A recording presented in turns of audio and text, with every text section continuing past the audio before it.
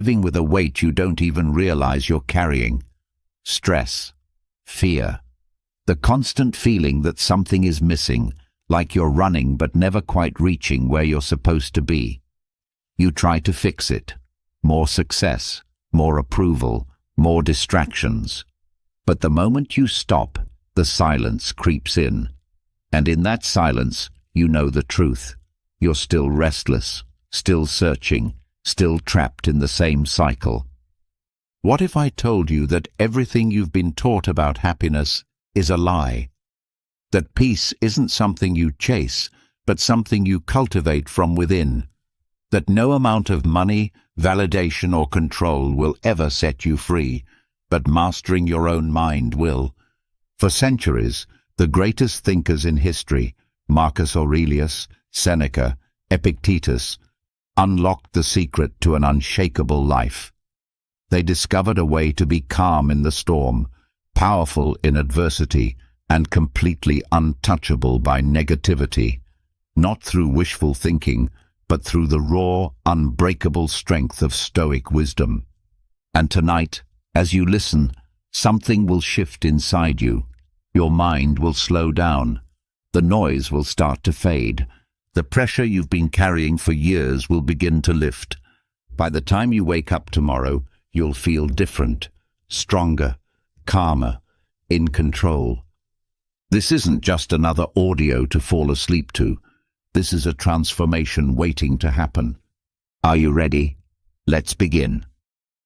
Before we begin, take a deep breath. Let go of everything that happened today, the worries, the expectations, the noise, because right now, none of it matters. What matters is this moment, this lesson, this shift in the way you see your life.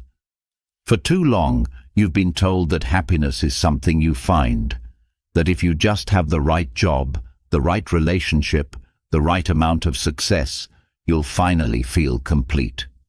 But deep down, you already know that's not true, because no matter how much you achieve, the feeling never lasts. There is a deeper form of happiness, one that doesn't fade the moment something goes wrong. The Stoics called it eudaimonia, a state of true fulfillment, the kind that makes life feel meaningful no matter what happens. It's not about chasing pleasure or avoiding pain. It's about something much stronger, inner peace, resilience, and a sense of purpose that nothing can take away. This is where your journey begins. Most people wake up every morning with the same thought. What do I need to do today? Their minds fill with tasks, deadlines, responsibilities, and a constant pressure to keep up. They chase after happiness like a prize at the end of a race, believing that if they just work hard enough, if they just check off enough boxes, they'll finally arrive at a place where they can breathe. But that place never comes. That's because they're asking the wrong question. The real question isn't, what do I need to do today? It's, who do I need to be today? This shift changes everything. Happiness isn't found in an achievement or a perfect moment. It's something you build, moment by moment, through the way you live. The Stoics understood this better than anyone. They knew that true fulfillment comes not from what you have, but from how you think, how you act, and how you handle life's challenges.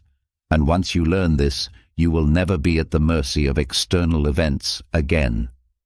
The first lesson is this: stop measuring your life by pleasure and pain. Most people live in a constant cycle of seeking comfort and avoiding discomfort. They chase after the next source of pleasure, a new purchase, a better job, a moment of praise, only to feel empty again once it fades. Then they run from pain, trying to avoid anything that feels difficult, uncertain, or uncomfortable.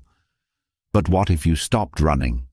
What if, instead of fearing hardship, you welcomed it as part of your growth? The Stoics saw pleasure and pain as distractions, things that come and go, but should never control your state of mind.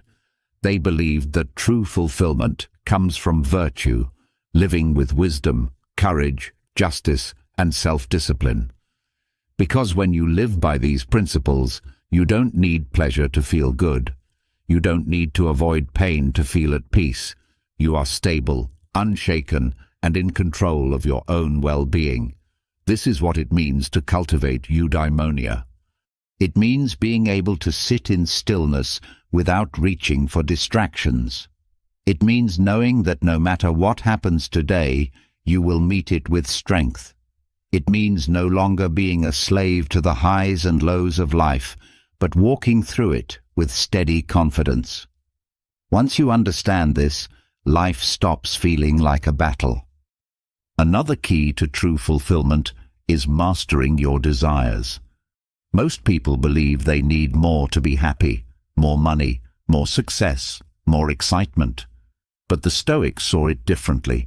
They believed that happiness isn't found in adding more, but in needing less. Seneca once wrote, "It is not the man who has too little, but the man who craves more, that is poor." Think about that. You could have everything the world has to offer and still feel unsatisfied. Or you could have very little but feel completely at peace. The difference isn't in what you have, it's in how much you desire.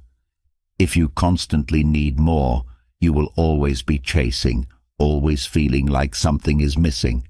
But if you train yourself to be content with what you already have, you become untouchable. You take back your power. That doesn't mean you shouldn't have goals.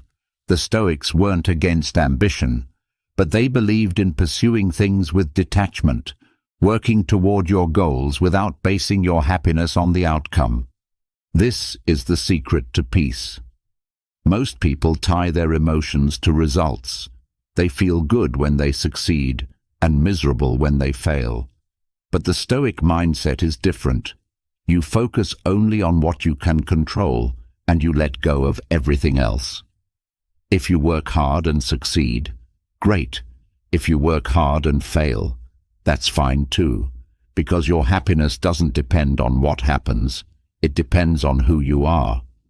When you live this way, failure no longer scares you.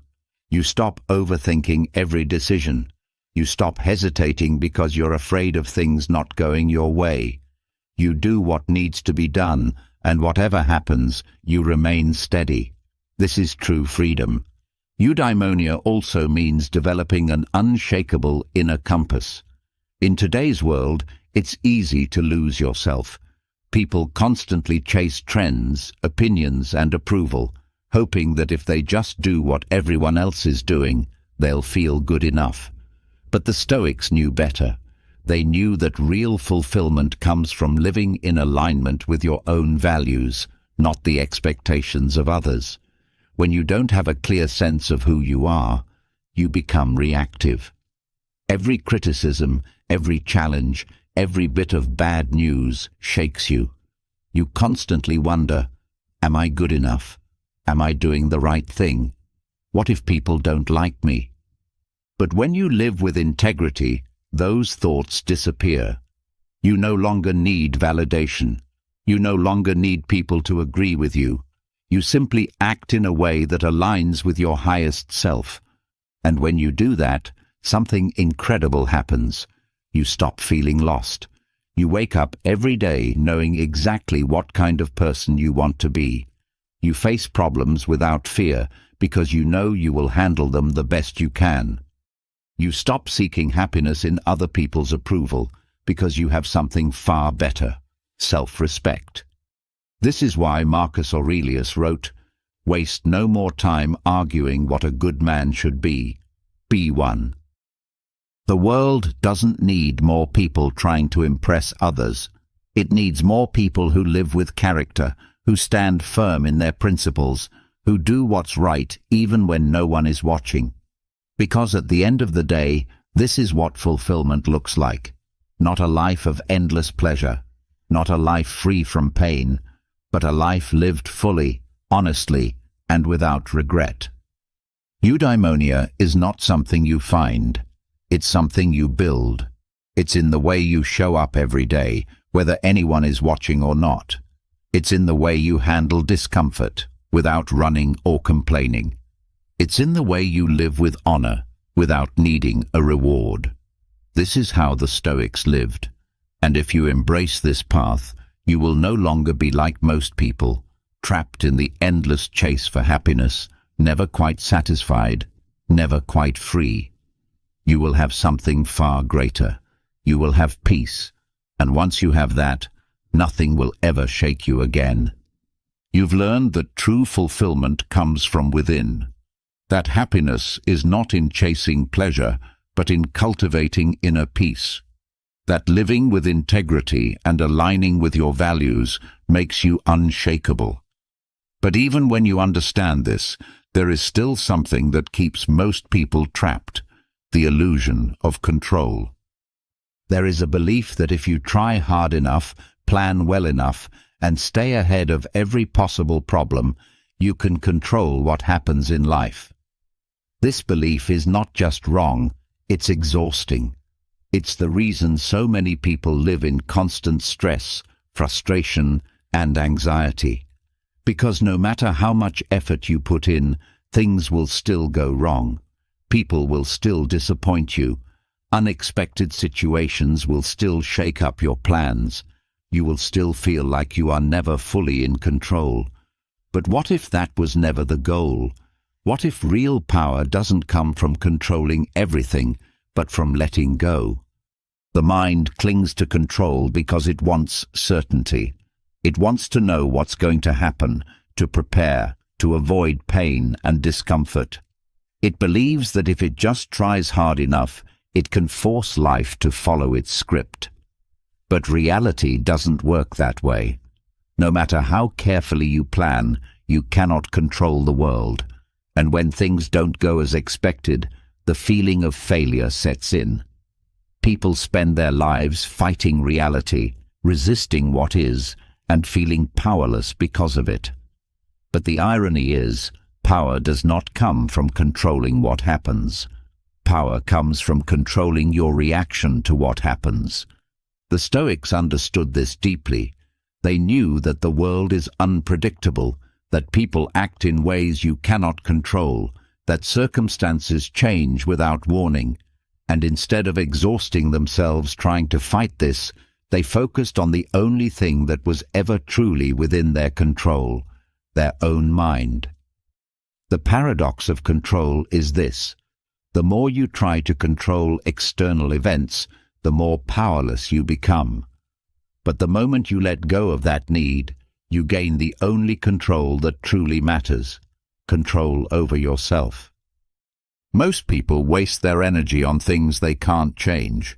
They argue with reality, getting frustrated when people don't act the way they expect, when situations don't go according to plan, when life throws obstacles in their way. But every second spent resisting what is a second wasted. The Stoics didn't waste time on complaints or resistance. They accepted reality for what it was, and in doing so, they moved through life with a sense of freedom most people never experience. This doesn't mean passivity. It doesn't mean giving up or doing nothing. The Stoics were not weak or indifferent. They were warriors of the mind. They knew that control was not about bending the world to their will, but about bending their will to align with the world. They focused only on what they could change: their thoughts, their actions, their perception. Everything else, they let it go. The fear of losing control is one of the greatest sources of suffering. It's why people stress over things that haven't happened yet, why they hold on to anger over things that can't be undone, why they fear uncertainty instead of embracing it. But what if, instead of fearing loss of control, you saw it as an opportunity? Every time something happens that you can't change, you have a choice. You can resist it, wasting your energy on frustration and anxiety, or you can accept it, adapt, and move forward with clarity and strength. Letting go of control is not weakness. It is the ultimate form of strength. It means no longer allowing circumstances to dictate your peace of mind. It means understanding that while you may not be able to change what happens, you always have the power to decide how you respond. When you stop trying to force outcomes, you gain a new kind of power, the power of presence. Instead of being stuck in the frustration of how things should be, you move fully into what is. And from that place, you can take clear, decisive action without emotional turmoil clouding your judgment. The paradox of control applies to every aspect of life. In relationships, people try to control others, how they think, how they act, how they feel. They believe that if they just say the right things, do the right things, they can make someone behave the way they want. But people are not objects to be controlled. The more you try to force someone to be different, the more resistance you create, and the more tension and frustration follow. But when you let go, when you stop trying to control others and instead focus on being the best version of yourself, something incredible happens. You become magnetic. You create space for people to show up authentically. You stop needing them to be a certain way in order to feel at peace, because your peace is no longer dependent on them. The same applies to success. Most people attach their happiness to outcomes. They believe that if they work hard enough, plan well enough, do everything right, they will achieve exactly what they want. And when things don't go as planned, they spiral into frustration.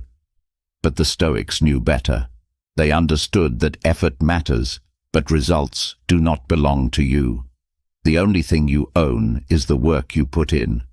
Whether it leads to success or failure is not within your control, and once you fully accept this, the stress disappears. You give your best, and then you release the need to control the outcome. Even in the worst situations, this principle holds true. The Stoic philosopher Epictetus was born a slave. He had no control over his circumstances, over the way he was treated, over the limitations placed on him. But instead of allowing that to make him bitter or defeated, he focused on the only thing he could control, his mind. He refused to see himself as a victim. He cultivated strength, resilience, and wisdom. And because of that, he became one of the most respected teachers of Stoic philosophy. His circumstances never defined him. His response to them did. Most people believe that control equals security, that if they can just hold on tight enough, they can prevent bad things from happening. But control is an illusion. No one can predict the future. No one can stop change. The only real security in life comes from adaptability, from the ability to meet whatever comes with clarity and strength.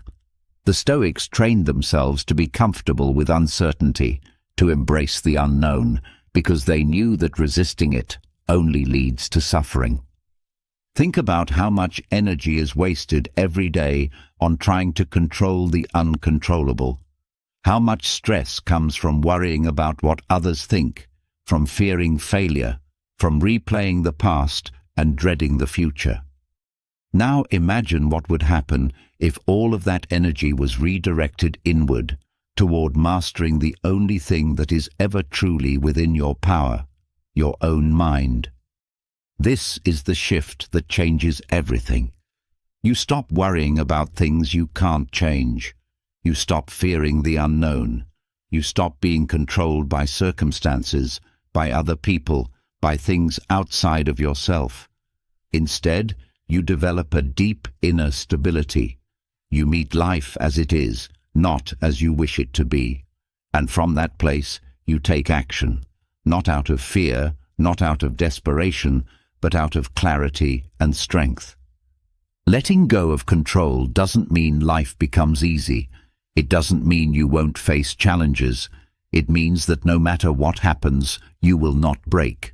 You will not waste time resisting reality.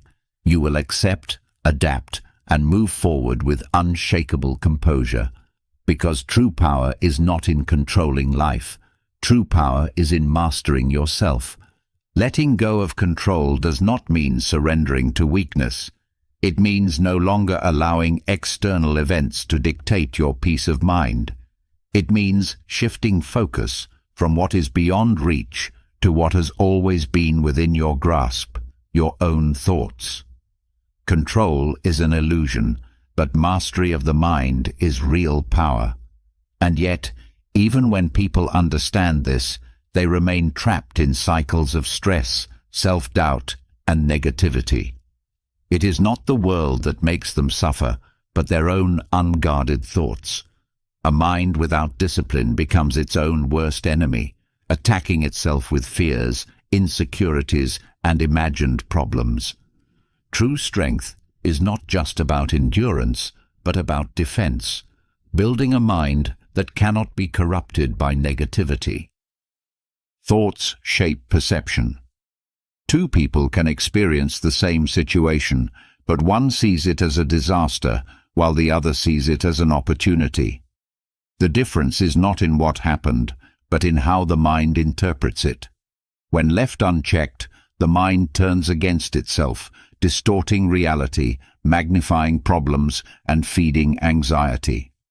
Training cognitive immunity means taking back control, ensuring that negative thoughts do not take root and dictate emotions. The Stoics understood this long before modern psychology. They knew that the greatest battle was not against the world, but against one's own destructive thinking. Every day, the mind absorbs external influences. News, social media, conversations, and past experiences all leave an imprint. Without awareness, these influences shape thinking patterns, often in harmful ways. One careless remark from another person can turn into days of self-doubt. One minor setback can spiral into overwhelming anxiety. Without training, the mind becomes vulnerable to negativity, absorbing and amplifying every fearful or toxic thought. Cognitive immunity is the ability to filter these influences, to decide which thoughts are worth engaging with and which should be dismissed before they take hold. Negativity is contagious. When surrounded by constant complaints, anger, and cynicism, the mind begins to mirror those patterns. People who spend time in toxic environments often find their own thinking becoming pessimistic, their patience thinner, their happiness harder to reach. The brain is wired to adapt to its surroundings, and when the environment is filled with stress, the mind follows. Cognitive immunity requires a conscious effort to protect the mind from these influences, to recognize when negativity is creeping in and stop it before it spreads. This does not mean avoiding all difficulties or ignoring problems, but rather refusing to let external negativity take residence in the mind. Thoughts are habits. Just as the body follows patterns of physical behavior, the mind follows patterns of mental behavior. If negativity becomes the default response, it strengthens over time. Every repeated worry, every moment of self-criticism, every unnecessary stressor carves deeper pathways in the brain, making those thoughts automatic. The longer this pattern continues, the harder it becomes to think in a different way. But just as habits can be broken, thought patterns can be rewired. Every time a negative thought arises, there is a choice: to engage with it, feed it, let it spiral into something worse, or to reject it and replace it with something stronger. Self-doubt is one of the most persistent mental poisons. It convinces people that they are not good enough, that their efforts are meaningless, that they will inevitably fail. It whispers that others are more capable, that success is reserved for someone else. But self-doubt is a lie, one created by the mind itself. No one is born with it. It is learned through repeated exposure to criticism, comparison, and failure. And because it is learned, it can be unlearned. The first step is recognizing that self-doubt is not reality. It is a distortion, a voice that does not deserve attention. The mind thrives on evidence. If self-doubt is constantly fed with proof of failure, it will grow stronger. But if the mind is trained to focus on past victories, on progress, on skills developed, self-doubt weakens. Confidence is not built in a single moment. It is built through countless small acts of proving the mind wrong, through stepping forward even when doubt is loud, through refusing to accept fear as a guide, through choosing action over hesitation. Every time doubt is defied, the brain rewires itself, replacing uncertainty with certainty, hesitation with decisiveness. Stress thrives in the absence of clarity. When problems feel overwhelming, when decisions seem impossible, stress fills the gaps. Most of the time, stress is not caused by the actual situation, but by the mind's inability to see a clear solution. The moment clarity arrives, stress loses its power. Training cognitive immunity means developing the ability to step back, to detach from overwhelming emotions, and to look at problems from a rational perspective. The Stoics practiced this through mental exercises, forcing themselves to see every challenge as temporary, every obstacle as something to be solved rather than feared. This ability to step outside of immediate emotions and into reason is what separates those who crumble under pressure from those who remain composed. Overthinking is another common way the mind weakens itself. The brain wants certainty, so it analyzes every possibility, every outcome, every detail. But instead of finding clarity, overthinking creates confusion. It turns simple decisions into exhausting battles, fills the mind with doubt, and drains energy on things that do not matter. The key to cognitive immunity is knowing when to stop thinking and start acting. The mind must be trained to recognize when analysis is useful and when it is simply a disguise for fear. Most decisions do not need more thought. They need action. Once a choice is made, overthinking serves no purpose. Letting go of the need for perfect certainty allows the mind to function without unnecessary strain. The strongest minds are not those that avoid hardship, but those that know how to handle it. When negativity, doubt, and stress arise, they do not panic. They do not fight against their own thoughts. Instead, they observe, understand, and redirect. They refuse to be consumed by the moment, always keeping a greater perspective in mind. Instead of allowing small failures to become personal judgments, they see them as part of growth. Instead of internalizing criticism, they extract what is useful and discard the rest. This is the essence of mental strength, not avoidance, not suppression, but conscious choice. A trained mind does not react impulsively. It does not take every negative thought as truth. It questions, it examines, it decides which thoughts are worth keeping and which must be let go. This ability to regulate thought is what determines mental freedom. The person who is a prisoner of their own thoughts will always be at the mercy of emotions, trapped in cycles of worry, fear, and frustration. But the person who builds cognitive immunity, they are untouchable. No insult, no setback, no unexpected event can shake them because their mind does not allow it. The greatest battle is always internal. The strongest people are not those without struggle, but those who have trained their minds to remain strong through it. They know that negativity will always try to creep in, that self-doubt will always try to whisper, that stress will always try to take control. But they do not give in. They do not allow these forces to dictate their thoughts. They stand guard over their minds, filtering what enters, discarding what weakens them, reinforcing what makes them unbreakable. This is what it means to have true cognitive immunity. It is not about never experiencing negativity, but but about never allowing it to take hold. It is about recognizing every toxic thought as a choice, one that can be ignored, restructured, or replaced. It is about deciding every single day that the mind will not be ruled by fear, by doubt, by stress. In a world where most people are controlled by their thoughts, where anxiety dictates behavior, where negativity shapes reality, cognitive immunity is the ultimate power. It is the ability to walk through life unaffected by the noise, unshaken by the unexpected, untouchable by the things that once had power over the mind. It is the difference between those who live in a constant battle against themselves and those who have found peace within. Master the mind, and nothing can control you. Train your thoughts, and no negativity can take hold. Build cognitive immunity, and you will move through life with a strength most people will never understand.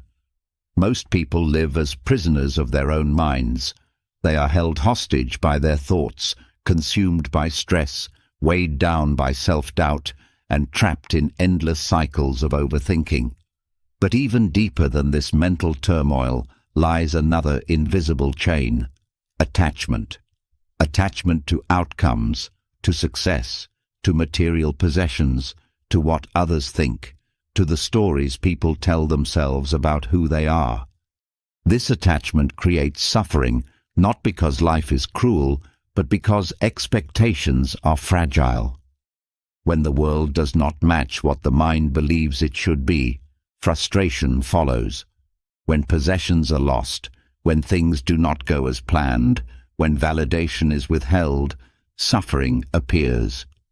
But there is a way to free oneself from this invisible burden. Detachment does not mean indifference. It is not about giving up or avoiding responsibility. It is about seeing things as they are, not as the mind wants them to be. It is about breaking the illusion that external events, possessions, and validation define happiness. True detachment is clarity. It is the ability to move through life without being weighed down by expectations. It is the ability to strive for goals while remaining at peace with any result. It is the ability to enjoy what one has without fearing its loss. Psychology and philosophy both confirm this. The more someone clings to something, the more fragile their peace becomes. The mind becomes anxious, always anticipating what could go wrong, always fearing loss. When attachment controls thinking, people suffer before they have even lost anything. They suffer in anticipation of failure, in the fear of rejection, in the endless worry of not having enough. But when attachment is removed, so is that suffering. The Stoics mastered detachment because they understood the nature of control. They knew that external things, possessions, success, relationships, health, reputation, are never fully within one's grasp. No matter how much effort is made, life is unpredictable. Fortune rises and falls, people come and go, achievements are gained and lost. To tie happiness to something so unstable is to guarantee suffering. But to cultivate inner stability, independent of circumstances, is to create a peace that cannot be shaken. Modern psychology supports this. Research on attachment theory shows that people who are overly attached to specific outcomes experience higher levels of anxiety and depression. When happiness depends on a job promotion, a perfect relationship, or a specific future, any deviation from that expectation feels like failure. But those who practice detachment are resilient. They set goals without needing a specific outcome. They form relationships without fearing loss. They enjoy success without basing their worth on it. This makes them mentally free. Possessions are another major source of attachment. Many people measure success by what they own, believing that happiness lies in more money, more luxury, more security through material wealth. But this creates an endless hunger. No amount of accumulation is enough because the mind always moves the goalpost, always seeks the next level, always finds someone who has more. The Stoics understood that true wealth is not in having, but in needing little. When the mind stops depending on possessions for happiness, every simple pleasure becomes enough. A person who can be content with little is untouchable by loss. Even physical comfort is an attachment. People avoid discomfort, seeking ease and convenience at all costs. But this fear of discomfort makes them weak. The Stoics trained themselves in voluntary hardship, going without luxuries, exposing themselves to temporary discomfort, reminding themselves that they could endure anything. This practice built resilience. It proved that peace did not come from external conditions, but from internal strength. Modern research in psychology confirms this. Those who embrace temporary discomfort develop higher stress tolerance and greater emotional stability. Detachment also applies to relationships. People cling to others out of fear, fear of loneliness, fear of rejection, fear of not being enough on their own. But attachment in relationships often leads to control, jealousy, and emotional suffering. The Stoics believed in loving deeply, but without possession. To love someone while accepting that they are free, that they may change, that they may leave, is the highest form of love.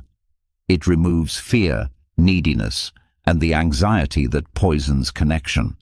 It allows people to appreciate relationships for what they are, rather than trying to force them into what they want them to be. Another form of attachment is the need for validation. Many people live their lives shaped by what others think, seeking approval, fearing judgment. This makes them prisoners of perception, constantly adjusting themselves to fit expectations, constantly anxious about how they are seen. But the Stoics rejected this. They knew that opinions are unstable, that people judge based on their own biases, that external validation is never consistent. They trained themselves to act based on principle rather than popularity. To detach from opinions is to become truly free, to live with integrity rather than fear. Failure is another illusion of attachment. People fear it, avoid it, see it as a reflection of their worth. But failure is nothing more than an event, a lesson, a moment that passes. The Stoics did not see failure as a loss, but as information, proof of effort, an opportunity to improve. Those who detach from the fear of failure act boldly. They take risks without hesitation. They move forward without dwelling on mistakes. This detachment from outcome makes them unstoppable. The mind itself is a source of attachment. Thoughts, beliefs, identity, all of these are held onto as if they are absolute. But beliefs can be wrong. Identity can evolve. The Stoics practiced self-examination, questioning their own assumptions, remaining open to change. Those who refuse to change, who hold tightly to outdated beliefs, become rigid and fragile. But those who detach from the need to always be right, who embrace learning and growth, become wise. Time is another attachment. People grasp at the past, reliving regrets, wishing they had done things differently. Or they cling to the future, fearing uncertainty, trying to predict what cannot be predicted. But the Stoics knew that only the present moment is real. The past cannot be changed. The future cannot be controlled. To detach from time is to fully live, without regret, without fear, fully engaged in the now. Expectations are the root of suffering. People create stories in their minds about how things should be, and when reality does not match, they feel disappointment. But reality does not care about expectations. It simply is. The Stoics practiced letting go of expectations, accepting whatever came, adapting without resistance. This gave them a sense of flow, of ease, of moving through life without the friction of unmet demands. When expectations are removed, everything becomes easier. The highest form of detachment is letting go of the illusion of self-importance. People believe that life revolves around them, that their problems are unique, that their struggles are greater than others. But in the grand scale of existence, each person is a momentary flicker. The Stoics often use the practice of the view from above, imagining themselves from a distance, seeing their problems as small in the vastness of the universe. This perspective shrinks worries, removes ego, and replaces it with humility and peace. Detachment is the path to true power. It removes suffering at the root. It frees the mind from the constant turmoil of wanting, fearing, expecting. It allows people to act without hesitation, to love without possession, to succeed without arrogance, to fail without despair. It creates a life of peace, clarity, and unshakable freedom.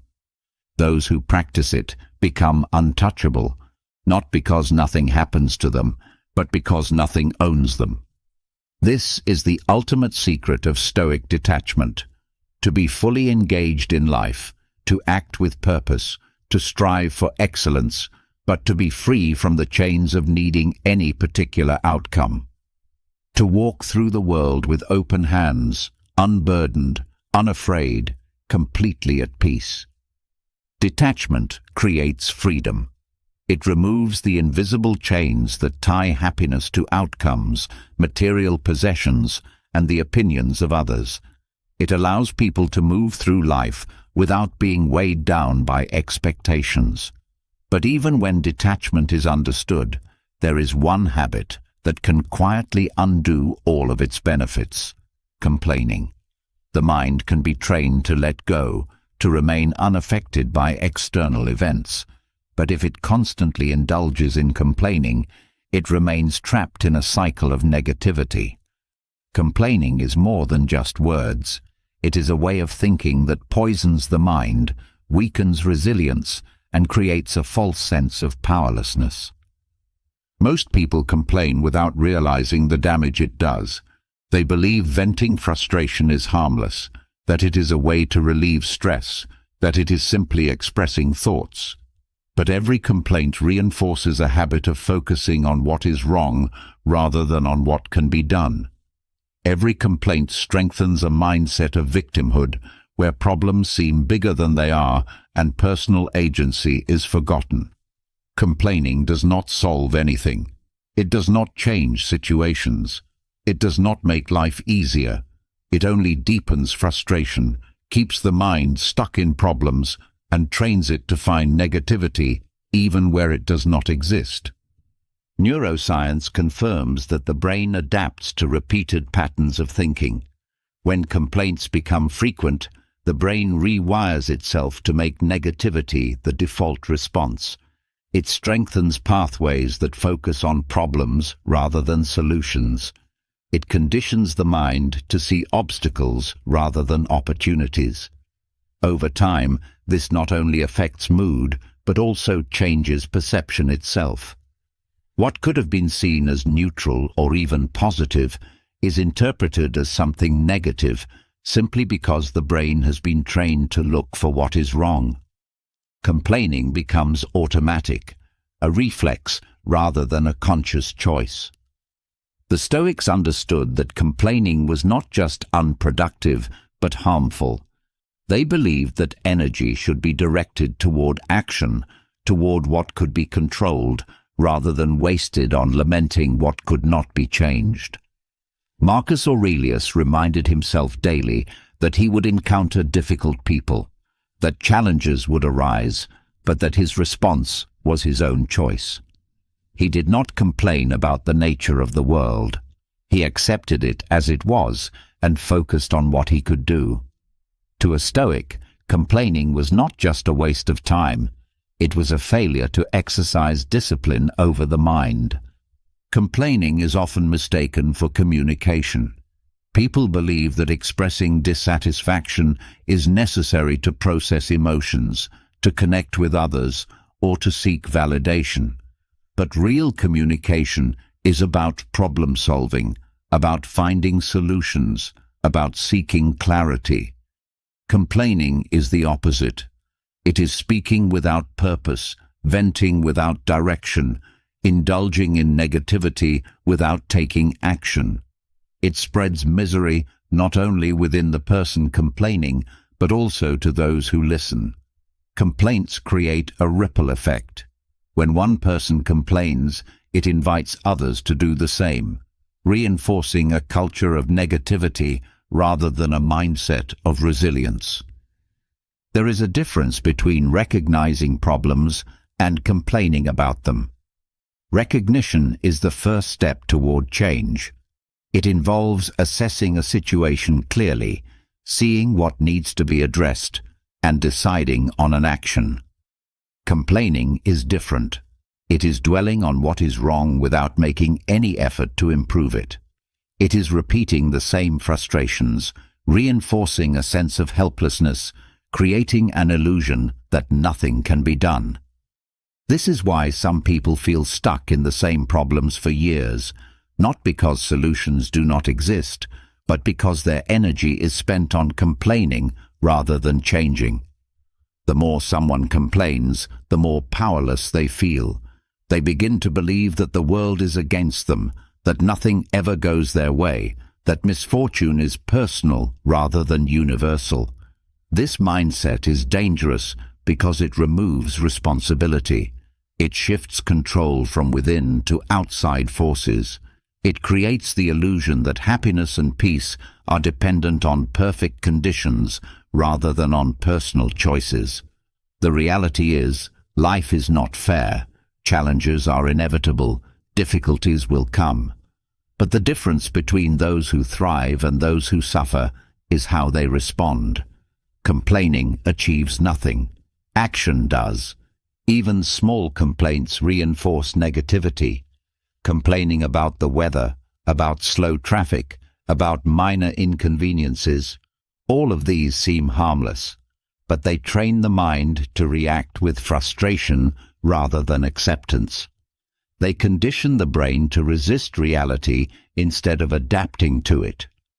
When minor annoyances are met with constant complaints, the mind loses resilience.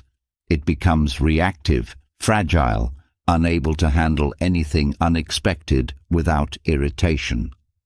This is why some people remain calm in the face of serious problems, while others become overwhelmed by the smallest inconveniences. It is not the situation that determines reaction. It is the mental habits that have been built over time. Complaining also damages relationships. It creates an environment where negativity is shared rather than support. When people connect through mutual complaints, they reinforce each other's frustrations rather than lifting each other up. Conversations become cycles of venting rather than sources of encouragement. Over time, this drains energy, builds resentment, and creates distance rather than closeness. People who constantly complain often push others away, not because they are disliked, but because their energy is exhausting. Complaints do not inspire, do not create solutions, do not bring people together in a meaningful way. They only spread dissatisfaction. There is a psychological reason why people complain. It gives a false sense of control. Speaking about frustrations provides temporary relief, an illusion of taking action without actually doing anything. But this relief is short-lived. It does not change the situation. It does not bring clarity. It only reinforces the belief that life is unfair, that problems are overwhelming, that struggle is endless. And when complaining becomes a habit, it replaces real problem solving. Instead of looking for ways to adapt, to improve, to grow, people fall into the habit of expressing frustration without ever moving forward. Quitting the habit of complaining does not mean suppressing emotions. It does not mean pretending that everything is fine or ignoring problems. It means shifting focus from frustration to action. It means recognizing challenges without being consumed by them. It means developing the discipline to see what can be done instead of wasting energy on what cannot be changed. When complaining is replaced with problem-solving, everything changes. The mind becomes lighter, stress decreases, resilience grows. Complaints create mental fog, but clarity comes from accepting reality and responding with purpose. Breaking the cycle of complaining requires awareness. The habit is so ingrained in many people that they do not even notice it. The first step is paying attention, catching complaints before they are spoken, recognizing negative thought patterns before they take hold. Once awareness is developed, the next step is replacement. Every time the urge to complain arises, it must be redirected towards something productive. Instead of saying, "This is unfair," ask, "What can I do?" Instead of saying, "I hate this situation," ask, "How can I handle it better?" Instead of saying, "Why does this always happen to me?" ask, "What lesson can I take from this?" Language shapes thought. The words that are spoken reinforce the mindset that is developed. If complaints dominate speech, negativity dominates thinking. Changing language changes perception. Choosing to speak in ways that reflect solutions rather than frustration rewires the brain toward resilience. The difference between a person who complains and a person who adapts is not luck, not circumstance, but perspective. One focuses on problems, the other focuses on progress. There is a power in silence. When frustration arises, when difficulties appear, when situations feel unfair, silence allows space to think before reacting. Complaints are impulsive. They are the immediate emotional response, unfiltered and often exaggerated. But a moment of silence creates an opportunity to pause, to reflect, to choose a response rather than react instinctively. The Stoics practiced this form of restraint, knowing that the first thought is often the least useful. By choosing not to complain, by waiting before speaking, they gained control over their emotions and their perspective. Resilience grows in the absence of complaints. When challenges are met with acceptance rather than resistance, strength develops. When difficulties are faced with calm rather than frustration, clarity emerges. The greatest advantage of quitting complaints is the freedom it brings. No longer being controlled by small annoyances, no longer being affected by every inconvenience, no longer being trapped in cycles of frustration that lead nowhere. A person who does not complain is a person who is not easily disturbed, who moves through life with ease, who carries a lightness that others notice but cannot always explain. Complaining is the language of those who feel powerless, but quitting complaints is an act of reclaiming power. It is choosing to focus on what matters, to direct energy where it can make a difference, to rise above pettiness and negativity. The mind is either a source of suffering or a tool for strength. The choice is always there, to dwell on problems or to seek solutions, to remain stuck or to move forward. A life without complaints is not a life without problems. It is a life where problems do not define mindset, where difficulties do not control emotions, where every situation is met with clarity, composure, and unshakable strength. Complaining weakens the mind.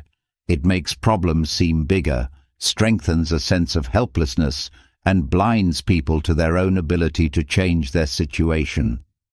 When complaints are removed, something powerful happens. The mind stops focusing on frustration and starts searching for solutions. But sometimes solutions are not immediate. Sometimes no amount of effort can change a situation. Sometimes suffering is unavoidable. And when pain becomes a reality that cannot be escaped, what happens next determines everything. Pain can break a person, or it can transform them. It can leave them bitter, or it can make them stronger. Those who learn to endure, to adapt, to extract meaning from suffering, do not just survive hardship, they evolve because of it. The Stoics understood this better than anyone. They did not see pain as something to be feared, but as something to be studied. They treated suffering as a teacher, a force that could shape character, build resilience, and refine the mind. Epictetus, one of the greatest Stoic philosophers, was born into slavery. He had no control over his early life, no freedom, no power. He was mistreated, his body permanently injured, his choices taken from him. But instead of seeing himself as a victim, he chose to master the only thing that could never be taken from him, his mind. He did not waste energy on resentment. He did not allow his suffering to define him. He used it to develop a philosophy of strength, one that turned hardship into wisdom and adversity into discipline. Pain is inevitable. No one escapes it.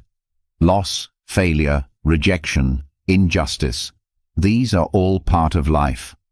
Some experience more suffering than others, but no one is immune. The difference is in how pain is processed. Most people resist it, try to escape it, seek distractions to numb it. But pain that is ignored does not disappear.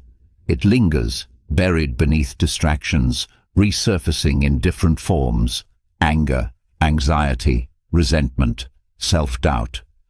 Running from suffering only makes it worse. The Stoics knew that to master pain, one must face it directly, study it, understand it. They believed that suffering could be used as a tool, a force that sharpens the mind, strengthens the will, and deepens understanding of life. Hardship strips away illusion. It reveals truth. It exposes weakness. It forces people to confront what they are made of. In comfort, the mind becomes complacent. Assumptions go unchallenged. Beliefs remain untested. But suffering forces clarity. It forces self-reflection. It reveals what truly matters. The Stoics did not see hardship as a curse, but as an opportunity.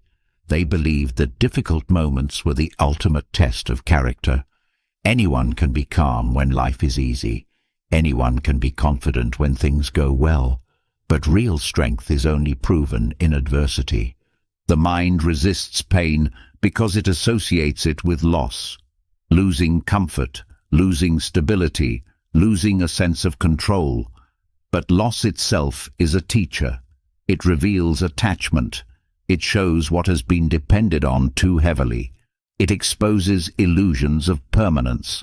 The Stoics practiced voluntary hardship for this reason. They fasted. They slept on the floor.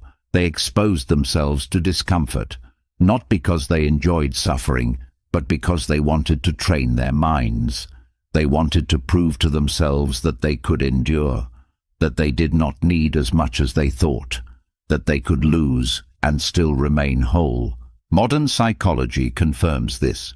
Studies on post-traumatic growth show that people who endure great hardship often emerge stronger, more resilient, more focused on what truly matters.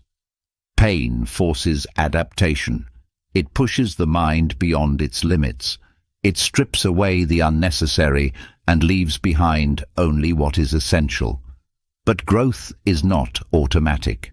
Some become bitter, broken, consumed by anger. The difference lies in perspective. Those who see suffering as unfair, as meaningless, as something to complain about, remain stuck in it. But those who search for meaning, who extract lessons from hardship, who use pain as fuel for transformation, move forward. Pain reveals hidden strength. People are always stronger than they believe, but most never discover this because they have never been tested. They have never been pushed beyond what is comfortable.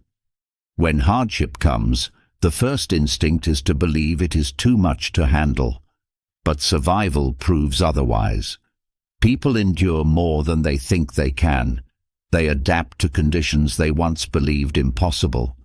The mind is flexible. It adjusts. It finds ways to cope. It develops new strategies. What once seemed unbearable becomes normal. And through this process, confidence is built.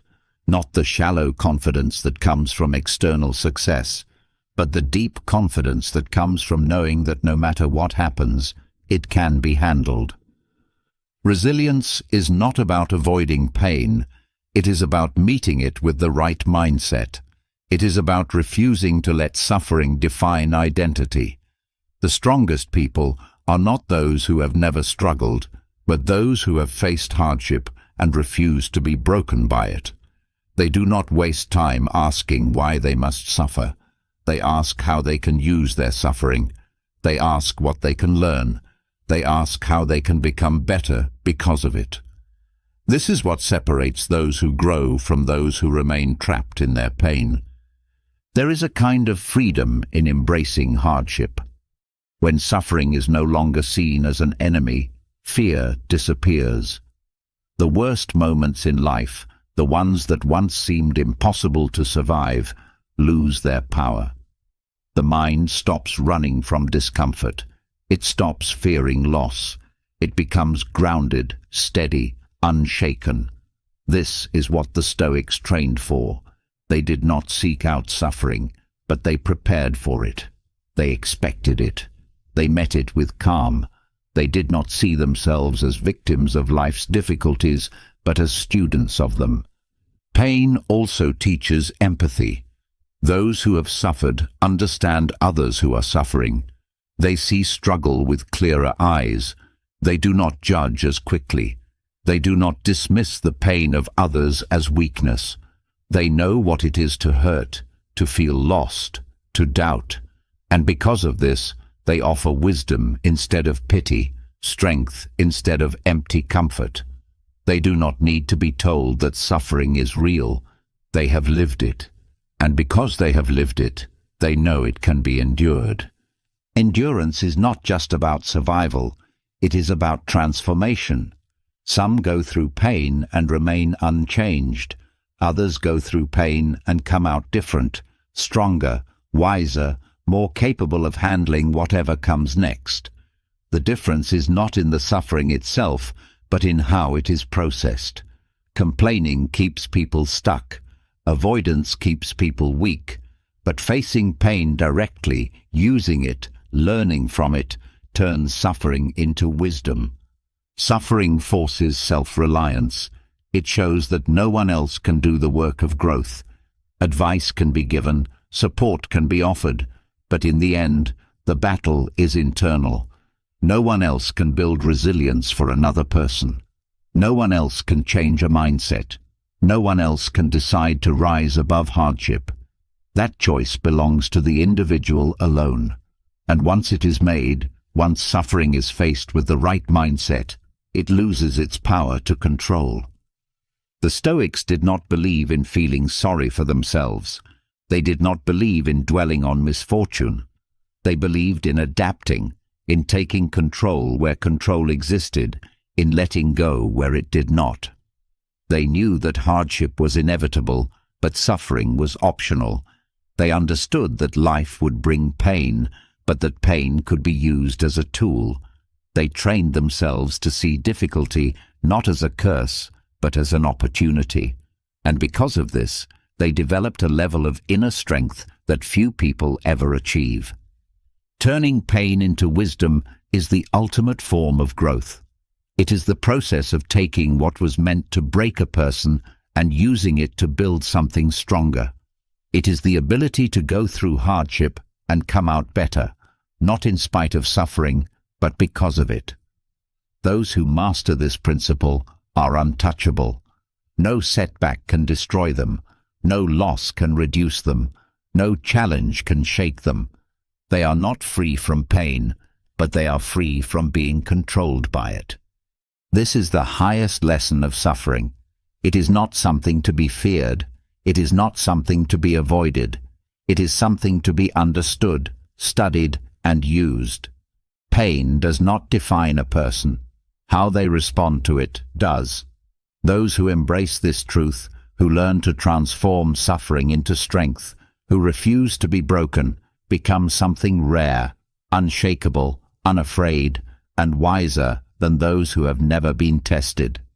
Pain is the ultimate teacher. It strips away illusion, tests resilience, and forces growth. Those who embrace suffering as part of life rather than resisting it gain a level of wisdom that cannot be taught in comfort. But wisdom alone is not enough. Strength is not just built in reaction to hardship, it is also developed in preparation for it. Most people fear what they do not expect. They are caught off guard by loss, by failure, by betrayal, by sudden misfortune. And when the unexpected arrives, they break, not because they are weak, but because they never prepared their minds for the inevitable. The Stoics knew that suffering is not a possibility, but a certainty. They did not wait for misfortune to strike before learning how to endure it. They trained themselves in advance, hardening their minds long before hardship arrived. This practice, known as premeditatio malorum, is the art of mentally preparing for worst-case scenarios. It is the process of visualizing difficulties before they happen, rehearsing responses, training the mind to remain steady in the face of disaster. Most people avoid thinking about the worst. They convince themselves that if they do not acknowledge misfortune, it will not come. But ignoring potential hardship does not prevent it. It only makes it more destructive when it arrives. The Stoics believed in facing reality head-on. They knew that everything can be lost. Health can decline. Wealth can vanish. Loved ones can be taken away. Reputation can be destroyed. By thinking through these losses in advance, by fully experiencing them in the mind before they happen, they removed the power of shock. When loss eventually came, they were ready. Fear is born from uncertainty. The unknown is terrifying because the mind has no reference point, no blueprint for how to respond. But when worst-case scenarios have already been explored in thought, they lose their edge. The mind is no longer paralyzed by fear. It does not fall into panic. It follows the path it has already walked in preparation. The Stoics practiced this constantly. They would visualize losing everything: poverty, exile, betrayal, sickness, even death. Not as a morbid exercise, but as a way to train their minds to remain calm under any circumstances. Psychology confirms the power of mental rehearsal. Studies show that athletes, soldiers, and high performers who visualize challenges before they occur perform better under pressure. The brain, when exposed to imagined scenarios, does not fully distinguish between thought and reality. It learns. It adapts. It builds resilience before the event even takes place. This is why the Stoics trained their minds through worst-case visualization. They did not wait for suffering to test them. They tested themselves first. Most people resist this idea because they believe thinking about misfortune will bring it into existence. They avoid thoughts of illness, of financial ruin, of personal failure, believing that ignoring these possibilities will protect them. But avoidance is not protection. Reality does not care whether it is ignored, and when hardship arrives, those who never considered it are left defenseless. They crumble, unable to process the weight of what is happening. But those who have practiced premeditatio malorum do not collapse. They recognize the situation. They understand its nature. They know they have already been here before, in thought, in preparation. There is freedom in this mindset. Those who are mentally prepared for loss do not live in fear of it. They do not cling to what they have as if it will last forever. They appreciate it fully, knowing it is temporary. They enjoy relationships without dependency, wealth without attachment, status without arrogance. They are never caught off guard because they have already considered every possibility. They are not surprised by betrayal, by injustice, by hardship. They have rehearsed these outcomes, processed them, accepted them. This makes them immune to the shock that destroys others. Loss is one of the greatest sources of suffering. People suffer not just from what they lose, but from the belief that they were never supposed to lose it. They tell themselves that life should have been different, that certain things should have lasted forever, that misfortune is unfair. But nothing is permanent. Everything changes. Everything is vulnerable to loss. When this reality is deeply understood, suffering decreases. The Stoics did not grieve their expectations because they never allowed themselves to believe that life was predictable. They trained their minds to be flexible, to accept every outcome, to remain steady in any storm. Preparation is not pessimism. It is not dwelling on negativity. It is strengthening the mind to handle reality as it is, not as one wishes it to be. There is no weakness in facing hardship before it arrives. There is only wisdom. The military does not train for battle after war has begun. Athletes do not prepare after the game has started. Those who wait until they are suffering to develop resilience are already too late. The mind must be trained before it is tested. The body must be conditioned before it is pushed to its limits. The Stoics treated life the same way. One of the most powerful aspects of premeditatio malorum is how it changes perspective. When people experience hardship for the first time, they see it as the worst thing that has ever happened. They fall into despair, believing they have lost everything. But those who have already considered misfortune see it differently. They do not see disaster. They see an event. They do not see loss. They see change. They do not see suffering. They see an opportunity to prove their strength. The difference is not in what happens, but in how the mind interprets it. This practice also creates gratitude. When people consider losing what they have, they appreciate it more. When they think about losing their health, they take care of their bodies. When they reflect on the possibility of losing loved ones, they cherish time with them. When they acknowledge the fragility of life, they stop wasting it. Most people only realize the value of what they have after it is gone. But premeditatio malorum allows value to be seen while it still exists. It turns everyday moments into something meaningful. It removes complacency. It eliminates entitlement. There is also a tactical advantage in mental preparation. When people visualize worst-case scenarios, they do not just prepare emotionally, they prepare practically. They identify weak points in their lives, areas that could be strengthened. If financial ruin is considered, better financial decisions follow. If potential failure is acknowledged, better strategies are developed. If personal loss is reflected on, stronger emotional stability is built. Those who ignore risks are blindsided by them.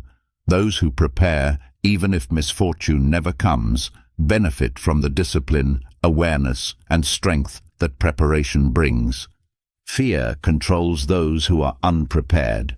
Fear dictates their decisions, their emotions, their peace of mind. Fear makes them avoid risk, hesitate in action, live cautiously rather than fully. But those who train their minds to accept and prepare for hardship are no longer controlled by fear. They do not hesitate to take action. They do not live in paranoia. They do not avoid challenges because they know they can handle whatever follows. They are free, not because they avoid suffering, but because they have already made peace with it. Strength is not built in easy times. It is built in preparation for difficulty. Those who wait for hardship before developing resilience suffer unnecessarily. Those who expect misfortune, who prepare for it, who rehearse it in thought, do not break when it arrives. They stand firm. They adapt. They act with clarity rather than panic. This is why the Stoics trained themselves not just in philosophy, but in discipline. They did not wait for life to test them. They tested themselves first. The greatest power a person can have is the ability to remain unshaken, not because they are immune to hardship, but because they are ready for it. They do not suffer from the shock of the unexpected. They do not waste time resisting reality. They do not lose themselves in fear. They meet every moment with calm, with strength, with the unbreakable certainty that no matter what happens, they will endure. Premeditatio malorum is not just a practice. It is a way of living. It is the difference between those who crumble under pressure and those who rise above it. It is the difference between those who live in fear of what may happen and those who walk through life with steady, unshakable minds. Those who master this principle gain something most people never find: freedom from fear itself. Preparing for hardship removes fear. It allows the mind to face uncertainty without being overwhelmed by it.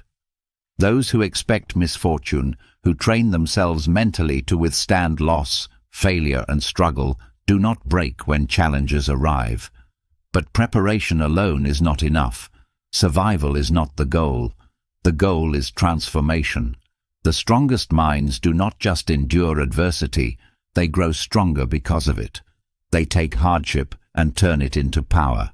They do not just resist damage, they become better from it. This is what it means to be anti-fragile, to gain strength, wisdom, and resilience, not in spite of challenges, but because of them.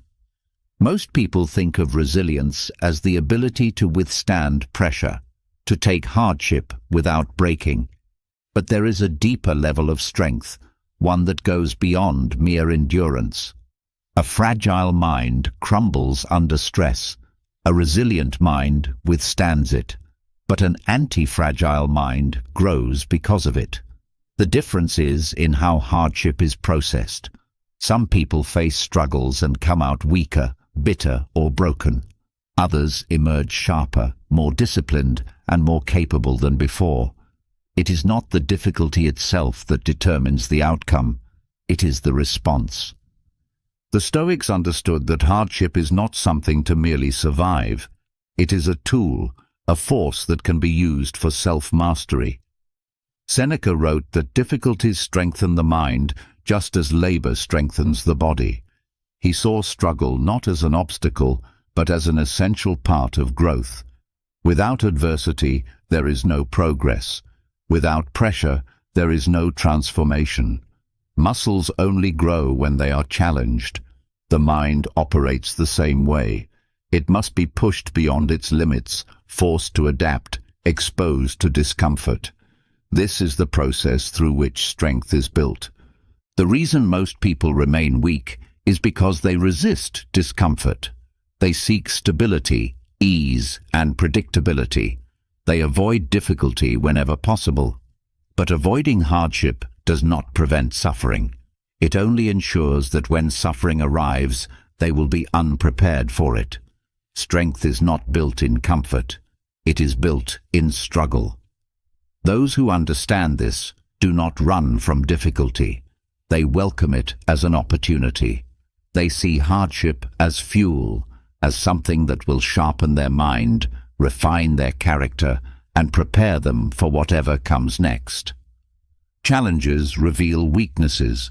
They expose areas of the mind that need improvement. People do not know how impatient they are until they are forced to wait.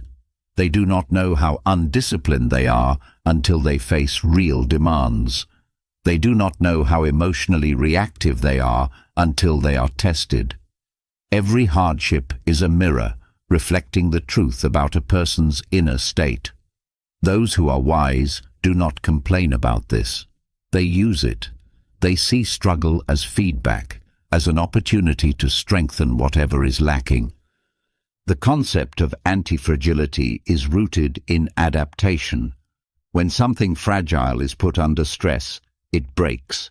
When something resilient is put under stress, it holds its form.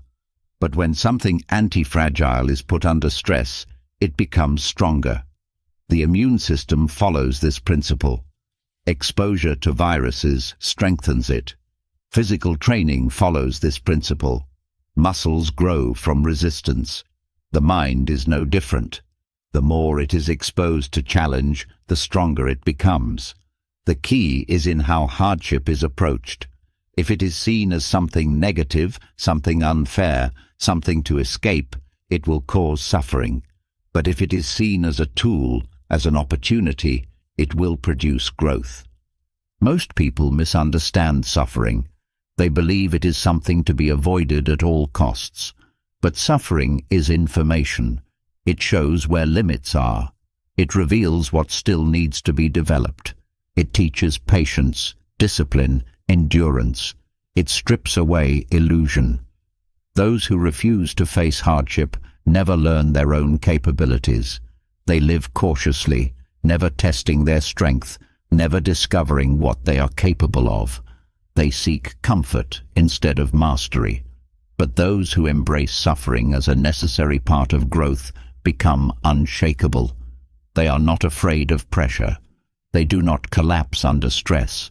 They know that every challenge is refining them, making them more capable, more prepared, more indestructible.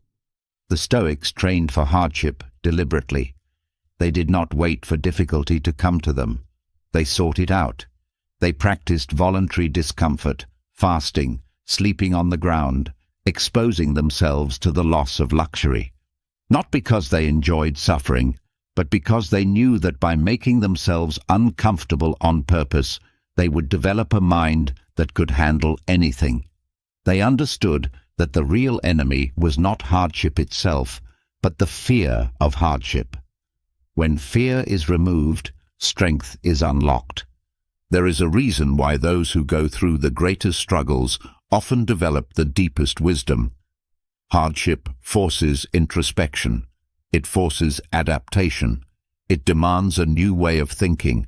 No one grows when life is easy. No one becomes strong in the absence of challenge. Strength comes from experience, from surviving what seemed unbearable, from looking back at difficulties that once seemed impossible and realizing they were overcome. This builds confidence, not the superficial kind that comes from praise or success, but the unshakable certainty that no matter what happens, survival is always possible. Mental toughness is built the same way physical strength is. If the weight is never increased, the muscles never grow. If challenges are never faced, the mind remains weak. Every time hardship is endured, a new level of resilience is developed. Every time a difficult situation is handled with composure, a new layer of confidence is added. Every time an obstacle is overcome, the mind becomes more equipped to handle the next one. This is why the strongest people are not those who have avoided suffering, but those who have faced it repeatedly and refused to be broken. Many people wish for an easier life, a life without struggle, without uncertainty, without discomfort. But an easy life is not a fulfilling life. The mind thrives on challenge. It was designed to overcome. It finds purpose in the struggle. Without hardship, there is no deep sense of achievement. Without obstacles, there is no real sense of victory. A person who has never faced difficulty has never tested their full potential. They do not know their limits because they have never gone beyond them. Growth is not something that happens automatically. It is a choice. Some people go through suffering and become weaker. They develop fear, bitterness, avoidance. Others go through suffering and become stronger. They develop wisdom, discipline, adaptability. The difference is in mindset. Those who resist hardship suffer the most. Those who embrace it gain the most. Fear disappears when hardship is no longer seen as a threat, but as a tool. The mind stops seeing difficulties as something to escape and starts seeing them as something to learn from. Every painful experience becomes a source of strength. Every setback becomes a lesson. Every failure becomes proof that endurance is possible. The goal is not just to survive, but to thrive. Not just to hold on, but to emerge from every difficulty sharper, stronger, and more prepared for the next challenge. Anti-fragility is more than resilience. It is the ability to grow stronger under pressure, to become more powerful in response to stress. It is the ability to take whatever life brings and turn it into an advantage. Those who master this principle are not afraid of hardship. They do not seek comfort. They seek challenge. They welcome discomfort. They know that the strongest minds are forged in fire, that the deepest wisdom is earned through struggle, that the most unshakable confidence is built through overcoming what once seemed impossible. The greatest transformation comes from the greatest adversity. Strength is not something given, it is something built. And it is built through hardship, through pain, through the repeated choice to face difficulty with courage instead of fear. The mind is either broken by challenge or strengthened by it. The choice is always there, to remain fragile, to be merely resilient, or to become truly anti-fragile, where no hardship weakens, but every hardship builds something stronger than before. Strength is not just about surviving hardship. It is about transforming challenges into fuel, using adversity to build something unbreakable. Those who develop an anti-fragile mindset do not just endure, they grow stronger with every test. But there is another kind of resilience, one that is just as important. The ability to face hardship is not limited to physical struggles, financial setbacks, or personal loss. One of the greatest tests of strength comes not from external conditions, but from words, from insults, from criticism, from the judgment of others. Most people crumble under the weight of opinion. They feel attacked when criticized, embarrassed when mocked, offended when challenged. They take words personally, allowing them to affect their emotions, their decisions, even their self-worth. But the Stoics understood something crucial. An insult has no power unless it is accepted. Words are nothing more than sounds, vibrations in the air. They have no meaning until the mind assigns them one. A person can be insulted 1,000 times and remain unaffected if they refuse to internalize it. But a single criticism can ruin someone's day if they allow it to. The difference is not in the insult, but in the response. Those who react emotionally give power to others. Those who remain indifferent take control for themselves. The mind's first instinct is to defend itself. When insulted, the ego rises in protest. It wants to argue, to prove its worth, to retaliate. But this reaction is a sign of weakness, not strength. It means the insult has been taken seriously. It means validation is still being sought from others. The moment an insult triggers an emotional response, control is lost. The insulter has succeeded. They have dictated the emotional state of their target.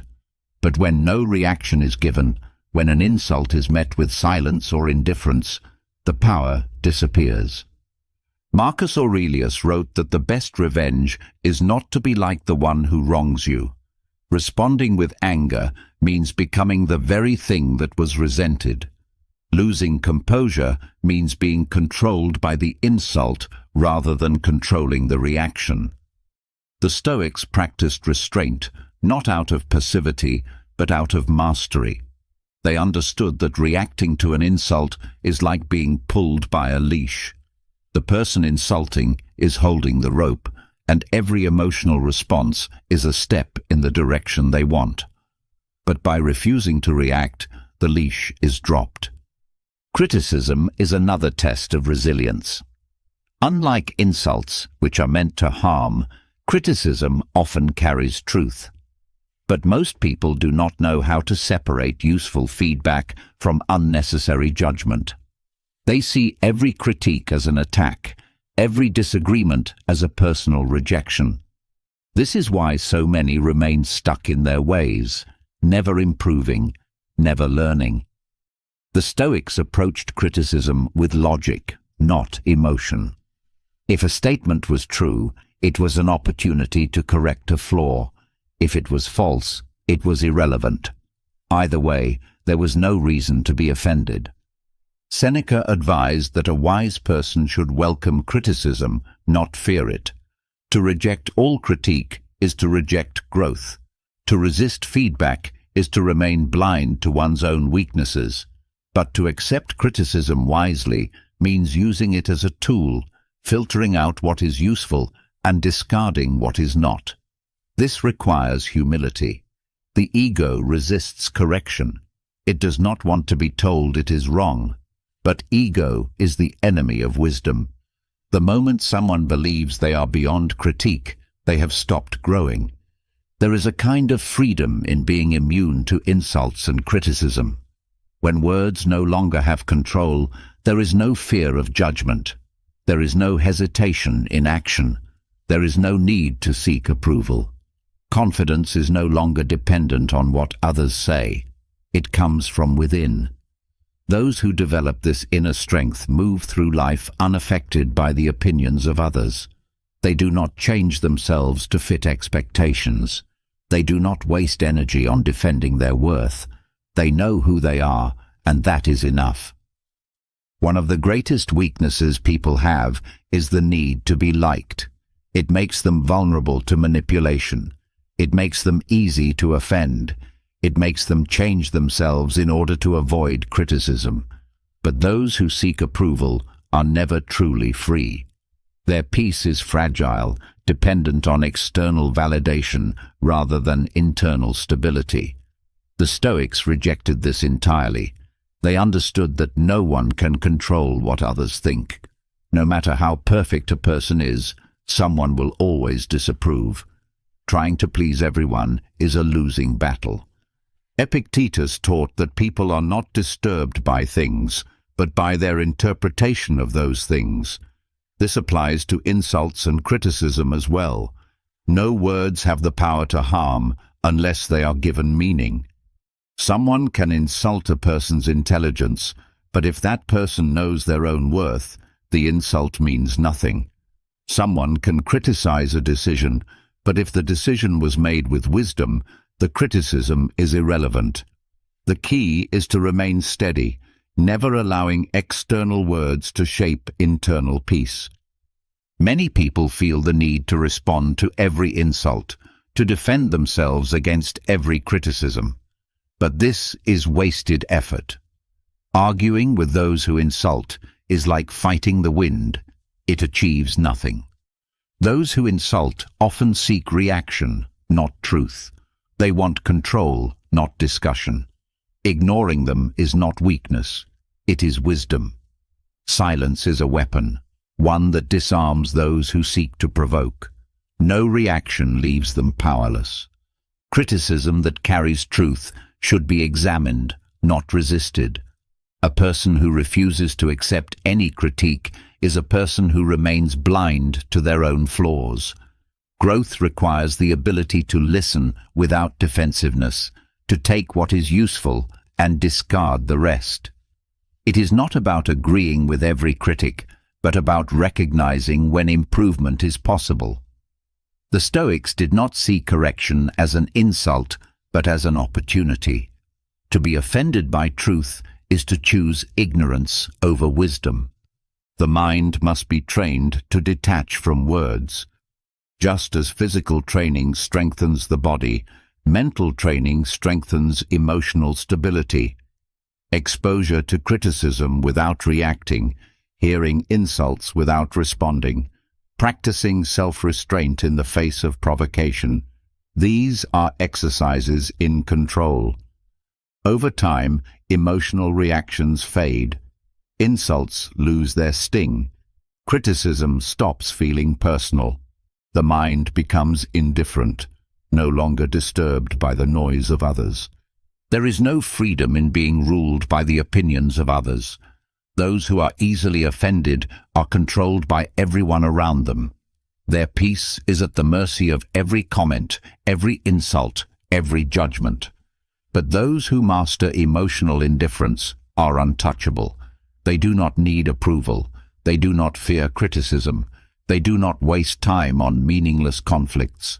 They focus on what matters, on action, on growth, on wisdom. Most people seek control over others, over circumstances, over external events. But real power is control over the self. To remain calm when insulted, to stay composed when criticized, to respond with logic rather than emotion. This is true strength. Those who have mastered this cannot be manipulated. They cannot be provoked. They cannot be shaken. They move through the world with steady confidence, knowing that no words can define them. The greatest weapon against insults and criticism is not anger, not retaliation, not defense. It is indifference. It is knowing that words only have meaning if they are given meaning. It is understanding that opinions are fleeting, judgments are temporary, and self-worth does not come from others. Those who embrace this principle become unshakable. They are no longer controlled by the noise of the world. They are free. Emotional freedom is power. When words no longer control reactions, when insults and criticism lose their ability to disturb, a person gains a kind of strength that few ever achieve. But external opinions are not the only things that weigh on the mind. Many remain trapped by something even more insidious: emotional attachments. These attachments are not always obvious. They exist in relationships, in memories, in desires, in habits that feel comfortable but silently drain energy. They form unseen chains that hold people back, making them dependent on things outside of their control. Breaking free from these chains requires something deeper than discipline. It requires clarity. The Stoics understood that suffering often comes not from what happens, but from what the mind refuses to let go of. People attach themselves to others, to past experiences, to certain outcomes, believing that these attachments bring security. But the very things they cling to often become the sources of their greatest pain. A relationship that once brought joy now feels like a burden. A dream that once inspired now feels like a trap. A past failure still lingers, shaping present fears. The problem is not the thing itself, but the mind's unwillingness to release it. Stoic meditation is the practice of stripping away illusion, of seeing things as they truly are rather than as the mind wants them to be. It is a process of questioning, of examining emotions with ruthless honesty. When an attachment causes suffering, it is not enough to ignore it or suppress it. The root must be exposed. Why does this person, this idea, this situation hold so much power? What belief keeps it alive? What fear makes it difficult to let go? Most attachments are built on illusion. People stay in relationships that no longer serve them because they fear loneliness. They hold on to resentment because they believe it gives them justice.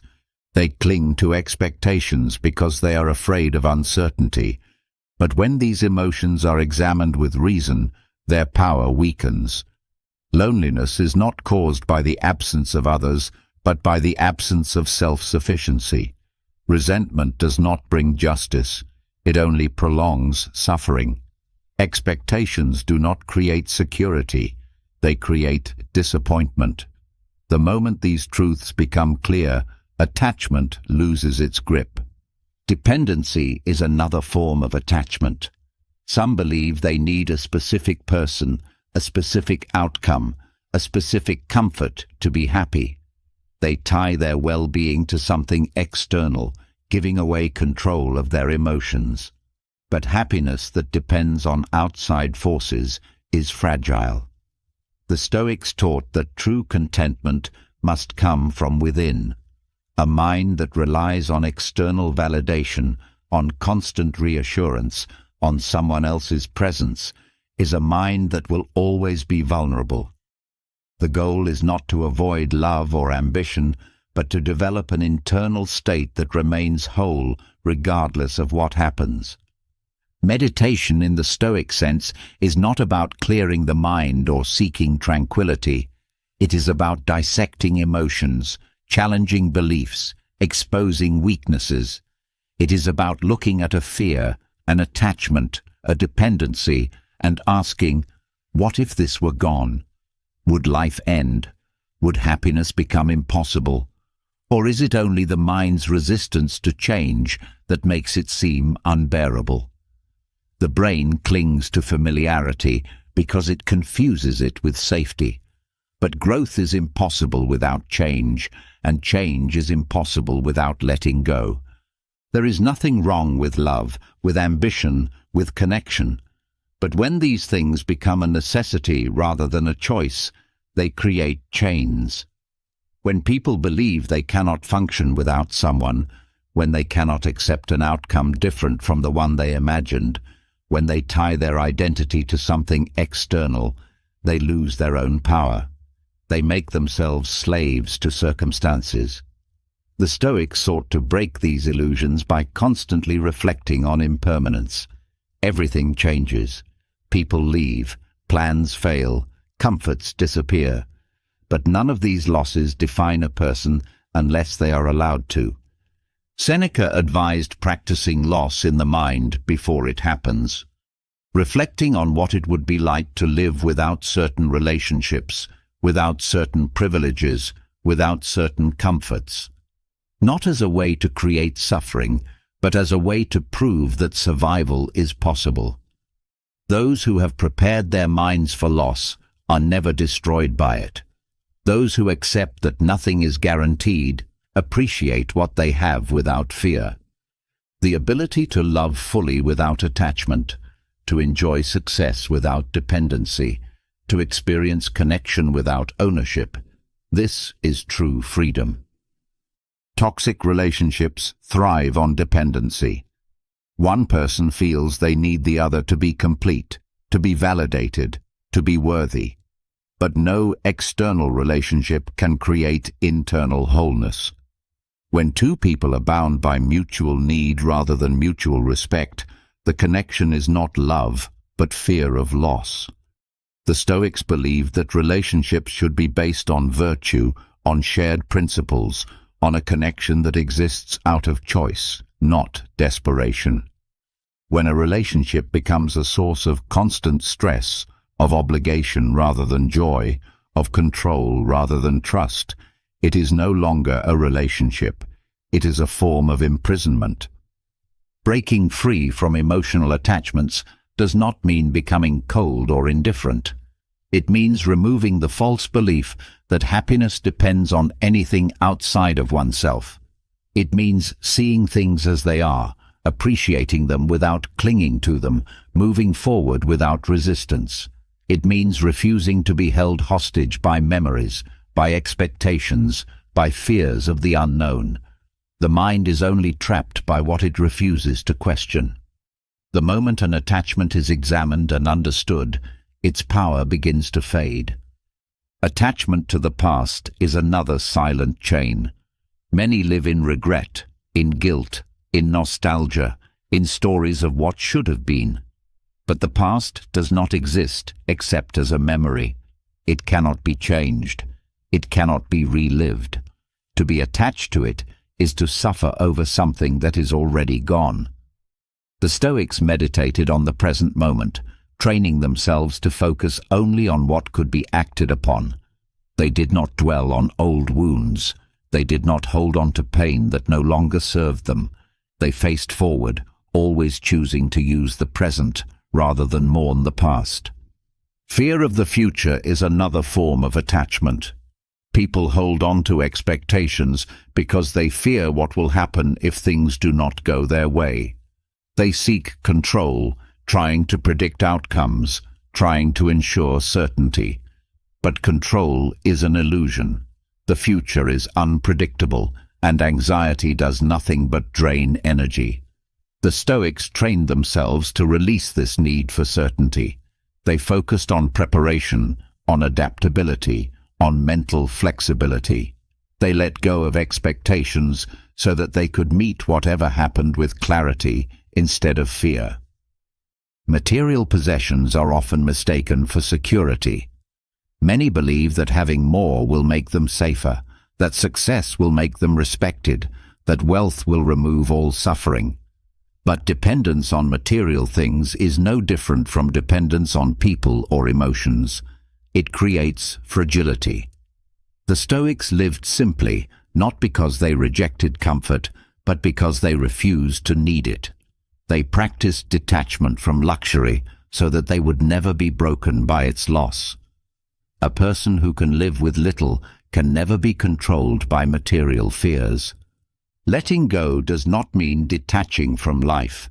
It means engaging fully without being controlled by what is temporary. It means loving without fear, pursuing goals without desperation, enjoying the present without clinging to it. Those who master this mindset do not fear change. They do not hesitate in uncertainty. They do not suffer over what cannot be controlled. They move through life with a lightness, an ease, a confidence that comes not from what they have, but from what they have released. Meditation is not escape. It is confrontation. It is the willingness to look at the mind's attachments and dismantle them piece by piece. It is the discipline to ask the hard questions. What am I afraid to lose, and why? What do I believe I need, and is it really true? What suffering am I creating by refusing to let go? Those who face these questions honestly begin to see how much of their pain is self-created.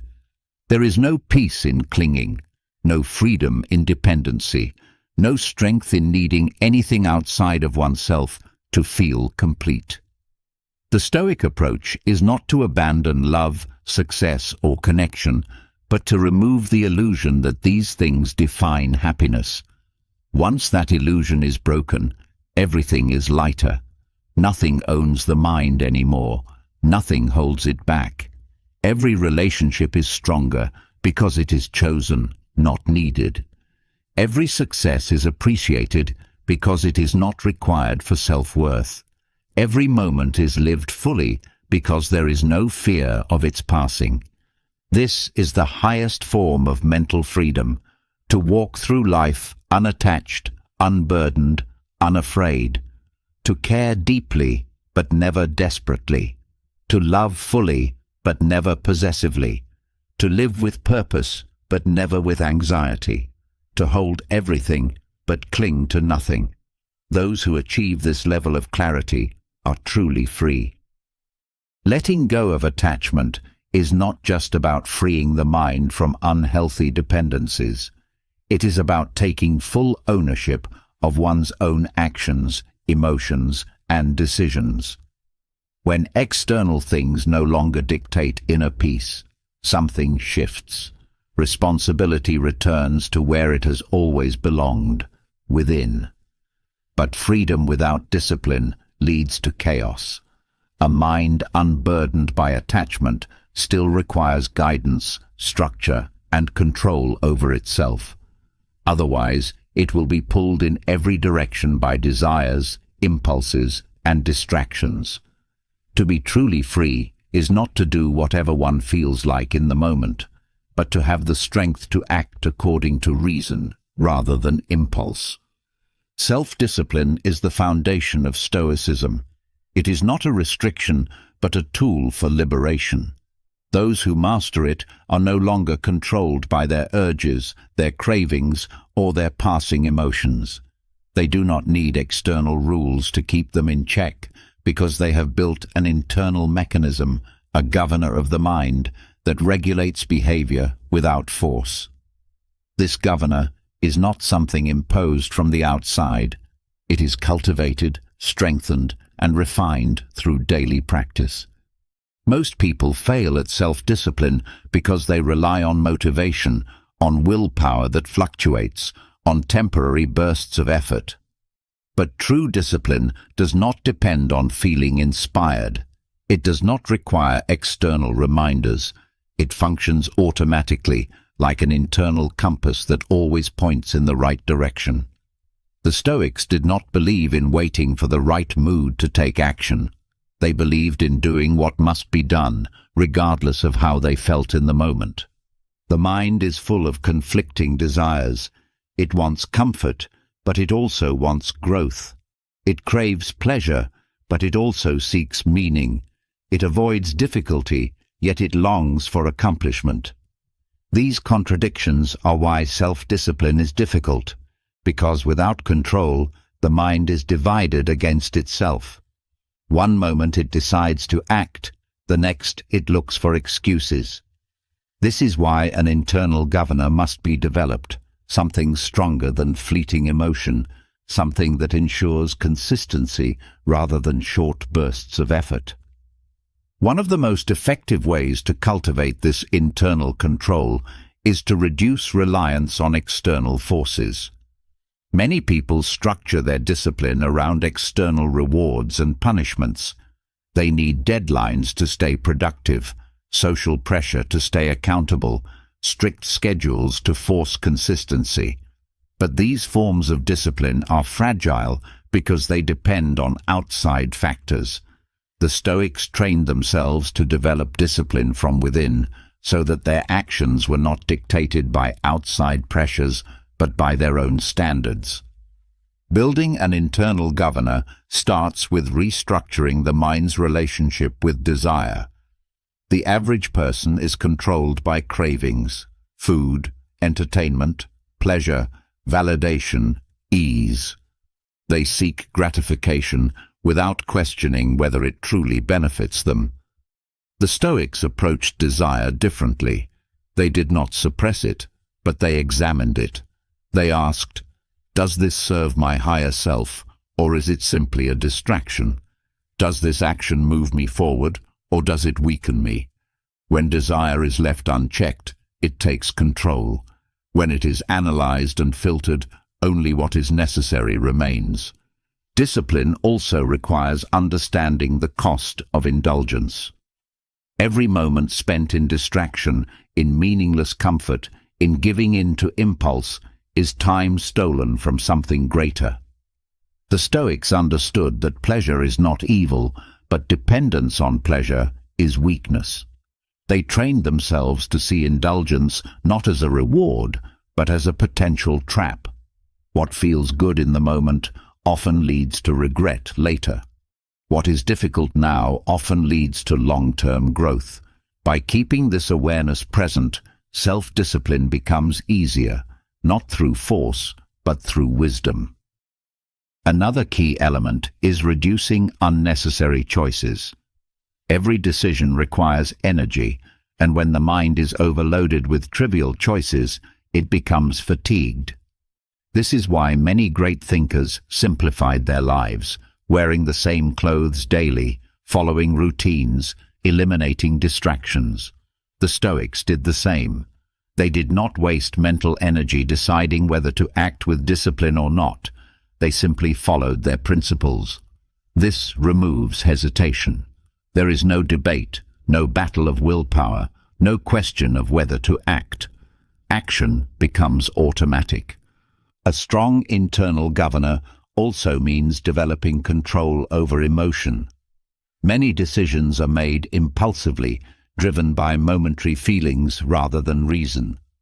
Anger, frustration, boredom, and impatience often lead to poor choices. The Stoics trained themselves to pause before reacting. to create space between impulse and action. By observing emotions rather than being controlled by them, they maintained clarity. This practice allows a person to act deliberately rather than reactively. The environment plays a crucial role in maintaining self-discipline. The strongest minds still recognize that the surroundings shape behavior. A person who is constantly surrounded by distractions, temptations, and people who encourage weakness will struggle. But those who deliberately design their environment, limiting distractions, surrounding themselves with disciplined individuals, structuring their days around purpose rather than randomness, create conditions for success. The internal governor thrives when external noise is reduced. Another aspect of Stoic discipline is delaying gratification. The ability to wait, to resist immediate pleasure for something greater, is one of the most powerful forms of control. The modern world encourages immediate satisfaction, making patience rare. But those who master patience, who understand that short-term pleasure is often an obstacle to long-term fulfillment, develop an unshakable discipline. Every time gratification is delayed, the internal governor is strengthened. Every time an impulse is resisted, self-control is reinforced. A disciplined mind is also one that embraces discomfort. Most people avoid difficulty, assuming that ease is the goal of life. But difficulty is what sharpens the will. The Stoics sought out hardship, fasting, physical strain, voluntary discomfort, not out of self-punishment, but to build resilience. They understood that a mind accustomed to difficulty does not collapse under pressure. By regularly practicing discipline in small ways, waking up early, pushing through fatigue, restraining unnecessary speech, they built an internal strength that carried into every aspect of life. The concept of ownership over time is another critical aspect of self-discipline. Many waste hours without realizing their value, filling time with distractions rather than purpose. The Stoics viewed time as their most valuable resource. Every moment spent without intention was seen as a loss. They structured their days around what mattered, cutting away the unnecessary, eliminating wasted effort. Those who understand the value of time do not allow it to be stolen by impulses, by laziness, by meaningless distractions. A disciplined life is not one of restriction, but of mastery. It is the ability to control rather than be controlled, to choose action rather than be dragged by impulse. It is freedom from dependence on fleeting motivation, from the need for external discipline, from the pull of every passing desire. The internal governor ensures that action is taken regardless of mood. It eliminates hesitation, removes unnecessary struggle, and allows for effortless execution of what must be done. Building this internal system requires patience. It is not developed overnight. Every small act of self-discipline strengthens it. Every time a desire is examined rather than obeyed, every time an impulse is resisted, every time action is taken without excuse, the mind becomes stronger. Over time, what was once difficult becomes natural. The disciplined person no longer needs to force themselves to do what is right. They do it because it is who they are. The greatest power is self-mastery. It is the ability to direct the mind with precision, to act without hesitation, to pursue goals without distraction.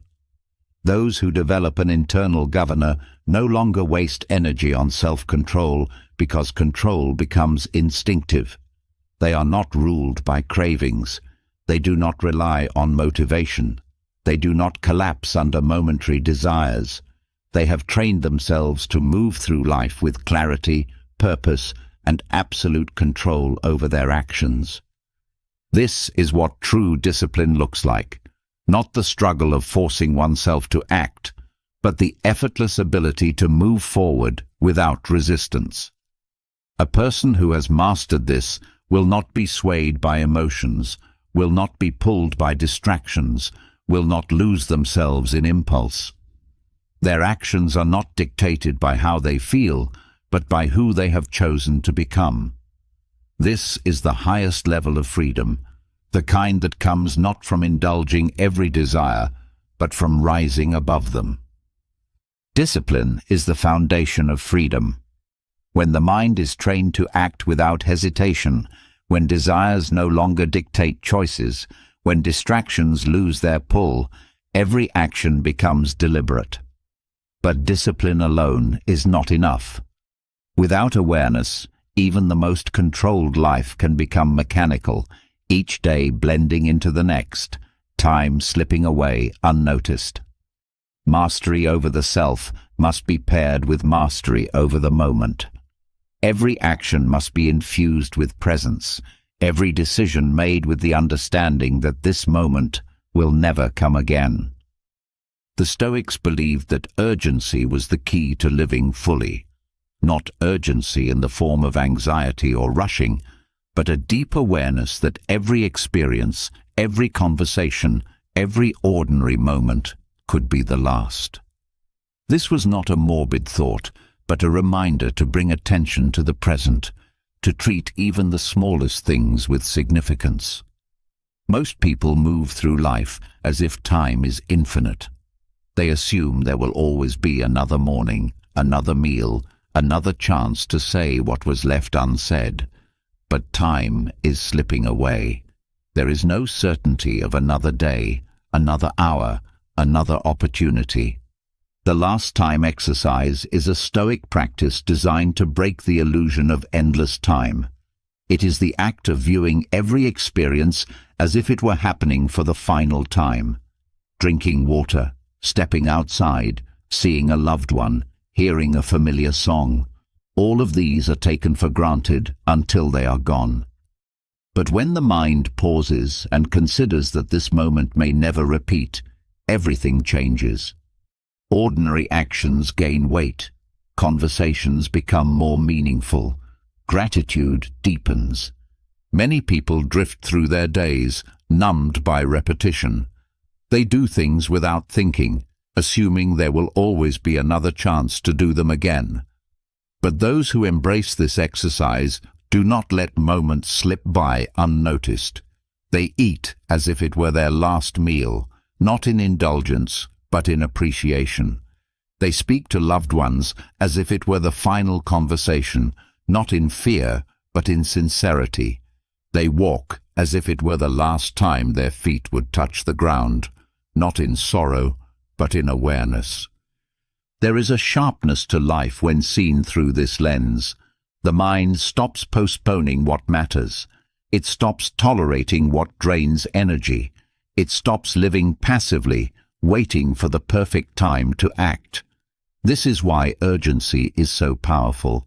Not the urgency of stress, but the urgency of presence.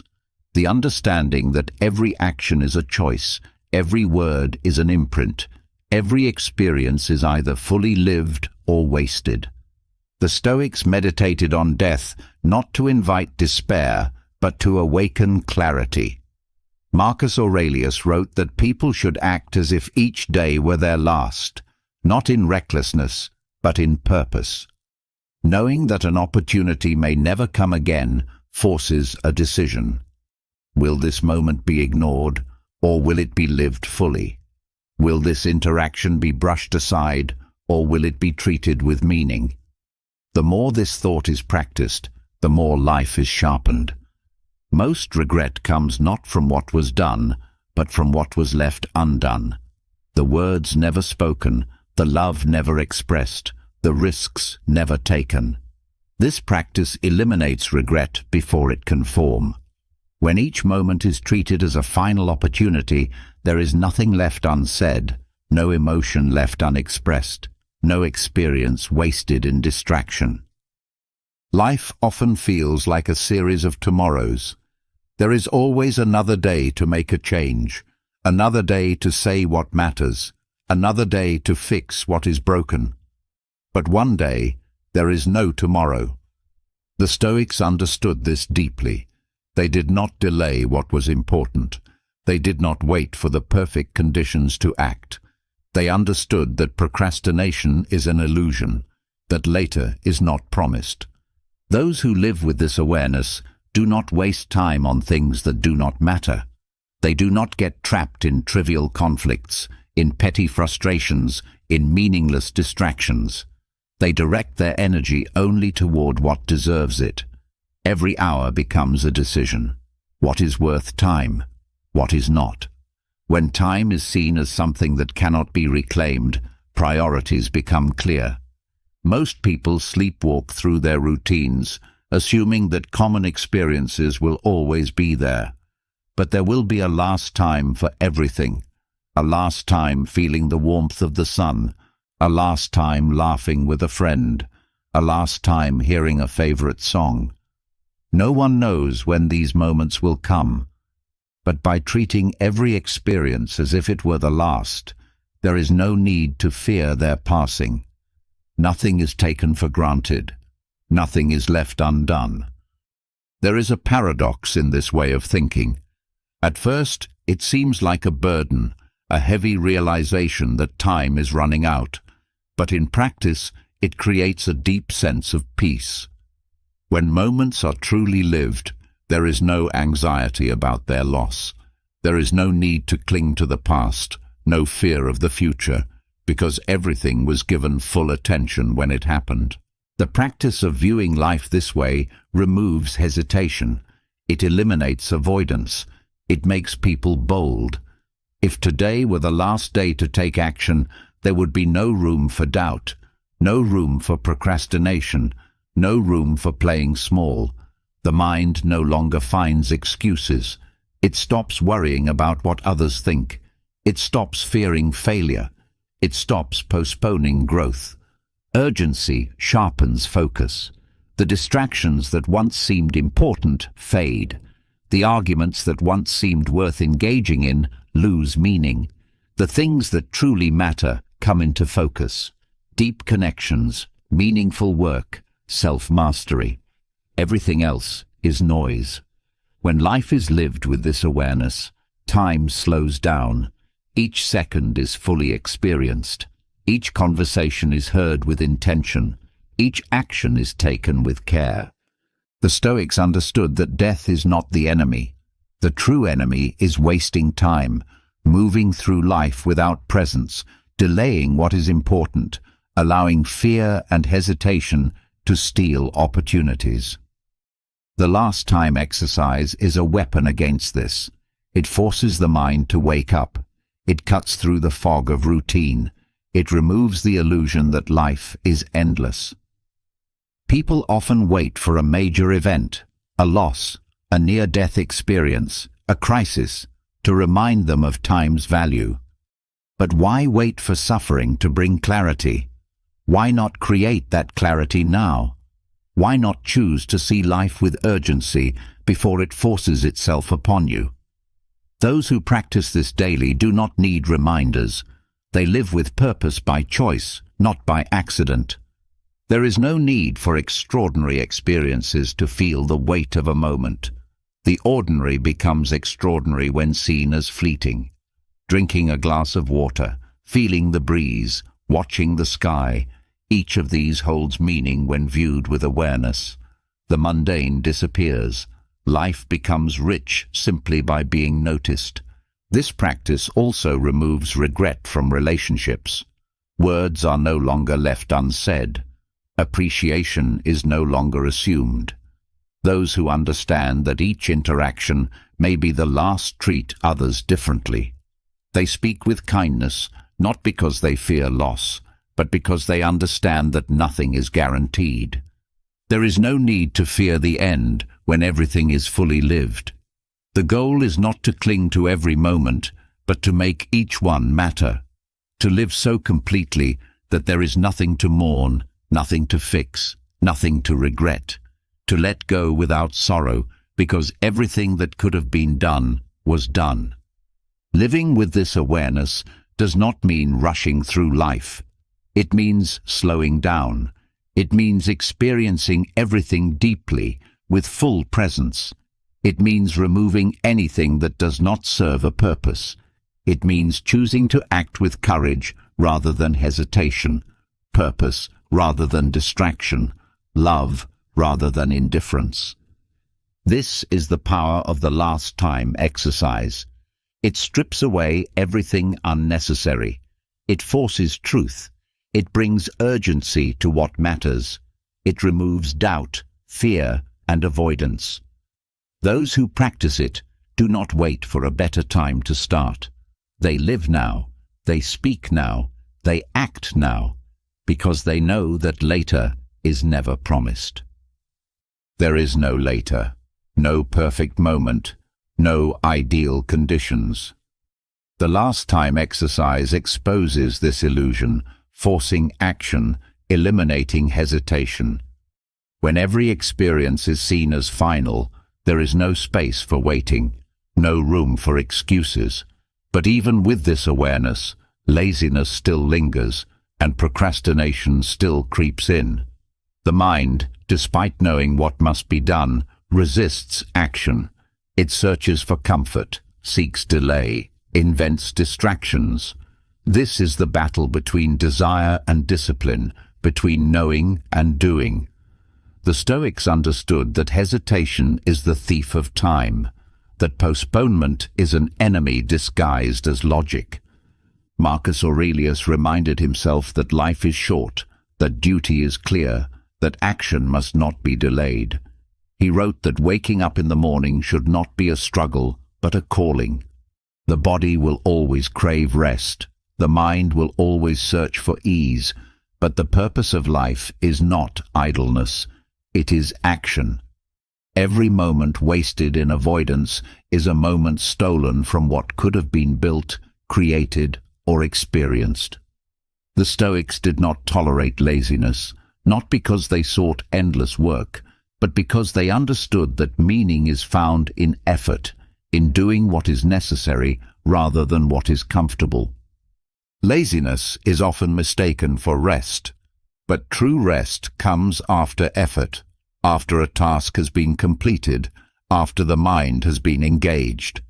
Avoidance is not rest, it is mental decay. Procrastination does not refresh, it drains energy. Every delay makes the next step harder. Every avoided responsibility increases resistance. The weight of undone tasks grows heavier, turning a simple action into an unbearable burden. The Stoics knew this well. They did not see work as suffering, but as a discipline that keeps the mind sharp, the spirit strong, the will unbreakable. The first strategy for overcoming laziness is removing choice. The mind wastes energy debating whether to act. Should I start now or later? Should I do this or that? Every decision becomes an opportunity for avoidance. The Stoics eliminated this by making action a habit, by removing unnecessary thought from necessary work. When something must be done, it is done, not questioned, not postponed, not negotiated with. The mind functions best when it follows principles rather than mood. Another powerful Stoic technique is focusing only on the next step. Many become overwhelmed because they see the entire journey ahead and hesitate.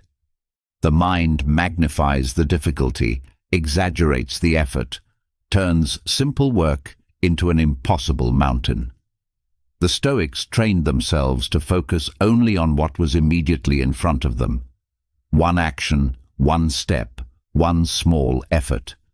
No one conquers a challenge in a single moment. The battle is won by refusing to stop, by consistently moving forward, by focusing only on what can be done right now. Marcus Aurelius warned against waiting for motivation. He knew that inspiration is unreliable, that energy fluctuates, that desire alone does not create movement. The key is indifference to feelings, doing what must be done whether the mind resists or not. The body does not always want to rise in the morning. The mind does not always want to engage. But the task remains, unchanged, waiting. Those who act regardless of mood develop something far greater than motivation, momentum. The more something is done, the easier it becomes. The less it is questioned, the more automatic it feels. Laziness is often fueled by comfort. The Stoics understood that the easiest path is rarely the right one. They practiced discomfort intentionally, choosing effort over ease, discipline over indulgence. They fasted not because they had to, but to remind themselves that hunger is not an emergency. They embraced physical strain not because they enjoyed suffering, but because strength is built in challenge, not in leisure. This trained their minds to reject softness, to see difficulty as fuel, to turn resistance into growth. Procrastination thrives on perfectionism. Many delay action because they wait for the perfect conditions, the ideal state of mind, the best opportunity. But perfection is a myth. Nothing is ever exactly right. The Stoics saw hesitation as wasted time, an illusion created by fear. They believed that starting is always better than waiting. A flawed effort is better than a perfect intention. Those who demand perfection before they act will spend their lives preparing but never doing. Another common source of avoidance is overthinking. The mind creates complexity where none exists. It searches for reasons to delay, inflates obstacles, constructs imaginary problems. But thought without action is paralysis. The Stoics practiced simplicity, seeing things as they were, stripping away unnecessary worry, focusing only on what could be controlled. They did not waste energy on endless analysis. They saw the task, accepted it, and acted. The power of self-imposed deadlines is another key technique. Open-ended tasks invite delay.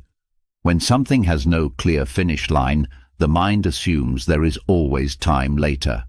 The Stoics set constraints, worked with urgency, imposed limits on how long something could remain undone. A task that seems endless is overwhelming, but a task that must be completed in a set period forces focus. Time pressure eliminates hesitation. Seneca warned that procrastination is not harmless. Every delayed action is a debt to the future. What is avoided today will be carried into tomorrow, growing heavier, increasing stress, stealing peace of mind.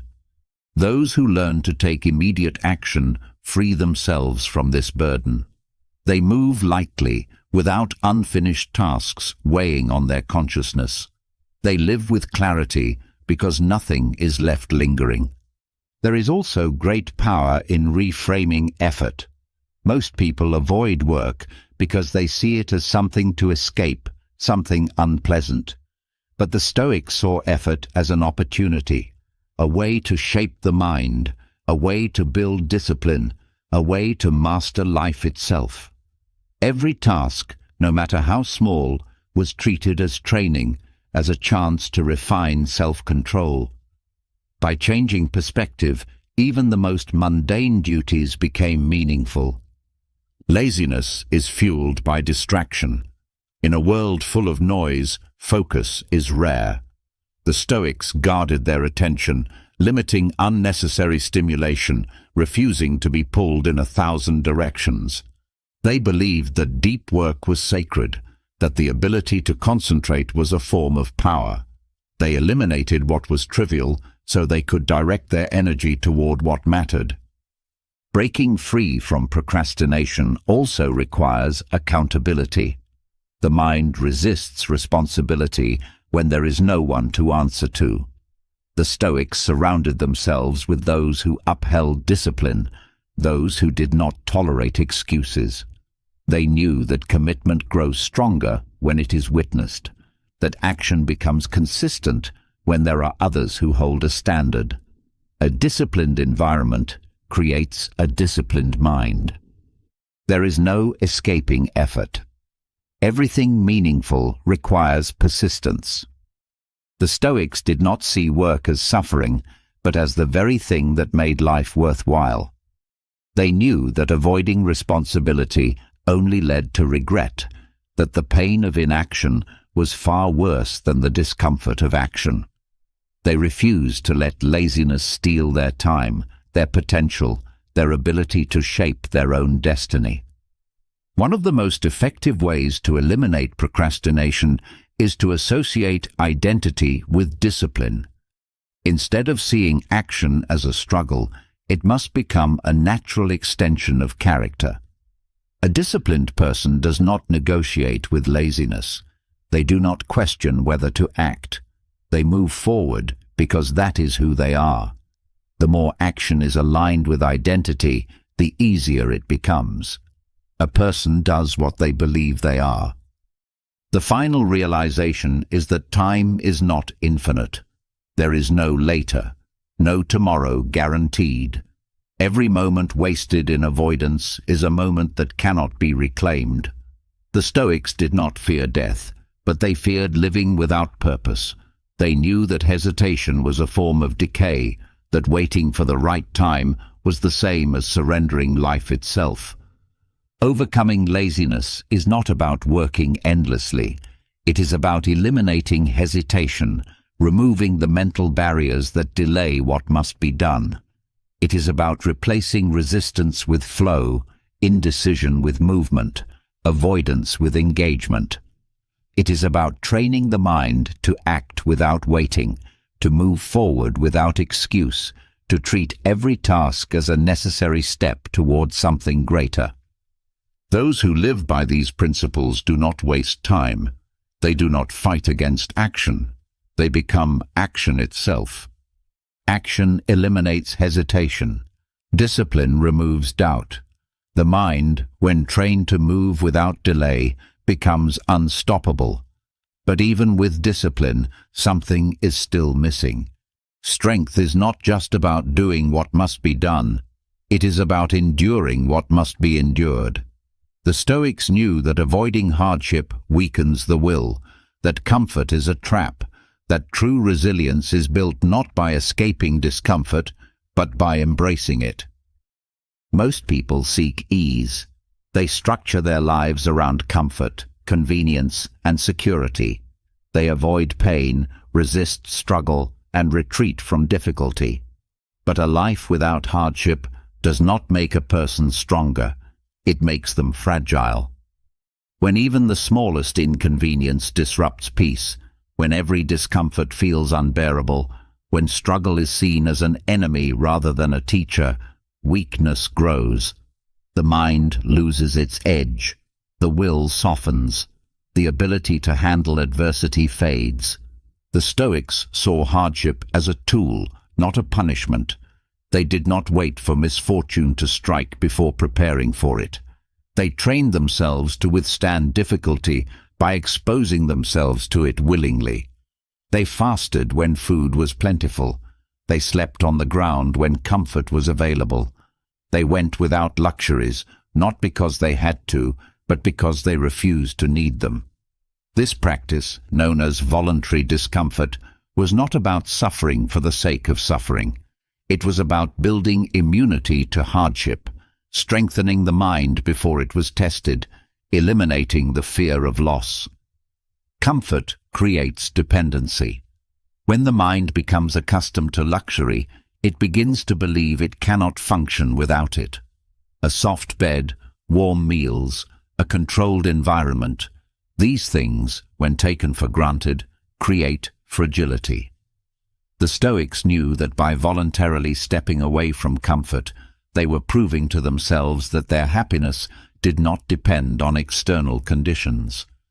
A person who can endure discomfort is a person who cannot be broken by its arrival. Small difficulties act as training for greater ones. When the body is used to hunger, missing a meal is no longer a crisis. When the mind has practiced patience, waiting is no longer frustrating. When discomfort has been embraced repeatedly, hardship loses its ability to create panic. The Stoics sought out these moments not because they enjoyed suffering, but because they refused to be controlled by it. Modern psychology confirms this. Studies on stress tolerance show that those who expose themselves to controlled hardship develop greater emotional stability. Athletes, soldiers, and those who consistently engage in challenging experiences build higher thresholds for difficulty. Their nervous systems do not overreact to discomfort. Their ability to remain composed under pressure increases. This is not because they are born stronger, but because they have trained themselves to be. The body adapts to resistance. Muscles grow when they are pushed beyond their limits. The mind works the same way. Without struggle, there is no growth. Without challenge, there is no progress. A person who has never faced adversity does not know their own strength. A person who has never tested their limits remains unaware of how far they can go. The Stoics understood this deeply. They did not see pain as an obstacle, but as a necessary part of self-mastery. Voluntary discomfort is not about seeking misery. It is about proving that misery does not control you. Those who fear hardship suffer more than those who face it. The person who avoids the cold at all costs will panic when they have no choice but to endure it. The person who always indulges in comfort will break when comfort is taken away. The Stoics trained themselves to welcome small struggles so that larger ones would not shake them. Modern life has removed many natural challenges. Food is available on demand. Entertainment is endless. Physical effort is optional. This has created an era of convenience, but also an era of weakness. The average person is so detached from discomfort that even minor difficulties feel unbearable. They complain about waiting in lines, about small inconveniences, about the slightest disruption to comfort. The Stoics would see this as a warning sign of mental decline. A mind that cannot handle small struggles will not survive great ones. This is why voluntary hardship is essential. It does not just prepare the body, it prepares the mind. It removes fear, builds confidence, strengthens endurance. It eliminates hesitation, turning struggle into something familiar rather than something to be feared. The goal is not to suffer unnecessarily, but to develop a kind of self-reliance that cannot be shaken by external circumstances. One of the most powerful effects of this practice is detachment from material dependency. Many believe they need certain comforts to be happy, a specific routine, a particular lifestyle, a controlled environment. But the Stoics knew that dependency on anything outside of oneself is a weakness. They stripped their lives of unnecessary luxury, not because they rejected pleasure, but because they refused to be enslaved by it. A person who has tested their ability to live with little is a person who will never be owned by material loss. Seneca advised wealthy Romans to live like a poor man for a few days each month, eating simple food, wearing rough clothes, experiencing what it would be like to lose everything. Not because he wanted them to suffer, but because he wanted them to realize they could survive it. When loss is rehearsed, it no longer creates panic. When hardship is familiar, it no longer feels like the end. Modern research in psychology supports this idea. Exposure therapy, a treatment for anxiety and fear, operates on the same principle. By repeatedly facing what is feared in small doses, the brain learns that it is not a threat. The Stoics used this method centuries before modern science. They exposed themselves to controlled discomfort to eliminate the illusion of helplessness. The mind becomes stronger through challenge, not through ease. The more a person resists difficulty, the weaker they become. The more they embrace it, the more powerful they grow. Those who seek comfort above all else are prisoners of their own softness. Those who seek challenge develop a resilience that cannot be shaken. This practice also removes excuses. Many delay action because they believe conditions are not perfect. They wait for motivation, for the right energy, for the ideal moment. The Stoics removed this mindset by deliberately acting in non-ideal conditions. They trained themselves to work when tired, to endure hunger without complaint, to maintain composure in discomfort. They understood that discipline does not wait for comfort. It acts regardless of it. Mental toughness is built in these moments, not in grand displays of endurance, but in the small daily choices to reject weakness, to take the cold shower when warmth is available, to walk instead of drive, to resist unnecessary indulgence, to practice patience when irritation arises. These small acts of voluntary discomfort, repeated over time, create a mind that no longer fears difficulty. Those who embrace hardship move through life differently. They do not crumble under pressure. They do not react emotionally to every setback. They do not fear what others fear. They have already faced struggle, willingly, deliberately, and found that they can withstand it. Most people are fragile not because they lack strength, but because they have never tested it. The moment they are forced out of comfort, they feel lost. The moment they lose control, they panic. The moment something is taken from them, they suffer not just from the loss, but from the belief that they cannot live without it. The Stoics removed this illusion entirely. They trained themselves to be at peace in every condition, not because life was always easy, but because they had practiced the hard parts in advance. By embracing small hardships, greater ones become manageable. By choosing discomfort when it is optional, there is no fear of it when it is not. By stepping into controlled difficulty, the mind is prepared for whatever comes next. This is why the Stoics were unshaken, not because they avoided struggle, but because they made struggle a familiar friend. Discipline is built in discomfort. The mind, when trained to withstand hardship, becomes sharper, stronger, unbreakable. Those who seek out controlled difficulty do not just prepare for challenges, they eliminate the fear of them. But discipline is not only about enduring struggle, it is also about structure, about setting the right conditions for action, about ensuring that every day begins with purpose rather than resistance. The first battle of every day is won or lost in the morning. Most people wake up reacting. They hit snooze, check their phones, scroll through distractions, drift into the day without direction. This is the opposite of control. It is weakness disguised as routine. A chaotic morning leads to a scattered mind, a wasted day, a life dictated by impulse rather than intention. The Stoics understood that how a day begins determines its trajectory.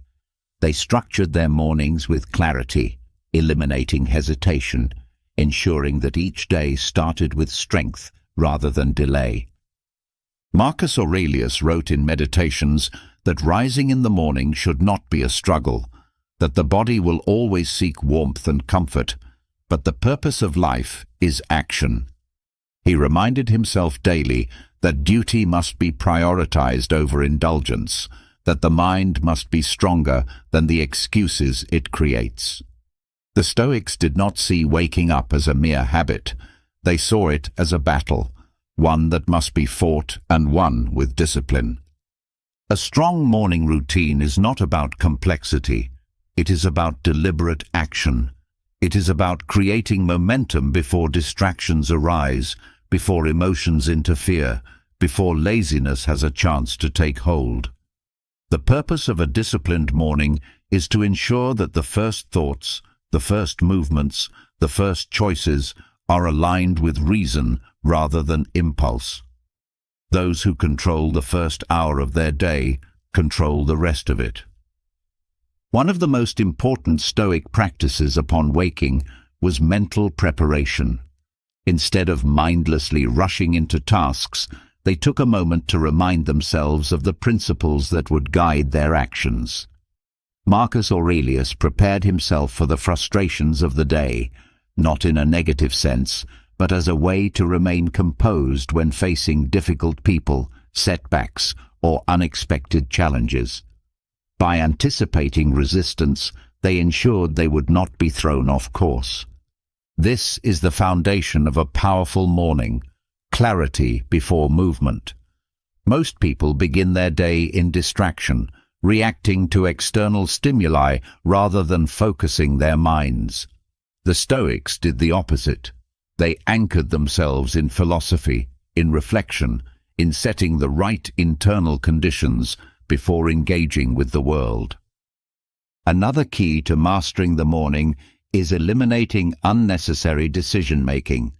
The more choices the mind must make early in the day, the more energy is wasted. This is why disciplined individuals simplify their mornings by preparing clothes the night before, by following a structured sequence of actions, by removing trivial decisions. Every moment spent debating whether to get up, what to wear, what to eat, is a moment stolen from more meaningful pursuits. The Stoics understood that mental energy is limited, and wasting it on the trivial leaves nothing for the essential. Discipline in the morning is also about conquering the body's resistance. The first moments after waking are filled with temptation. Temptation to linger in bed, to seek comfort, to postpone action. This is the moment where weakness can take over, or where strength can be reinforced. The Stoics trained themselves to rise without hesitation, to move without complaint, to take immediate action. They knew that indulging in delay would only make action harder. Another essential element of a powerful morning is movement. The body and mind are not separate. One influences the other. The Stoics engaged in physical activity not just for strength, but for discipline. They understood that a mind trapped in a sluggish body will struggle to act with clarity. Physical movement in the morning sharpens focus, eliminates grogginess, and reinforces discipline. In addition to movement, they practiced deliberate breathing. They knew that breath controls emotion, that a slow and steady breath calms the nervous system, that intentional breathing can set the tone for the entire day. Before engaging with external demands, they first ensured their internal state was stable. A structured morning also includes time for reflection.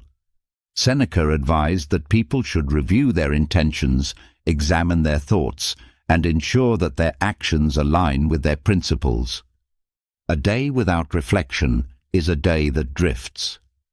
The Stoics took time to remind themselves of what mattered, to focus on virtue, to let go of trivial worries, to approach the day with clarity rather than distraction. Another powerful technique used by the Stoics was negative visualization. Instead of assuming the day would go smoothly, they mentally prepared for difficulty. They reminded themselves that things would not go as planned, that obstacles would arise, that emotions would attempt to pull them off course.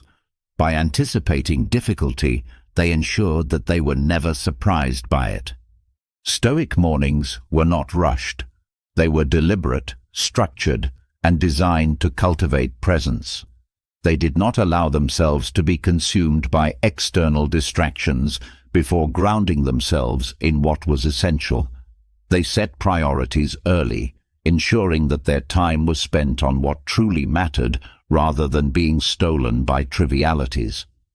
Another critical aspect of their routine was setting an intention for the day. Instead of allowing randomness to dictate how they spent their hours, they deliberately chose their focus. What is the most important task today? What must be done regardless of feeling? What is the highest priority? This clarity prevented wasted effort. Avoiding distractions early in the day was also key. The Stoics would not have begun their mornings by absorbing endless streams of information, by checking messages, by filling their minds with noise. They understood that the first input of the day shapes thought. They ensured that what entered their minds was deliberate, controlled, and meaningful. They also practiced moderation in consumption. They did not overeat in the morning, understanding that indulgence in food leads to sluggishness in thought. They prioritized nourishment that sustained energy rather than drained it. They saw food as fuel, not as entertainment. A disciplined morning requires eliminating distractions before they arise. This means setting up the environment in a way that removes temptation. The phone should not be the first thing touched. Social media should not be the first input. The mind should be given space before being filled with external influences. A strong morning routine does not have to be complex. The Stoics focused on a few core principles: clarity, discipline, movement, and reflection. These were not rituals for their own sake, but essential habits that ensured each day was approached with strength rather than hesitation. Momentum is built in the first hour. Those who delay action, who fill the morning with distractions, who move without purpose, spend the rest of the day trying to catch up. Those who start strong, who act with precision, who eliminate hesitation, move through the day with ease. The mind craves structure. Without it, energy is scattered. Without it, attention is wasted. Without it, the day is dictated by impulse rather than choice. The Stoics structured their mornings with purpose because they understood that discipline in the morning creates discipline in life. Winning the morning means eliminating excuses. It means rising without delay, acting without hesitation, focusing without distraction. It means setting the tone for the day, ensuring that every moment is spent with intention rather than reaction. Those who master the morning master themselves. Those who control the first moments of the day control the direction of their lives. There is no battle more important than the one fought in the first hour. There is no discipline more powerful than the one that eliminates hesitation before the day even begins. This is how the Stoics approached the morning. This is how they approached life. Control over the morning creates control over the day. Every choice made in the first moments after waking determines the trajectory of thought, action, and focus. Those who rise with discipline, who move with purpose, who eliminate hesitation, build momentum that carries them forward. But discipline alone is not enough. Structure is necessary, but without the right mindset, even the most efficient routine can be undone by stress, frustration, and distraction. The mind must be trained not just to act, but to perceive correctly. Most people move through life assigning meaning to everything they encounter. A rude comment becomes an insult. A delay becomes a problem. A mistake becomes a failure. But these meanings are not inherent in the events themselves. They are created by perception. The Stoics understood this deeply. They did not react to circumstances based on impulse. They trained themselves to see everything as neutral, not good, not bad, just events unfolding. This is one of the most powerful mental shifts a person can make. Most suffering does not come from what happens, but from how what happens is interpreted. A delay is not inherently stressful. A rejection is not inherently painful. A loss is not inherently devastating. These things feel that way because the mind assigns those meanings to them. The Stoics rejected this entirely. They saw the world as it was, without emotional bias, without exaggerated narratives, without self-imposed suffering. When something happens, the first reaction is automatic. The mind wants to judge, to label, to attach emotion. But if that reaction is paused, if the event is observed without adding meaning, something powerful happens. There is no anger, No disappointment, no frustration, only clarity. The event simply is. Marcus Aurelius reminded himself that things are neither good nor bad, only the mind makes them so. A lost opportunity, a difficult conversation, an unexpected challenge, none of these carry emotional weight unless given permission. They are simply moments passing through time, and a person has the power to decide whether they will disturb peace or be treated as indifferent. This approach is not about apathy. It is not about detachment in the sense of not caring. It is about seeing reality as it is, rather than through the distortion of emotional reaction. Most people experience unnecessary stress because they add layers of interpretation to simple facts. A person does not text back, and suddenly assumptions are made. A plan changes, and immediately frustration appears. But none of these things inherently mean what the mind decides they mean. Training the mind to see everything as neutral creates a kind of radical peace. There is no longer a battle with circumstances, no longer a need to fight what is outside of control. Things happen, people act, situations change, and none of it has to mean anything beyond what is actually happening. The Stoics practiced this by constantly questioning their own judgments. When something triggered an emotional response, they stopped and asked, "Is this truly bad, or am I making it bad in my mind?" More often than not, they found that it was their perception, not the event itself, that created suffering. The ability to remain unaffected by external events is one of the highest forms of self-mastery. When events are stripped of meaning, they lose their power to disturb. An insult is just words. A rejection is just a change in direction. A setback is just another step in the process. None of these things define the person experiencing them. One of the greatest benefits of this mindset is freedom from emotional volatility. When everything is seen as neutral, mood is no longer dictated by circumstances. There is no high from success, no low from failure, only steady action, steady progress, steady peace.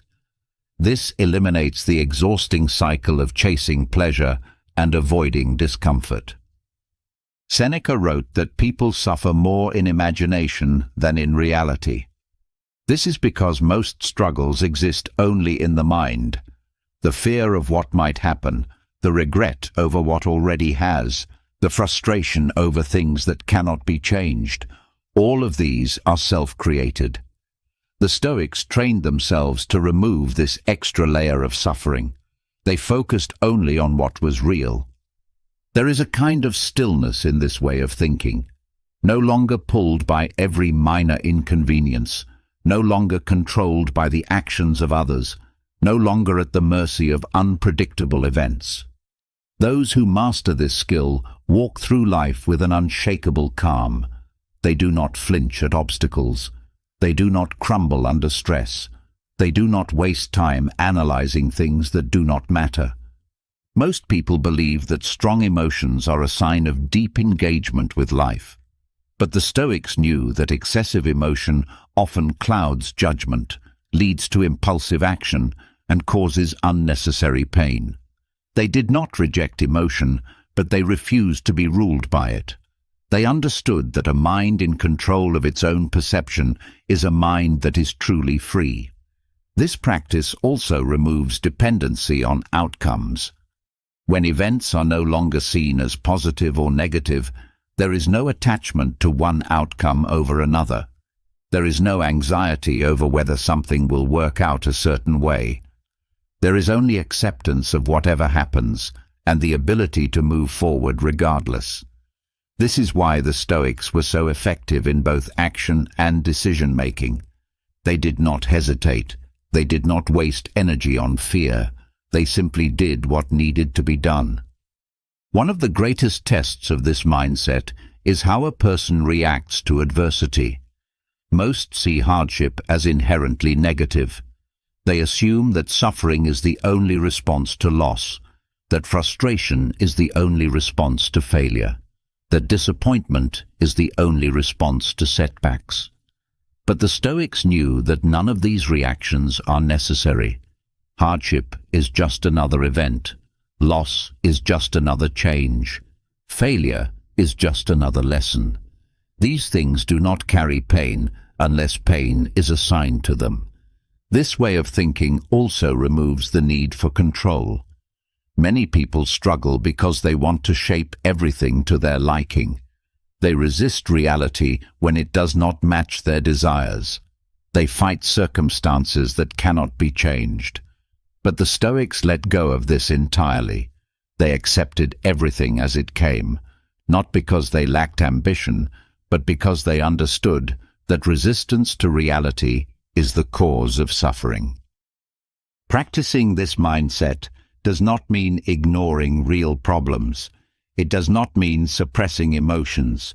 It means understanding that reaction is always a choice. When something happens, there is always a moment where the mind can decide how to interpret it. That moment is where freedom exists. Most people never pause to question their reactions. They feel anger, and they assume it is justified. They feel fear, and they assume it is necessary. But the Stoics trained themselves to interrupt this process, to slow it down, to examine whether their own mind was creating unnecessary distress. This practice is not easy. It requires constant awareness, constant questioning, constant discipline. But the rewards are immense. A life free from emotional swings, a mind that does not waste energy on things that do not matter, a spirit that remains steady no matter what happens. By looking at everything as indifferent, life becomes simpler. There is no battle with circumstances, no emotional roller coaster, no unnecessary struggle, only peace. Peace is not found in controlling everything. It is not found in shaping life to fit expectations, in resisting what is beyond reach, in labeling events as good or bad. The Stoics understood that suffering is not caused by circumstances, but by the refusal to accept them. Those who master the art of neutrality, who see everything as indifferent, take the first step toward real freedom. But neutrality alone is not the highest form of wisdom. To truly transcend suffering, acceptance is not enough. One must learn to love what happens. Amor fati, the love of fate, is the Stoic mindset that eliminates resistance entirely. It is not passive acceptance. It is not tolerating reality with reluctance. It is an active embrace, a way of seeing everything that happens as something chosen, something necessary, something that belongs. To love fate is to see no misfortune, no loss, no injustice, only what is, and to find power in that. Most people resist life. They wish things were different. They replay the past with regret. They struggle against what they cannot change. But this resistance does not alter reality. It only creates suffering. The Stoics trained themselves to see no division between what they wanted and what was given. They refused to say, "This should not have happened," because that thought itself is an illusion. Nothing else could have happened. The past is fixed. The present is unfolding as it must. To argue with reality is to argue with what already exists. This shift in perspective removes all conflict with life. The moment something happens, it becomes part of the only version of reality that exists. The Stoic does not reject it, does not resent it, does not dwell on what could have been. They take it fully, without resistance, without bitterness, without hesitation. This is where true power begins, not in fighting life, but in aligning with it completely. The mind's natural instinct is to divide experiences into wanted and unwanted. It accepts what is pleasant and rejects what is painful. But this division is false. Everything that happens is part of the same flow. The loss, the setback, the difficulty, these are not intrusions. They are essential. To love fate is to see the necessity in everything. Every experience has a place. Every event has value. The mind does not need to approve of what happens. It only needs to see that it belongs. Resistance is exhausting. It turns every problem into suffering. It creates endless internal battles, replaying what went wrong, imagining different outcomes, wishing things were not as they are. This is wasted effort.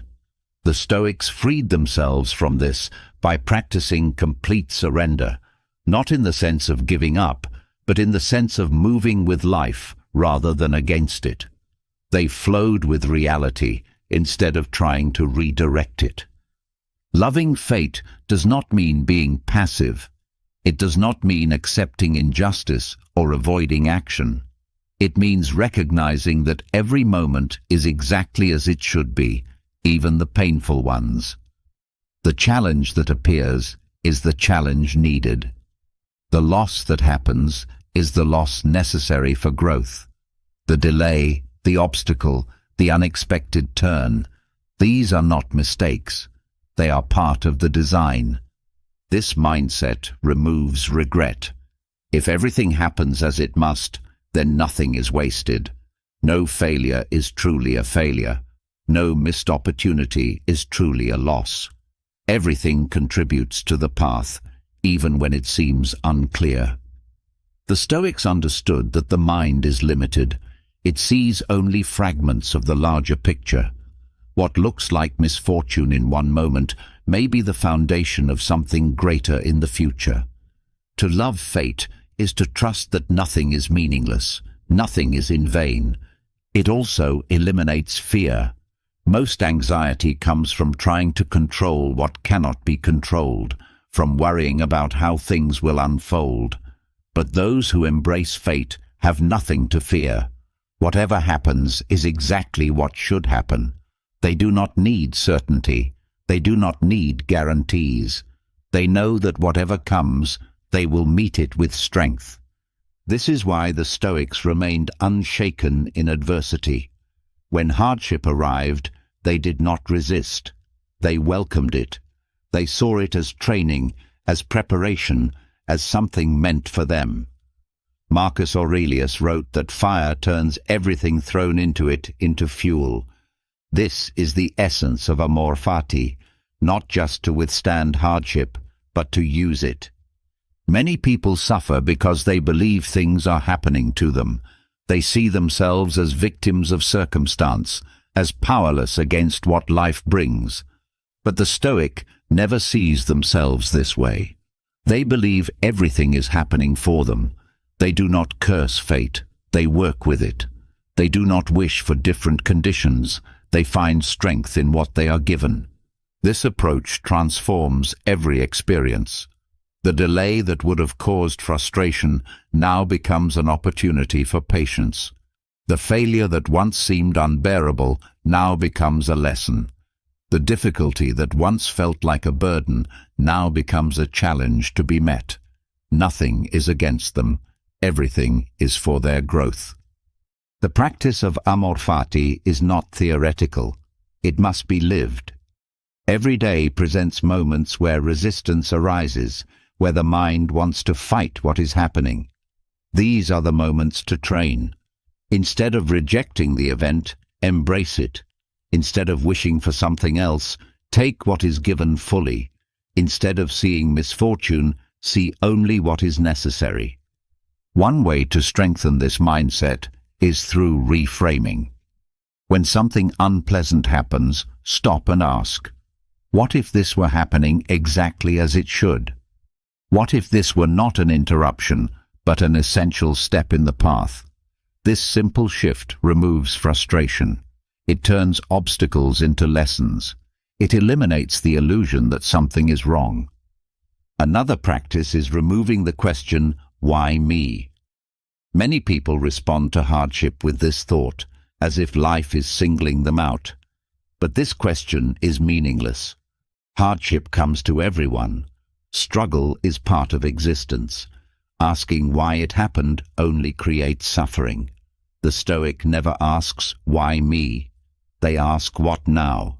What action can be taken? What response aligns with wisdom? What is the next step forward? The greatest power in loving fate is that it makes a person untouchable. If everything is embraced, nothing can disturb peace. If nothing is rejected, nothing can create suffering. The world does not have to be controlled because there is nothing left to resist. This does not mean life is easy. Pain will still come, loss will still happen, but none of these things will be seen as wrong. None of them will be fought against. None of them will steal energy because they will be met with love rather than resistance. Most people live at war with reality. They fight against what is happening, believing they can shape life exactly as they wish. But those who love fate have already won. They do not need to fight because they have already accepted everything. They are at peace in every moment, not because life is perfect, but because they refuse to see anything as a mistake. This is the highest level of wisdom, not to endure fate, not to tolerate it, but to love it fully, as if it had been chosen. This is how the Stoics moved through life. This is why they were unshaken. This is why nothing could break them. Because when fate is embraced completely, there is nothing left to resist. Only life, exactly as it is meant to be. Loving fate means letting go of resistance. It means surrendering the illusion of control, welcoming everything that happens as necessary, and seeing no event as an interruption, but as part of the path. But even with this mindset, one more battle remains, the clutter of the mind. Most people are weighed down not by what happens to them, but by their own thoughts. Overthinking, worrying, revisiting the past, planning every detail of the future. This endless stream of internal noise prevents clarity, steals energy, and creates unnecessary suffering. The Stoics understood that mental excess is just as dangerous as physical excess. A cluttered mind is a restless mind. A restless mind cannot see clearly, cannot act decisively, cannot experience peace. Mental minimalism is the practice of reducing thoughts to only what is necessary. It does not mean thinking less in the sense of ignoring problems or avoiding responsibility. It means thinking better, removing what is unnecessary, cutting away distractions, focusing only on what matters. Just as minimalism in possessions leads to freedom, minimalism in thought leads to clarity. The Stoics trained themselves to strip away mental waste, to clear the mind of unhelpful noise, to focus their attention on what was within their control and discard the rest. Most people let their minds run unchecked. They allow thoughts to pile up like clutter in a crowded room, worries that serve no purpose, judgments that cloud perception, distractions that pull attention in every direction. The result is exhaustion, stress, and confusion. But thoughts are like possessions. They must be chosen carefully, evaluated for their usefulness, and discarded when they serve no function. The Stoics practiced this discipline relentlessly. The first step in mental minimalism is questioning every thought. Not every idea deserves attention. Not every emotion needs to be indulged. Not every reaction is worth engaging with. The mind produces thoughts automatically, but a disciplined person does not accept them without examination. The Stoics trained themselves to stop and ask, does this thought help or harm? Does it lead to action or distraction? Is it within my control or not? If a thought had no purpose, it was discarded.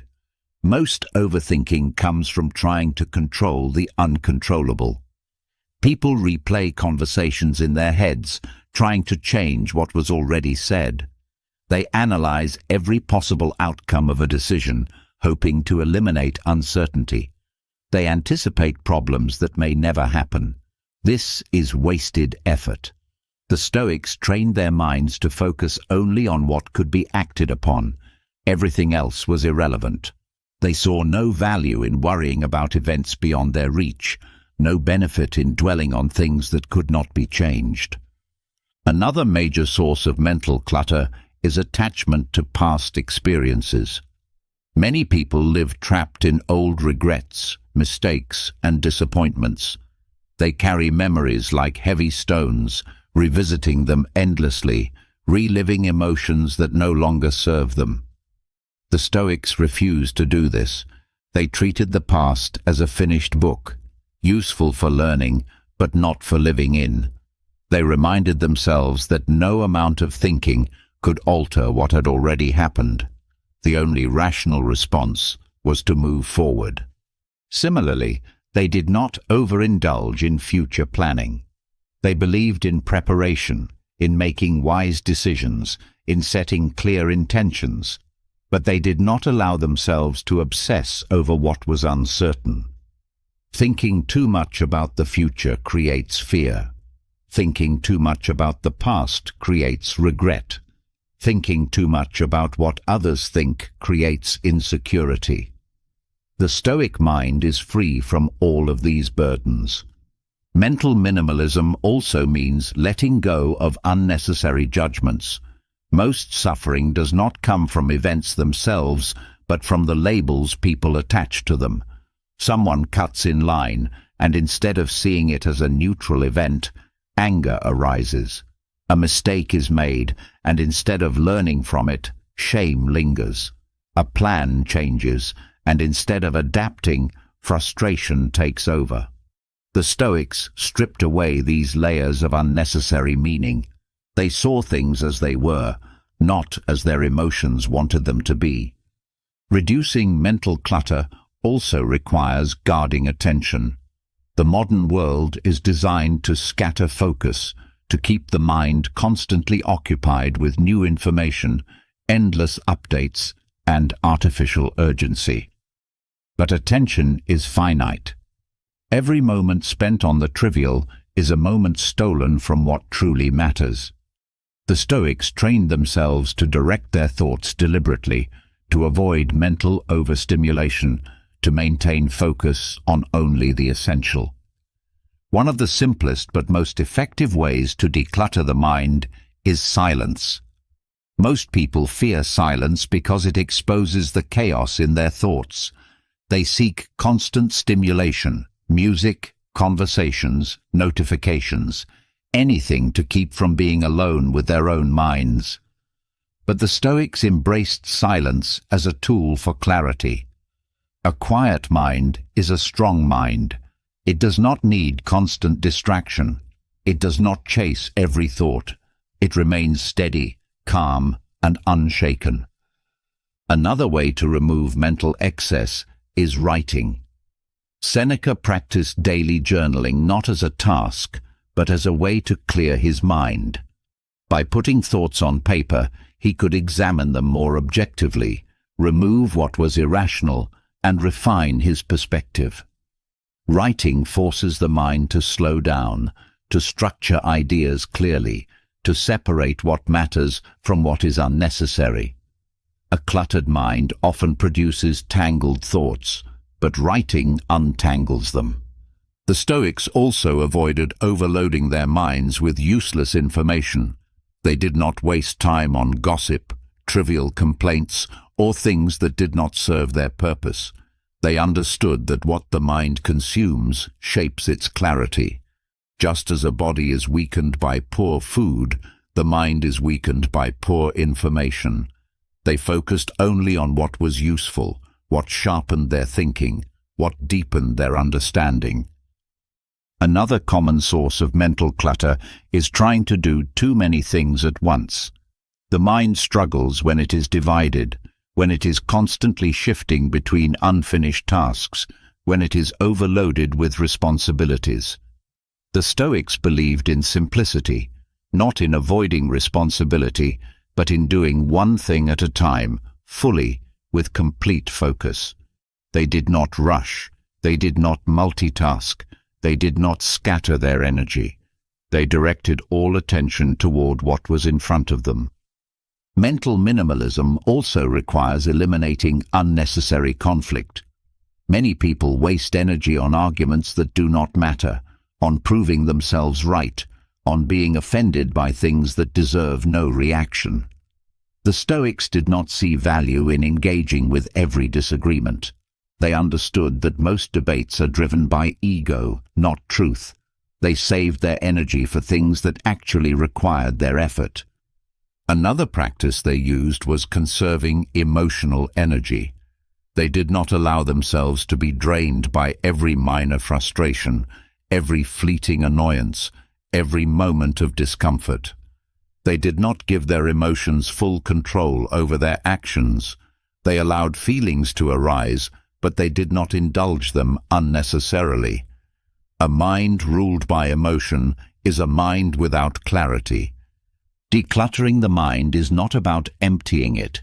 It is about refining it, removing the thoughts that serve no purpose, keeping only what is necessary, thinking deeply but not excessively, acting deliberately but not anxiously, seeing clearly but not over-analyzing.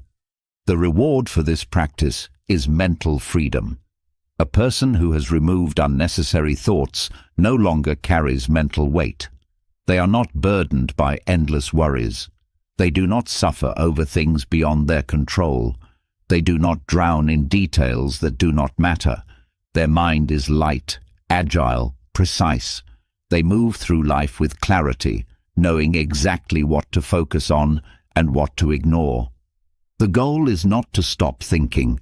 The goal is to think with purpose, to clear away the excess, to sharpen the mind so that it cuts through life with precision rather than being tangled in confusion. This is the power of mental minimalism. This is why the Stoics were unshaken. Their minds were not weighed down by what was unnecessary. Their thoughts were few, but their wisdom was deep. Clarity begins when the unnecessary is removed. A mind free from excess no longer wastes energy on distractions, doubts, or pointless worries. It moves through life with precision, seeing only what matters, thinking only when thinking is useful. But even with a disciplined mind, one weakness still remains: the tendency to take life for granted. Most suffering comes not from lack, but from failing to appreciate what is already present. The Stoics knew that contentment is not found in having more, but in truly valuing what is already there. The way to achieve this is not through forced gratitude, but through the practice of loss. Negative visualization is the art of mentally subtracting things before they are gone. It is not about dwelling on misfortune, but about awakening awareness. Most people assume they will always have their comforts, their relationships, their opportunities. This assumption dulls appreciation. The mind only truly values something when it is aware that it can be lost. The Stoics used this as a tool, not to create sadness, but to remove indifference, to sharpen gratitude, to make every moment meaningful. Gratitude is often misunderstood. Many see it as a passive feeling, something that comes when life is going well. But the Stoics saw it as an active discipline. They knew that without practice, the mind adapts to comfort and appreciation fades. A person wakes up with good health but does not acknowledge it until sickness arrives. A loved one is present every day, yet their absence is the only thing that reveals their true value. Success is achieved, but soon it becomes an expectation rather than a gift. The Stoics did not wait for loss to create appreciation. They practiced losing things while still having them. They imagined waking up one morning without the things they valued most, not to create anxiety, but to remove complacency. They reflected on what it would be like if today was the last time they saw a friend, if this was the final time they walked through their home, if a privilege they enjoyed was suddenly gone. By mentally stepping into loss, they trained their minds to see clearly. This practice removes entitlement. Many people suffer not because they lack something, but because they expect to have it forever. They assume another day, another chance, another moment. But life gives no guarantees. Everything can be taken away in an instant. Nothing is permanent, nothing is owed, nothing is safe from change. To recognize this is not to invite despair, it is to awaken fully. Most live as if time is infinite. They delay appreciation, believing there will always be more opportunities to express love, more chances to correct mistakes, more time to enjoy what is precious. But this is a dangerous illusion. Every moment is slipping away. Every encounter may be the last. Every possession, every comfort, every relationship is temporary. To recognize this is not to fear loss, but to remove the blindness that prevents true gratitude. Negative visualization is not about fearing the worst. It is about preparing for it. The mind that has already imagined loss does not break when loss comes. The person who has practiced living without something does not panic when it is gone. By rehearsing hardship, the Stoics created unshakable peace. They did not avoid thinking about misfortune. They confronted it head-on, turning it into a tool for strength rather than a source of fear. This practice also eliminates resentment over minor inconveniences. Many people complain about small discomforts, frustrated by things that barely matter. But those who have imagined true loss do not waste energy on trivial problems. The person who has visualized losing their sight does not complain about a cloudy day. The person who has reflected on losing their home does not feel inconvenienced by a broken appliance.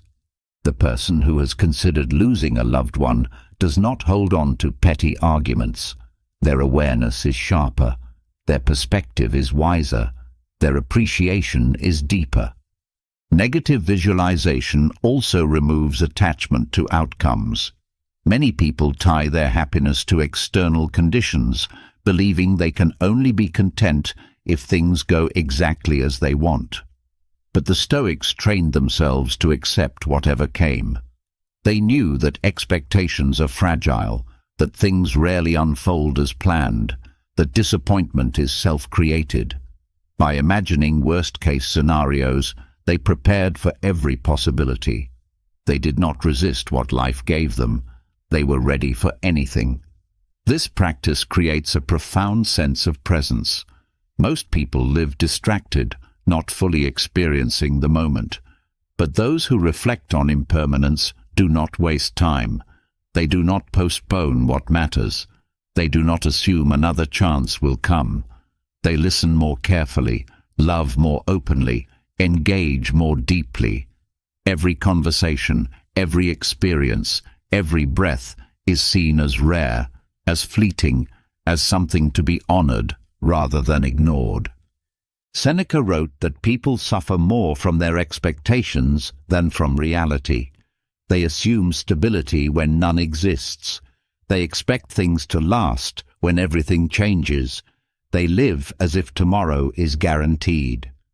Negative visualization removes this false security. It forces the mind to acknowledge the truth, that everything is temporary, that nothing is promised, that what is here today may be gone tomorrow. This realization does not create fear. It creates urgency. Gratitude becomes automatic when loss is understood. There is no need to remind oneself to be thankful, no need for forced affirmations. Appreciation happens naturally. The breath taken without pain, the food eaten without hunger, the ordinary moments shared with others, they all become sacred. The mundane transforms into the extraordinary because the mind finally sees clearly. This practice is also an antidote to materialism. Many chase after more, believing that happiness is found in acquiring things. But when the possibility of losing everything is considered, priorities shift. The fancy car, the expensive clothes, the pursuit of status, all of it fades in significance. What remains is what truly matters, the ability to breathe, to think, to experience, to love. The person who has considered losing everything does not waste time desiring what they do not have. They are too busy appreciating what they do. It also strengthens resilience. Those who have prepared their minds for misfortune do not collapse when it arrives. They have already seen themselves without their comforts, already envisioned living with less, already accepted that nothing is permanent. When hardship comes, they do not fight it. They step into it with readiness because they have rehearsed this moment before. Negative visualization is not a one-time exercise.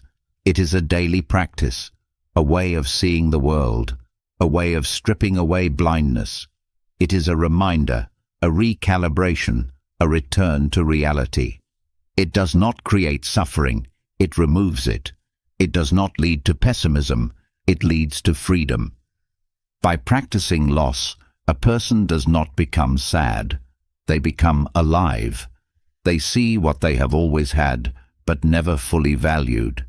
They experience the richness of the present, unfiltered by expectations, undistorted by assumptions. They love deeper because they know that nothing lasts. They act boldly because they know that time is running out. They appreciate fully because they no longer wait for something to be taken before realizing its worth. This is how the Stoics mastered gratitude, not through force, but through wisdom. They did not need reminders to be thankful. They saw life clearly, and that was enough. Gratitude sharpens when the illusion of permanence is broken. By meditating on loss, the mind wakes up to the value of what is already present. The breath taken freely, the time spent with loved ones, the ordinary moments that would otherwise be ignored, all of them become vivid, irreplaceable, meaningful. But even deeper than gratitude lies an awareness more urgent, more inescapable, more defining than any other realization. Time is running out. Nothing is more limited, nothing is more fragile, nothing is more easily wasted. The Stoics did not fear death, but they feared something worse, squandering the time they had. A person who loses money can earn more. A person who loses status can rebuild it. A person who loses an object can replace it. But time, once spent, never returns. Every moment that slips away is a moment lost forever. Seneca warned that people guard their wealth carefully, yet they squander their time as if they had an endless supply. They protect possessions, demand respect for their property, act with caution when making financial decisions, yet they let the most valuable resource of all disappear without thought. Time is not just passing, it is being taken. Every second is stolen by distraction, by hesitation, by meaningless pursuits. To waste time is not just foolish, it is a form of slow self-destruction. Most live as if they are preparing for life rather than living it. They tell themselves that real living will begin later, after the next goal, after the next milestone, after the next problem is solved. But there is no later. Time is not waiting. Every delay, every moment spent in idleness, every postponement is a step closer to the end. To recognize this is not to invite panic, but to awaken urgency. Many people measure life in years, in decades, in numbers too large to grasp. But the Stoics measured life differently. They did not ask how much time was left. They asked how much of it had been truly lived. A person may exist for decades, but have only truly lived for a handful of moments. Those who move through life in distraction, who chase things that do not matter, who waste hours in triviality, who let the days blend into each other without purpose. They are not truly alive. Life is not about duration, but depth. A short life lived with intensity, with clarity, with purpose, is far greater than a long life spent in distraction. Seneca wrote that people fear death, yet they act as if they have infinite time to waste. They delay what matters, ignore the present, assume they will have more chances. But the only guarantee is this moment, right now. Everything else is uncertain. Wasting time does not always look like idleness. It often disguises itself as busyness, as constant motion, as endless distractions that create the illusion of productivity. Many fill their days with tasks, with obligations, with activities that exhaust them, yet none of it truly matters. To be busy is not the same as to be alive. The Stoics focused not on how much they did, but on whether what they did was meaningful. The greatest theft of time comes not from external forces, but from within. The mind wastes hours in worry, in doubt, in replaying past mistakes, in fearing what has not yet happened. It drifts between regrets and anxieties, rarely settling in the only place where life exists, the present. The Stoics trained themselves to break free from this trap. They refused to let their minds steal their own time. Time is not waiting for perfect conditions. Many people delay action because they believe they are not ready, because they are waiting for inspiration, because they think they will start tomorrow. But tomorrow is not guaranteed. The Stoics acted immediately, without hesitation, without excuse. If something mattered, it was done. If something was possible, it was pursued. They did not entertain the illusion of endless opportunities. There is no greater tragedy than reaching the end of life and realizing that most of it was wasted. Regret is not born from failure, but from inaction, from knowing that time was available yet left unused. The Stoics lived with this awareness constantly, not in fear, but in motivation. Every day was treated as a complete life in itself. Mastering time begins with eliminating what does not serve a purpose. The Stoics were ruthless in cutting out distractions, in saying no to obligations that drained energy, in removing anything that did not align with their values. They saw time as sacred, as something too precious to be wasted on trivialities. The key is not to do more, but to do less, better. A focused mind, a deliberate action, a moment fully lived. These are worth more than hours spent mindlessly moving from one thing to another. The Stoics valued quality over quantity. They did not seek to fill their days with endless tasks. They sought to make each action meaningful. Living fully does not require extreme measures. It does not mean chasing thrills, taking reckless risks, or seeking constant stimulation. It means being present, being engaged, being aware of the value of every second. It means treating even ordinary moments as significant. Drinking water, walking outside, having a conversation. Each of these is an opportunity to be alive rather than to simply exist. Procrastination is the greatest enemy of time. Those who delay action do not realize that they are not postponing tasks. They are postponing life itself. Every time something is put off, a piece of existence is thrown away. The Stoics did not tolerate delay. They understood that every moment matters, every decision shapes reality, every second counts. Recognizing the value of time changes everything. It removes hesitation. It eliminates meaningless distractions. It forces the mind to focus on what is truly important. When time is seen as something that cannot be regained, priorities shift. Complaints become pointless. Excuses become intolerable. Waiting becomes unthinkable. Many waste time not because they lack awareness, but because they fear failure.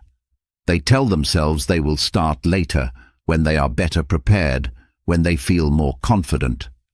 But the Stoics rejected this entirely. There is no preparation greater than action. Every delay is a step further from achievement. Every excuse is a step closer to regret. To master time is to master life. A person who controls their time controls their destiny. They are not dragged by distractions, not ruled by trivialities, not lost in meaningless motion. They move with purpose, with precision, with an understanding that nothing is more valuable than the present moment. The final realization is this: time is life. To waste time is to waste existence. To treat time carelessly is to treat life itself as disposable. The Stoics knew this. They lived with urgency, not panic, with intensity, not recklessness, with deep presence, not aimless motion. There is no later. There is no perfect moment. There is only now. Those who understand this live without regret, without hesitation, without fear of what is to come, because they know that every second, once gone, is gone forever. Time is life. Those who waste it are not just losing minutes, they are losing existence itself. Every second lost to distraction, to meaningless conflict, to hesitation, is a piece of life that can never be reclaimed. The Stoics understood this better than anyone. They moved with urgency, not because they were in a rush, but because they knew the present moment was all they ever truly had. But time is not just wasted in inactivity. It is stolen by chaos, by noise, by the endless distractions of a world that thrives on confusion. To protect time, one must also protect the mind. Most people do not lose their peace because of their own actions. They lose it because they allow external forces to control their emotions. A single comment, a piece of bad news, an unexpected inconvenience, any of these can trigger anger, anxiety, or frustration. The world is loud. It demands attention, drags people into meaningless debates, floods the mind with noise. Those who lack control over their thoughts are pulled into this storm, reacting to every disturbance, losing themselves in emotions that serve no purpose. The Stoics did not allow this. They trained themselves to remain composed, no matter what happened around them. Calmness is not about suppressing emotion. It is about not being controlled by it. Most suffering comes not from events themselves, but from reacting without thought. A situation arises, and the mind immediately labels it as good or bad, fair or unfair. These labels create emotional turbulence. The Stoics removed them entirely. They saw things as they were, not as their emotions wanted them to be. A rude remark was just words. A delay was just a shift in time. A difficult person was just another human being acting according to their nature. By refusing to be disturbed, they remained in control. Modern life is filled with distractions designed to provoke reaction. Social media thrives on outrage. News is crafted to stir fear. Conversations are often filled with negativity, gossip, and opinions that seek validation rather than truth. To remain calm in this environment requires discipline. The Stoics understood that not everything deserves a response. They did not waste time arguing, defending, or proving themselves right. They focused only on what mattered. One of their greatest techniques for maintaining composure was controlling attention. Whatever the mind focuses on grows stronger. If attention is given to problems, stress increases. If attention is given to drama, frustration builds. If attention is given to what cannot be controlled, helplessness follows. The Stoics did not allow their energy to be hijacked. They chose what to engage with and ignored everything else. Many people live in a constant state of tension because they react too quickly. They hear an opinion they dislike and feel the need to correct it. They experience a small inconvenience and allow it to ruin their mood. They get caught in the endless cycle of defending, explaining, or trying to change others.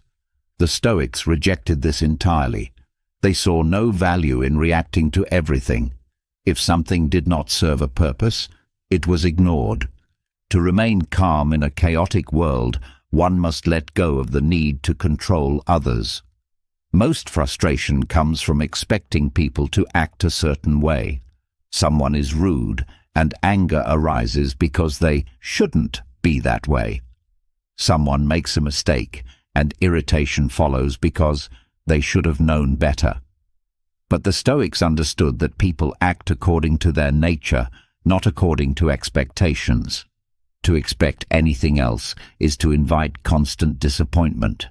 Instead of trying to control external events, they focused only on controlling their own responses. This is where true power lies. No one can dictate what others will do. No one can force the world to be predictable. But everyone has control over how they react. This is the key to unshakable calm, not changing the world, but changing perception. Another major cause of stress is attachment to opinions. Many people base their happiness on how they are perceived. They seek approval, fear criticism, and get defensive when challenged. The Stoics saw this as weakness. Other people's opinions are not within control.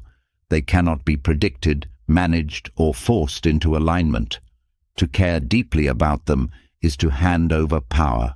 The only opinion that matters is the one a person holds about themselves. The modern world encourages emotional reactions. Every headline is designed to provoke. Every social media post invites comparison. Every conversation has the potential to turn into an argument. But those who master themselves do not fall into these traps. They observe rather than react. They remain still while the world moves chaotically around them. They are not indifferent in the sense of not caring. They are indifferent in the sense that they do not let external events dictate their inner state. Many assume that staying calm means being passive, but the opposite is true. Those who are reactive waste energy on things that do not matter. They get caught in unnecessary debates, spend time defending their ego, and let emotions guide their decisions. The Stoic, by contrast, conserves energy for what is truly important. They do not respond to provocation. They do not engage in every argument. They do not allow themselves to be pulled in 100 directions by the noise of the world. This level of control is not achieved by suppressing emotions, but by understanding them. The Stoics did not pretend they felt nothing. They acknowledged emotions but refused to be ruled by them. They created space between stimulus and response. Instead of reacting immediately, they paused. They questioned whether a response was necessary, whether the situation truly deserved attention, whether their energy was better used elsewhere. One of the most effective Stoic practices for remaining composed is preparing for disturbances. Marcus Aurelius started each day by reminding himself that he would encounter difficult people. He did not expect perfection from the world. He expected rudeness, impatience, ignorance, and misfortune. By expecting these things, he was never surprised. When they happened, he was already prepared. They did not disturb him because he had already accepted their inevitability. Another key to remaining unshaken is mastering presence. Most stress comes from living in the past or the future. Regret keeps the mind stuck in what has already happened. Anxiety pulls it into what might happen next. The Stoics trained themselves to remain in what is real, the present moment. They did not dwell on past mistakes. They did not waste time fearing possible outcomes. They focused only on what was in front of them. They also understood the power of perspective. Many problems seem enormous when viewed up close, but become insignificant when seen from a distance. A conflict that feels urgent today may not matter in a week. A setback that seems devastating now may lead to something greater later. The Stoics practiced stepping back, reminding themselves that most things are temporary, that most problems are small when compared to the vastness of life. By seeing the bigger picture, they refused to be consumed by small disruptions. This mindset also removes the need for validation. Many people react emotionally because they feel the need to prove themselves. They argue to be right. They seek recognition. They fear being misunderstood. But the Stoics did not depend on external approval. Their worth was defined by their own actions, not by how others perceived them. To remain calm in a world of chaos, one must understand that noise does not deserve attention. Most conversations are filled with complaints, gossip, and meaningless opinions. Most conflicts arise from misunderstandings, egos, and temporary emotions. The Stoics did not give these things power. They chose where to invest their energy, and they let the rest pass by. Mastering composure does not mean avoiding conflict entirely. It means engaging only when necessary, only when it serves a purpose, only when it aligns with values. The reactive person is a puppet, controlled by whatever happens around them. The Stoic is free, responding only when they choose to, remaining silent when silence is more powerful. Nothing is more valuable than inner stability. Those who remain unshaken in a chaotic world do not just survive, they thrive. They move with clarity while others are consumed by distraction. They remain steady while others are controlled by their emotions. They protect their time, their mind, their energy. The world will always be chaotic. People will always be difficult. Events will always be unpredictable. But none of this has to disturb those who have trained their minds, because true power is not in controlling the world. It is in refusing to be controlled by it. Remaining calm in a chaotic world is a form of power. Those who control their emotions, who do not let external events dictate their inner state, who move with clarity while others react impulsively, these individuals are truly free. But even with this mastery, there is one challenge that can test even the most disciplined mind: dealing with difficult people. The world is filled with those who provoke, complain, manipulate, or drain energy. Some seek conflict for its own sake. Others demand constant attention. Some bring negativity into every conversation. How does one navigate this without losing peace? The Stoics understood that people act according to their nature. Expecting them to be different is the first mistake. Most frustration with others does not come from their actions, but from expecting them to act in a way they are incapable of. A dishonest person will lie. An impatient person will interrupt. A selfish person will put themselves first. When these behaviors are met with surprise or outrage, the error is not in the other person. It is in the assumption that they should be different. The Stoics eliminated this expectation entirely. They accepted people as they were, not as they wished them to be. Seneca warned against giving others power over one's emotions. Many allowed toxic individuals to dictate their mood. A rude comment ruins the day. A manipulative action causes stress.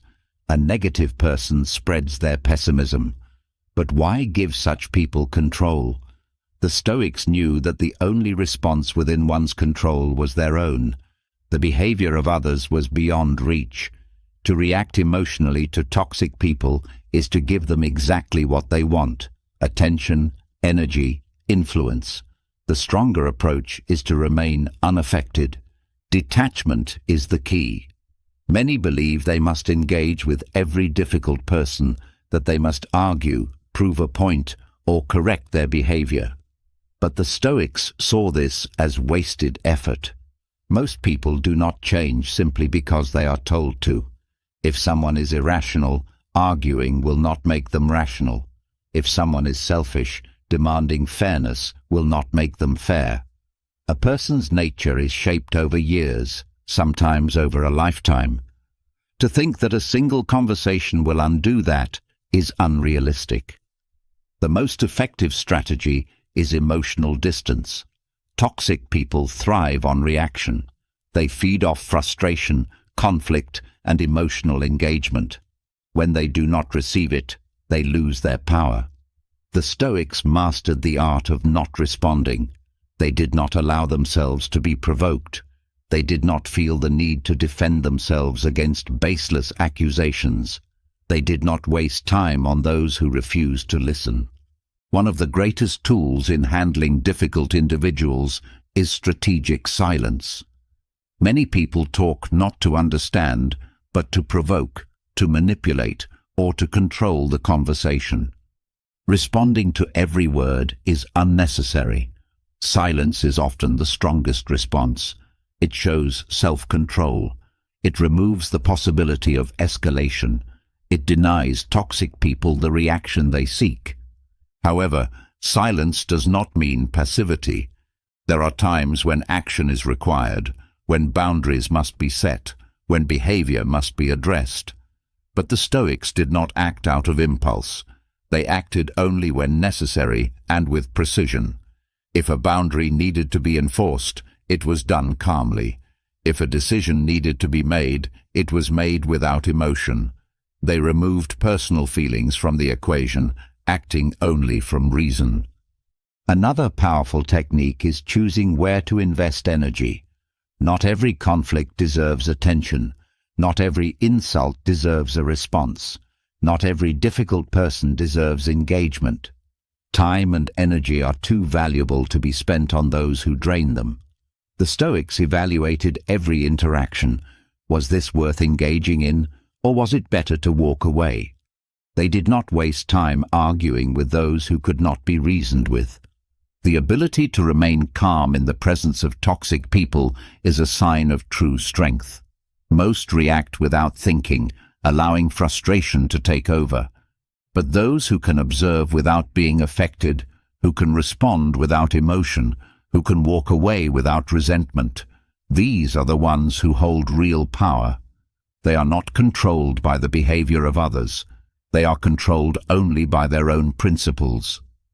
Another essential Stoic practice is not taking things personally. Many conflicts arise because people assume that the actions of others are directed at them, that disrespect is intentional, that every offense is a personal attack. But most toxic behavior has nothing to do with the person experiencing it. It is a reflection of the other person's nature, their struggles, their lack of awareness. The Stoics trained themselves to separate their identity from the actions of others. An insult did not define them. A betrayal did not diminish them. They remained secure in their own sense of worth. One of the greatest causes of suffering is trying to change those who refuse to change. Many waste energy attempting to fix toxic relationships, trying to make someone see reason, hoping that the difficult person will suddenly act differently. But the Stoics did not attempt to control what could not be controlled. They accepted that some people would remain as they were. Instead of trying to force change, they focused on what they could control, their own reactions, their own choices, their own ability to walk away when necessary. Boundaries were another key aspect of the Stoic approach. They did not tolerate repeated harm. They understood that while it is wise to remain calm, it is also necessary to protect one's peace. They did not allow toxic people unlimited access to their time, their thoughts, or their emotions. They created distance when needed, not out of anger, but out of wisdom. Another important realization is that not every battle must be won. Many people engage in conflict simply to be right, to prove a point, to satisfy their ego. The Stoics saw this as pointless. They valued peace over victory. If winning an argument meant losing time, energy, and inner stability, they would rather let it go. They understood that not engaging was often the greatest form of strength. A powerful mental exercise the Stoics used was viewing difficult people as teachers.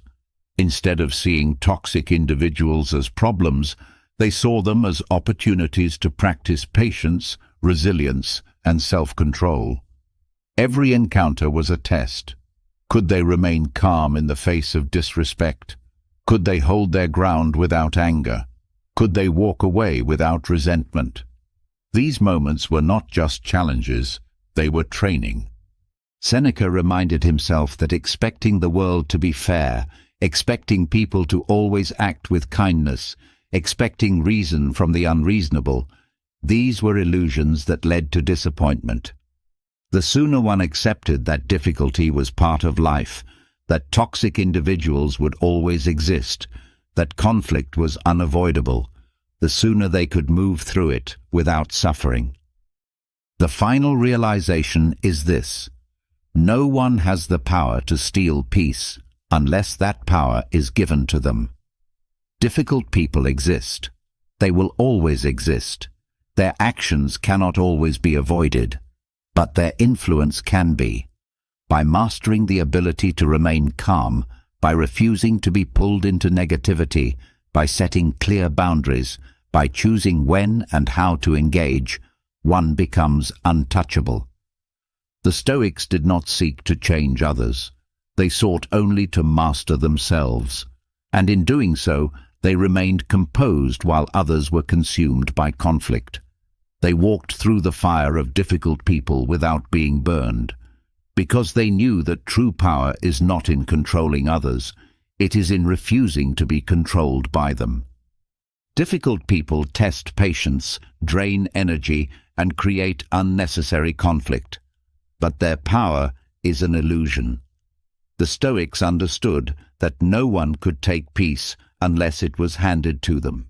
By refusing to engage in pointless arguments, by setting clear boundaries, by remaining unaffected by the words and actions of others, they maintained control.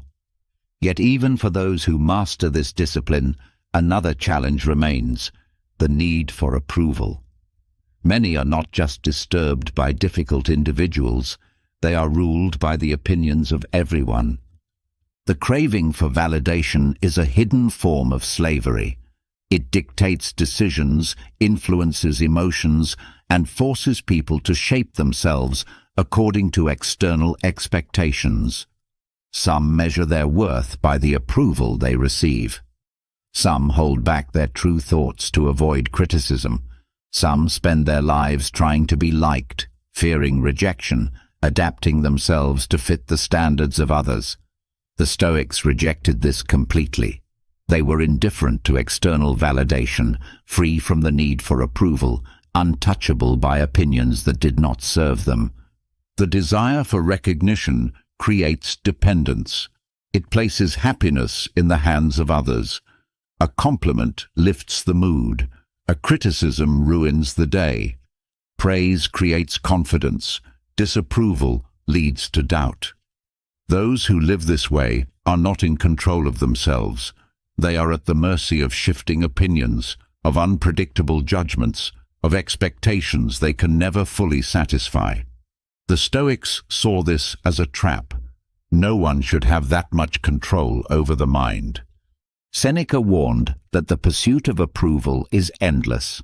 Even those who gain status, who receive applause, who win admiration, soon find that it is never enough. More is always needed. There is always another person to impress, another opinion to seek, another fear of losing what has been gained. Freedom comes not from receiving validation, but from no longer needing it. To be truly indifferent to social approval is not to reject people.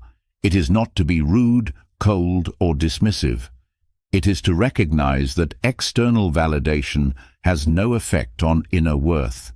It is to act based on reason, not based on what will gain the most approval.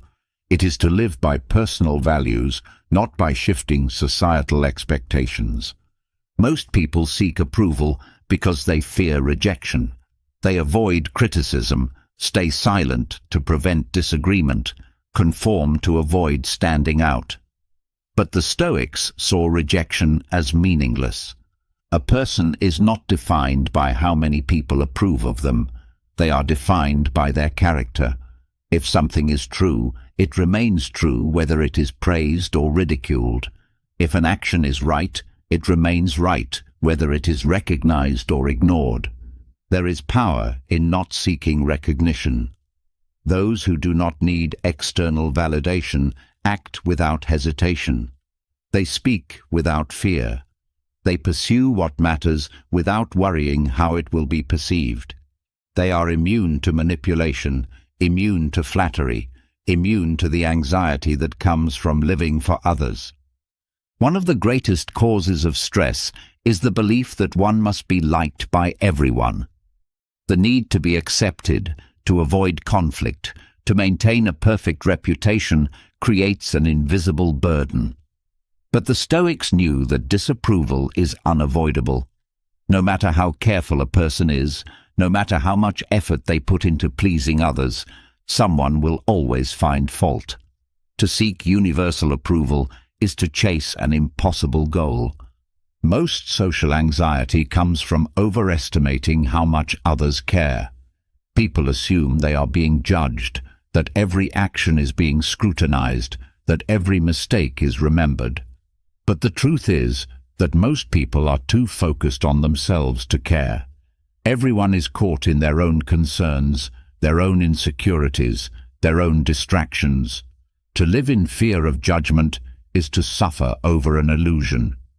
Marcus Aurelius reminded himself daily that the opinions of others were fleeting, that they were shaped by personal biases, by limited understanding, by their own struggles. Why value the judgment of those who do not even fully understand themselves? The greatest freedom comes from acting without the need for recognition. Those who require approval hesitate before speaking, overthink before making decisions, hold back their potential out of fear. But those who are indifferent move with confidence. They do not wait for permission. They do not adjust themselves to be more acceptable. They live according to what they know is right, without waiting for the world to agree. This mindset also eliminates the pain of criticism. Many are afraid of being misunderstood, of being misrepresented, of being disliked. But the Stoics saw these things as inevitable. If a person does anything of significance, they will be criticized. To fear this is to fear progress. The only way to avoid criticism is to do nothing, say nothing, be nothing. Criticism only has power if it is believed. If someone calls a wise person a fool, does it make them foolish? If someone calls an honest person a liar, does it change their nature? Words do not alter truth. The Stoics trained themselves to hear insults without being affected. If the criticism was valid, they used it for growth. If it was baseless, they ignored it. Either way, it had no power over them. Another cause of the need for approval is comparison. Many measure their worth by how they rank against others. They seek validation through status, wealth, appearance, or success. But the Stoics rejected this mindset entirely. There is no wisdom in comparing one's life to another. Every person follows their own path, shaped by different experiences, opportunities, and choices. To compare is to create suffering out of nothing. The greatest strength is in being self-sufficient, not in the sense of isolation, but in the sense that one's worth is not dependent on others. The Stoics did not need to be praised to feel valuable. They did not need to be acknowledged to stay committed to their principles. They did what was right because it was right, not because it would be rewarded. This approach removes the fear of standing alone. Many avoid speaking their mind because they fear disapproval. They abandon their beliefs when challenged. They follow the crowd even when they know it is wrong. But the Stoics valued truth over popularity. They did not compromise wisdom for comfort. They understood that it was better to be right and alone than to be wrong and accepted. Practicing indifference to validation does not mean avoiding connection. It means engaging without dependence. Relationships should be based on mutual respect, not on the need for approval. Actions should be guided by personal values, not by what will make others happy. One of the simplest but most powerful exercises is to stop seeking reassurance. Many people constantly ask for validation, for approval, for permission to be themselves. But every time this is done, power is given away. The Stoic moves forward without waiting for others to agree. There is a deep sense of peace in this way of thinking, no longer worried about how others perceive them, no longer adjusting themselves to gain approval, no longer bound by the expectations of the world. They act freely, think clearly, and move forward without hesitation. The greatest lesson in indifference is this: those who need nothing from others control their own lives. Those who are free from validation are free to be themselves. Those who are unaffected by opinion are unaffected by fear. The world is full of noise, of pressure, of expectations that shift constantly. To try to please it is to live in endless anxiety. But those who master indifference walk through life untouchable. They do not seek recognition. They do not fear rejection. They do not hesitate before speaking, before acting, before making choices that align with their principles. This is not arrogance. It is freedom. Not needing approval means never being controlled by it. The Stoics did not just accept this truth, they lived by it. And because of that, they remained steady while others were lost in the need to be liked. They were free. Freedom from validation is freedom from control. Those who no longer seek approval, who act based on principle rather than popularity, who remain unmoved by praise or criticism, live on their own terms. They do not waste energy proving themselves. They do not adjust their actions to please others. They do not fear standing alone when necessary. But even in this independence, another challenge remains: how to engage with others effectively. Mastering conversation is not about impressing people. It is not about speaking more, appearing knowledgeable, or dominating discussions. The Stoics approached communication with purpose, using both casual exchanges and deep discussions as tools for clarity, learning, and connection. Every word had weight. Every interaction had meaning. They did not speak to be heard. They spoke to add value.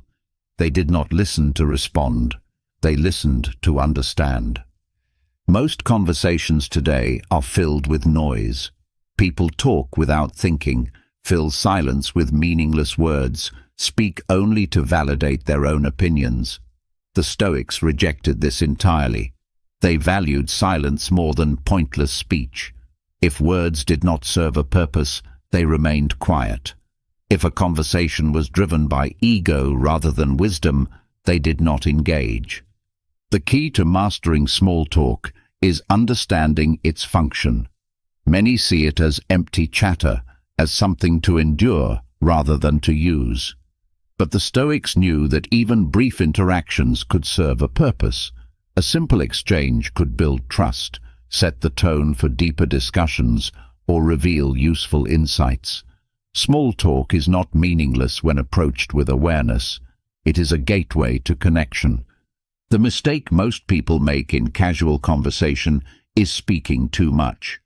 They believe they must fill every gap, prove their intelligence, or entertain the other person.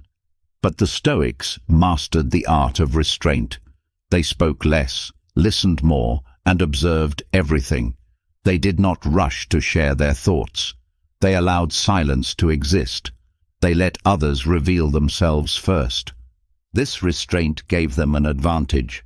By listening carefully, they learned what truly mattered to people. They understood motivations, fears, and values without needing to ask directly. They knew that people reveal more in what they say casually than in what they say intentionally. A single careless remark can expose more truth than a long speech. But listening was not passive. The Stoics listened with purpose.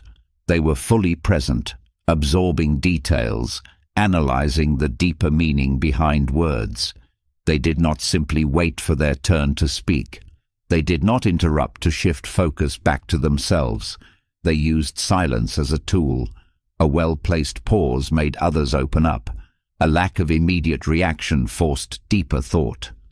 Another powerful technique was asking the right questions. Instead of focusing on surface-level topics, they directed conversations toward meaningful discussions. They did not force deep conversations, but they guided them naturally. They asked questions that made people reflect rather than just respond. They avoided gossip, trivial complaints, or discussions that led nowhere. The ability to steer conversations requires control over emotions. Many people engage in discussions with the sole intent of winning. They feel the need to correct, to argue, to defend. But the Stoics saw no value in pointless debates. They did not waste energy trying to change minds that refused to listen. If a discussion was not leading to growth, they withdrew. Marcus Aurelius reminded himself that most arguments stem from ego, not truth. People argue not because they seek understanding, but because they want to prove themselves right. The Stoics refused to engage in these traps. They valued wisdom over victory. If a conversation served no purpose beyond inflating someone's pride, they let it go. They also mastered the balance between speaking and remaining silent. Some believe that silence is a sign of weakness, that speaking constantly asserts dominance. But the Stoics knew that true confidence is shown through restraint. Those who speak less are often respected more. Those who choose their words carefully carry more weight. This approach also protected them from manipulation. Many conversations are designed to provoke reactions, to extract information, or to sway opinions. But the Stoics did not allow themselves to be easily influenced. They recognized when words were being used as tools of persuasion rather than of truth. They did not respond emotionally. They did not reveal more than necessary. In deeper conversations, they avoided unnecessary complexity. Many tried to impress others by using elaborate language, by over-explaining ideas, by complicating discussions. But the Stoics valued simplicity. Truth does not need decoration. Wisdom does not need exaggeration. They spoke clearly, directly, without excess. One of the most overlooked Stoic skills in conversation was non-reactivity. Most people are easily offended, quick to defend themselves, or eager to prove superiority. But the Stoics refused to take things personally. If someone disagreed, it did not disturb them. If someone insulted them, they did not react. They remained composed, unshaken, uninterested in emotional battles. This ability made them powerful in any discussion. It removed the fear of difficult conversations. It allowed them to handle criticism with grace. It gave them control over interactions where others would lose composure. A person who cannot be provoked controls every conversation they enter. Another essential Stoic principle in communication was understanding intent. Many people speak carelessly, letting emotions shape their words. The Stoics did not just hear what was said, they considered why it was said. Was it spoken out of insecurity, out of frustration, Out of a desire to manipulate? By focusing on the motivation rather than just the words, they could navigate conversations with greater wisdom. In debates, they did not rely on aggression.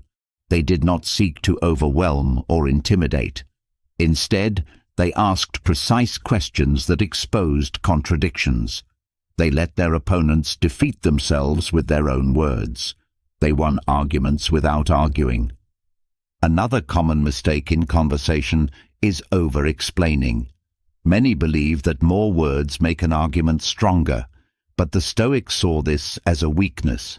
Truth is not proven by quantity. It is proven by clarity. They spoke concisely, trusting that a well-placed sentence had more power than an endless explanation. Their ability to remain composed also extended to handling interruptions. Many become flustered when cut off, feeling the need to regain control. But the Stoics did not see interruptions as personal attacks. They saw them as insights into the character of the person interrupting. If someone could not listen, it revealed their lack of discipline. If they spoke over others, it revealed impatience. The Stoics did not fight for dominance in conversation. They simply observed. In discussions that turned emotional, they remained rational. Many arguments escalate because both sides react emotionally, feeding off each other's energy. The Stoics broke this cycle. They did not match emotion with emotion. They countered it with reason. This often diffused tension, creating an opening for true understanding. They also recognized when a conversation had no value. Not every discussion deserves engagement. Some people talk only to complain, some only to hear their own voice, some only to stir conflict. The Stoics did not waste words where they were not needed. They withdrew from meaningless conversations, saving their energy for what truly mattered. Their mastery of conversation was not about dominance, but about purpose. They did not seek attention. They did not argue for pride. They did not talk to fill silence. Every word was intentional. They saw conversation as a tool, not to impress, not to manipulate, not to gain validation, but to refine wisdom, to strengthen clarity, to understand others more deeply. Those who master speech master themselves, and those who master themselves can navigate any conversation with power, with presence, and with complete control. Mastering conversation is not about speaking the most. It is not about dominating discussions or proving intelligence through words. The Stoics understood that true power in communication often comes from silence. Those who speak less, who observe more, who choose their words carefully, command far greater respect than those who constantly fill the air with noise. They do not rush to respond. They do not react impulsively. They do not reveal everything they think. Their silence is not emptiness. It is strategy. Most people underestimate the power of silence. They assume influence comes from being the loudest, the most vocal, the most expressive. But those who speak too much often weaken their own position. They reveal more than necessary. They give away their thoughts, their emotions, their intentions before it is wise to do so. They leave nothing to mystery, nothing to control. The Stoics avoided this entirely. They used silence as a weapon, as a tool for observation, as a way to shift power in any situation. Silence creates presence. Those who do not speak unnecessarily are noticed when they do. Their words carry weight because they are rare. The more a person talks, the less valuable their speech becomes. If every thought is spoken, if every emotion is expressed, if every reaction is verbalized, there is no depth, no mystery, no strength. The Stoics understood that influence comes not from saying more, but from choosing when to say nothing at all. Many talk to fill space. They are uncomfortable with silence, so they fill it with empty words, with nervous chatter, with explanations that weaken their position. The Stoic does not fear silence. They embrace it, knowing that in silence they gain control. While others rush to speak, they listen. While others react emotionally, they remain still. In their stillness, they see more, understand more, control more. Observation is a weapon. The one who speaks the least sees the most. Every conversation reveals more about a person than they realize. In their need to be heard, people expose their weaknesses, their fears, their insecurities. They share their strategies without knowing it. The Stoic watches, gathering information, understanding motivations, seeing beyond words. Silence forces others to reveal themselves. Many assume that speaking first gives control, that setting the tone of a conversation means leading it. But the opposite is true. The one who speaks first often gives away their position. The Stoics let others talk. They let them explain, justify, react. In their silence, they force others to fill the void. And in that void, people expose what they are trying to hide. A well-placed pause is often more powerful than an argument. In negotiation, silence is pressure. Most people are uncomfortable when there is no response. They rush to fill the gap, often revealing more than they intended. The Stoics understood this deeply. They did not interrupt. They did not rush to disagree. They let silence do the work. Those who control their words control perception. A person who speaks little is seen as confident, as composed, as someone who does not waste energy on unnecessary things. They do not need validation. They do not need to prove anything. They do not need to explain themselves constantly.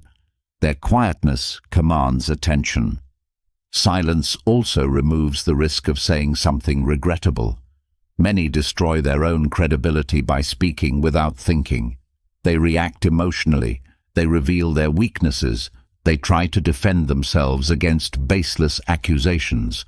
The Stoics knew that most words are wasted, that most responses are unnecessary, that many problems solve themselves if given time. They did not feel the need to respond to everything. Many misunderstand silence as passivity, but the opposite is true. Silence is control. The one who does not react emotionally holds all the power. The one who listens rather than speaks gathers all the knowledge. The one who does not rush to defend themselves appears untouchable. A person who is comfortable in silence creates discomfort in others. Most people cannot handle stillness. They assume it means disapproval, that something is wrong, that they must explain themselves. The Stoic does not break the silence. They let it work for them. They let others reveal everything first without giving anything in return. Resisting the urge to speak is an act of discipline. Many feel the need to explain every decision, to justify every action, to share every opinion. But the Stoics understood that not everything needs to be said. Influence comes not from what is expressed, but from what is withheld. In conflict, silence is a weapon. Many arguments escalate because both sides feel the need to respond, to attack, to defend. But the person who remains silent forces the other to confront their own words. They do not give fuel to the fire. They do not provide an emotional reaction to feed off. They watch, they wait, they let the other person tire themselves out. In meetings, in discussions, in negotiations, silence creates power. The one who speaks less holds the room. Their words are not wasted. When they finally speak, people listen because they know it is something worth hearing. Speaking rarely makes words valuable. Many believe that explaining themselves constantly will earn respect, that defending every action will prove their worth. But the Stoics saw this as weakness. If something is true, it does not need to be justified. If an action is right, It does not need to be explained. They did not feel the need to convince anyone. This also made them immune to manipulation. Many people use words to pressure, to provoke, to elicit reactions.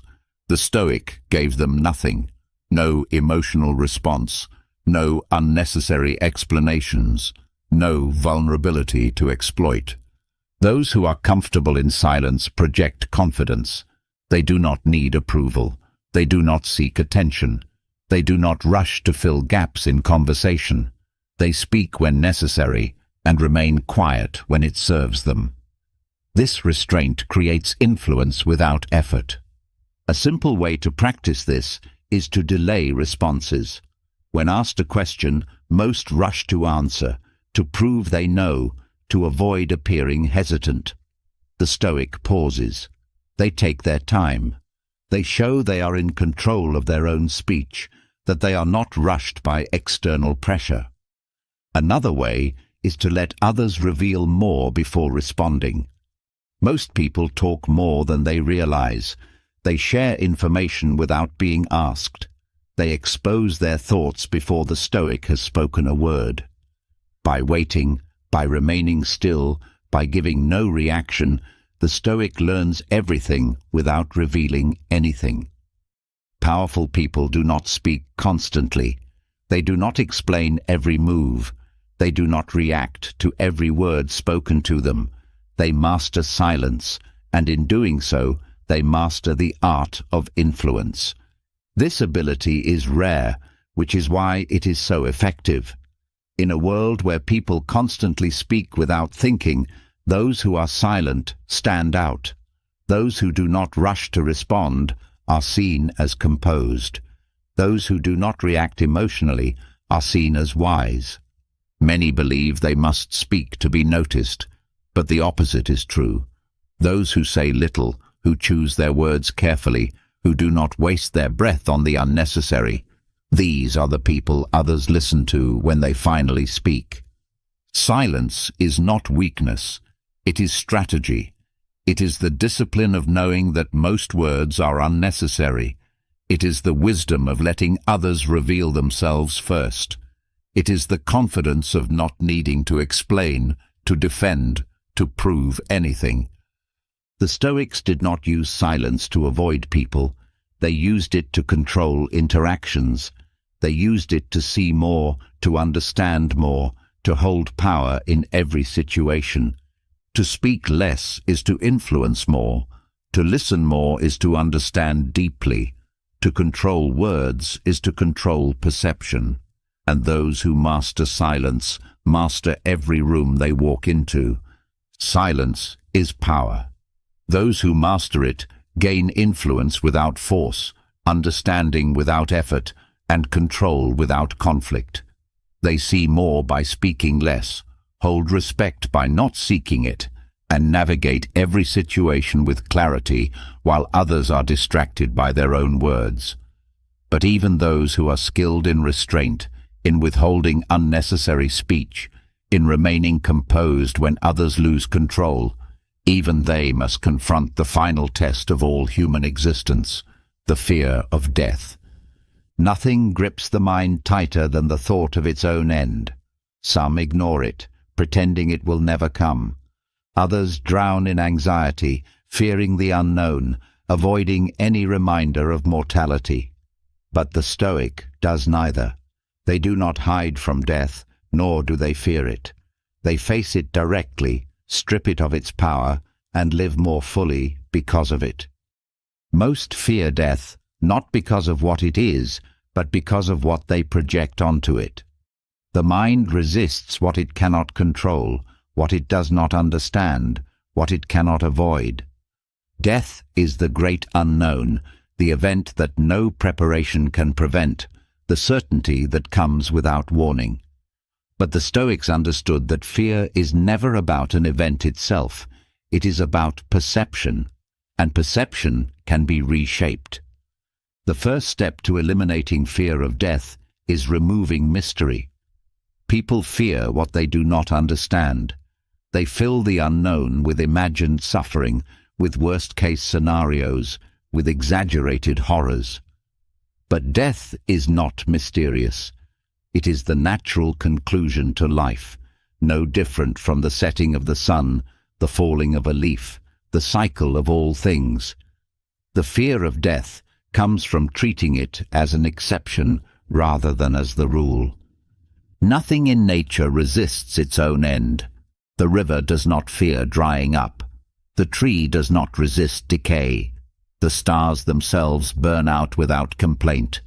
Only humans attempt to deny the inevitable, and in that denial, suffering is created.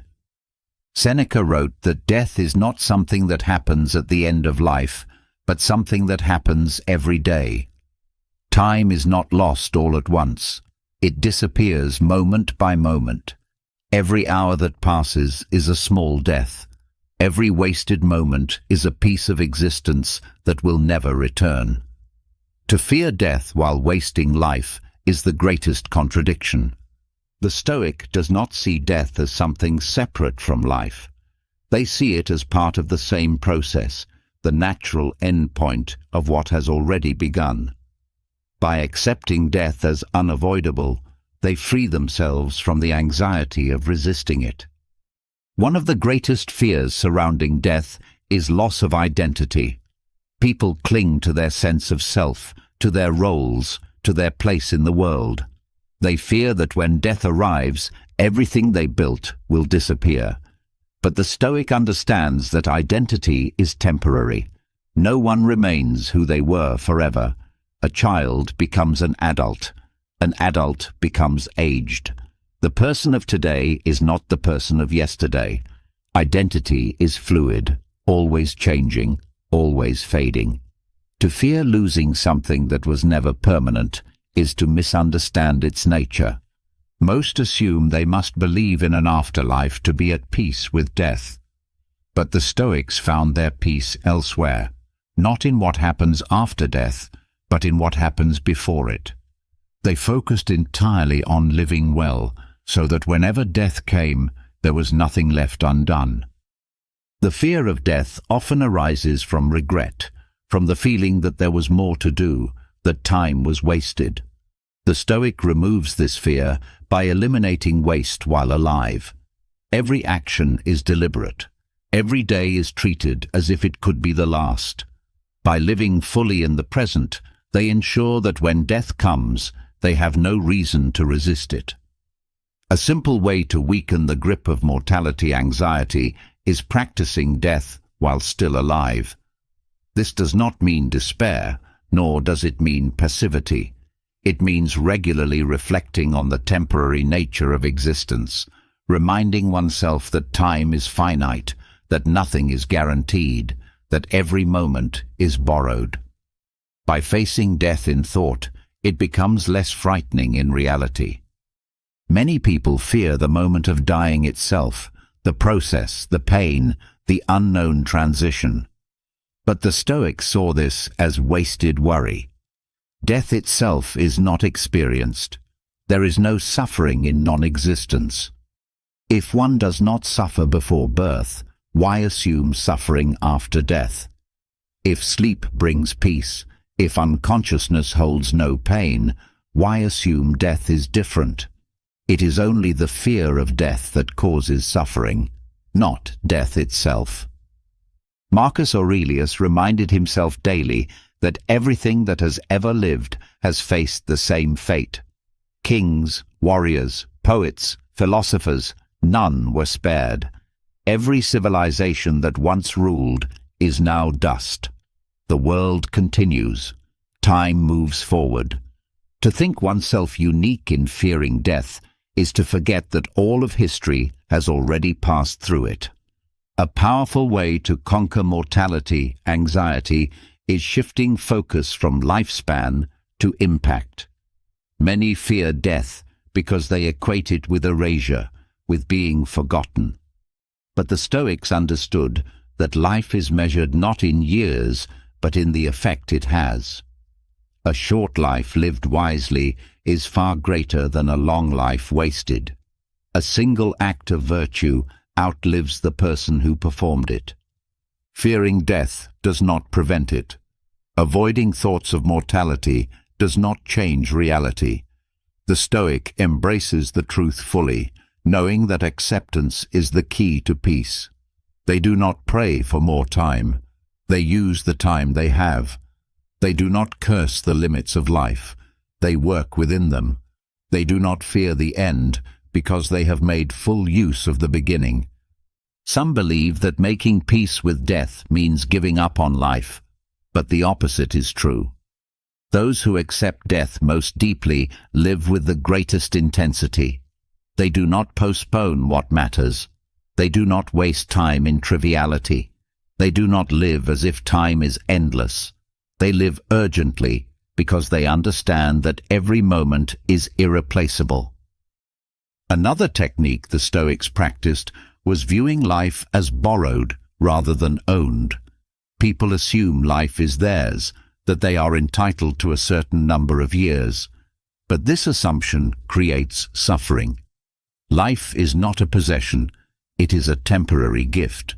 To be angry at death is like being angry that a loan must be repaid.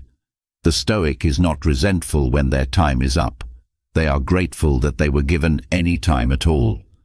Releasing the fear of death does not mean ignoring the importance of health, of longevity, of taking care of the body. But it does mean removing the desperation, the panic, the obsessive grasping at youth. The Stoic treats health as valuable, but they do not cling to life as if it can be extended beyond its natural limits. They prepare their minds so that when the time comes, they are ready. In the end, to fear death is to fear nature itself. It is to deny what every living thing has faced. The sun sets, the tides recede, the seasons change.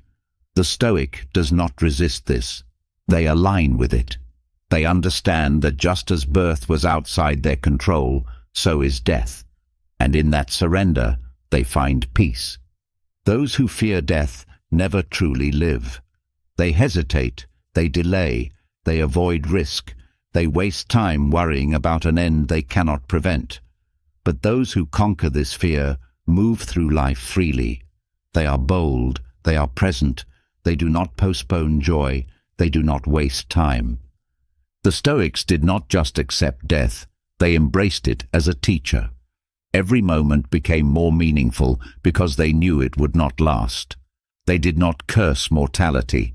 They used it as fuel. The final lesson is this: death is not the enemy. Wasted life is.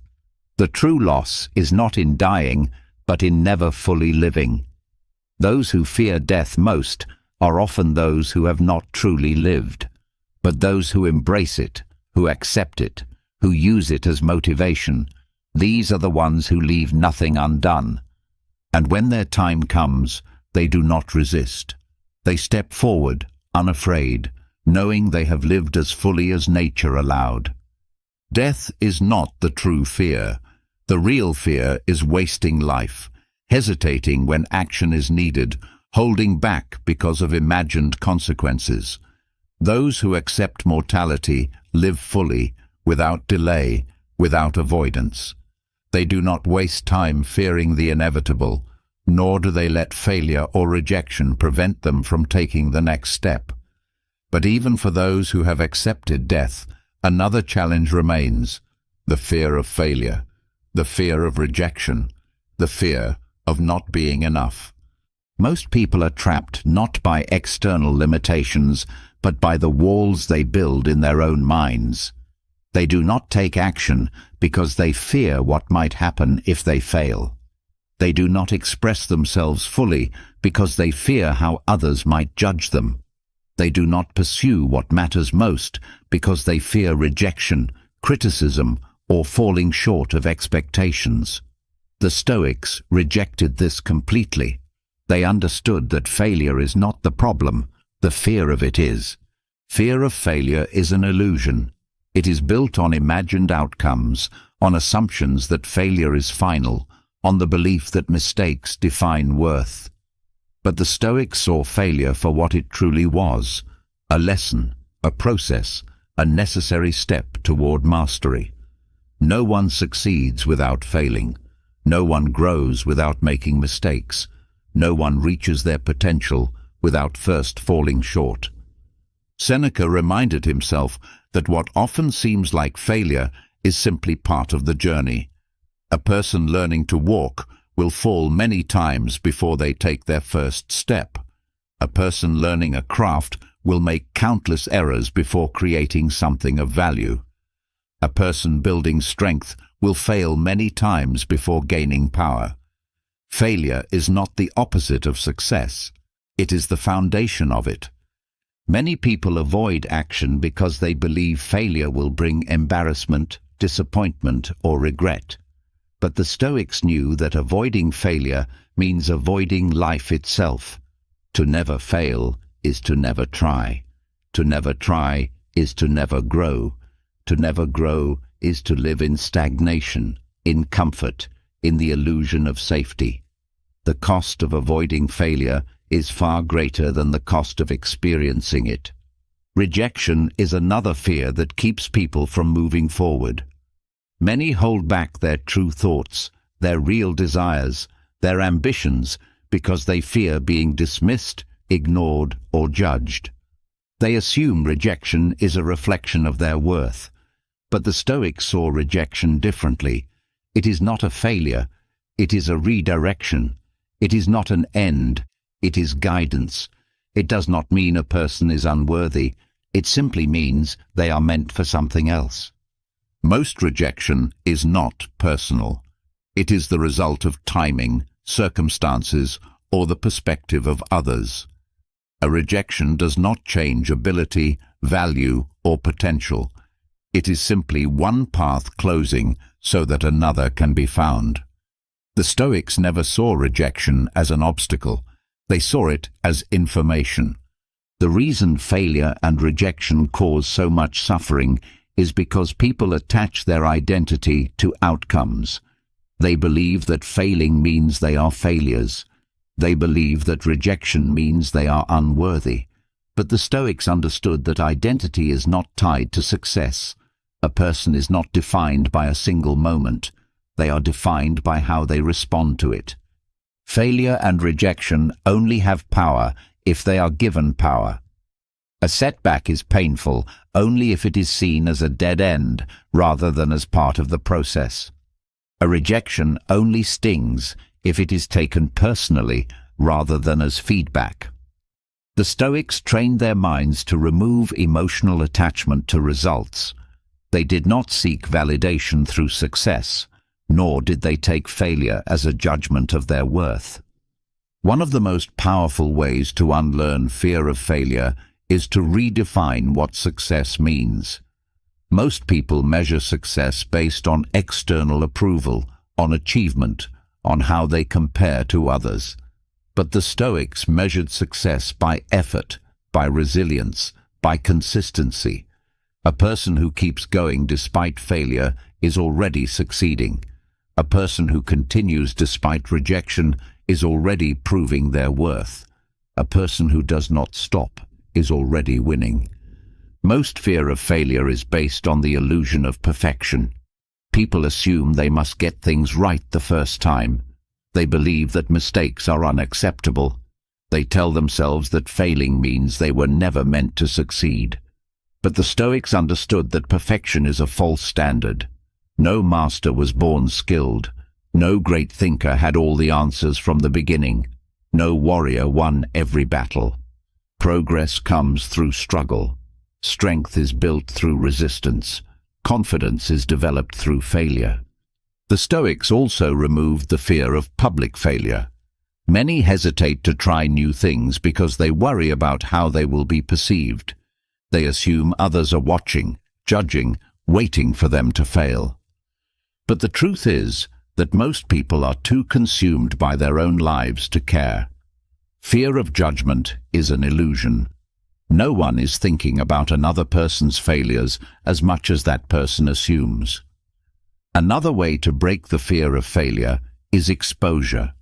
The more a person fails, the more they realize failure does not destroy them. The first time may feel unbearable, the second time less so, the 10th time insignificant, the 100th time meaningless. The Stoics knew that failure loses its power when it is confronted repeatedly. They also understood that the worst-case scenario is rarely as bad as it seems. Most failure is recoverable. Most rejection is temporary. Most setbacks lead to unexpected opportunities. People build up imagined consequences in their minds, assuming failure will ruin them. But the reality is that most failures are stepping stones rather than dead ends. One of the simplest but most effective Stoic practices is to ask, what is the absolute worst that can happen? Many fears shrink when examined closely. Would failure lead to death? No. Would it erase all progress? No. Would it make success impossible? No. Then why fear it? The Stoics forced themselves to look at failure logically, stripping it of its imagined weight.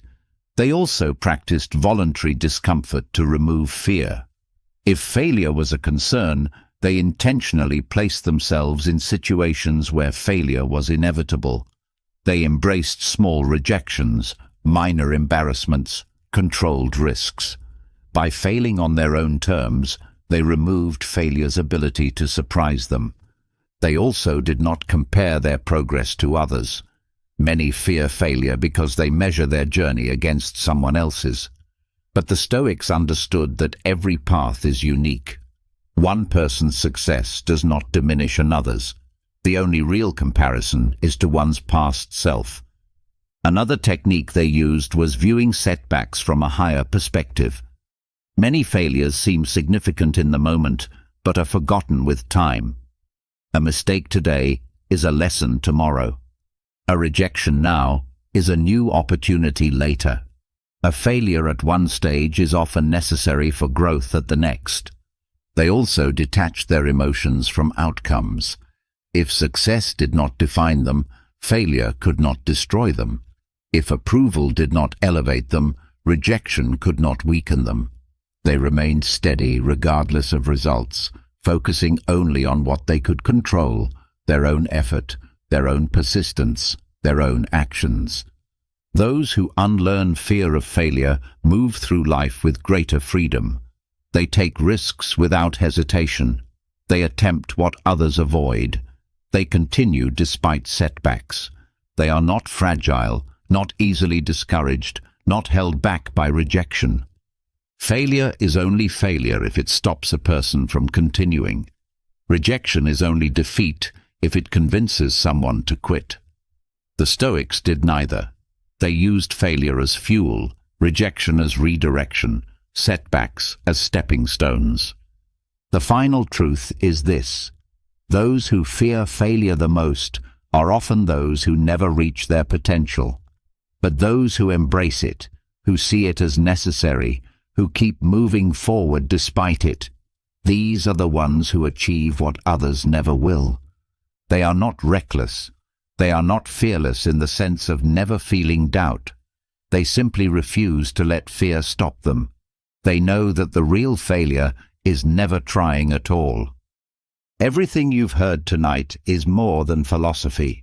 It's a blueprint for an unshakable mind, a clear path to inner strength, and a guide to a life lived fully.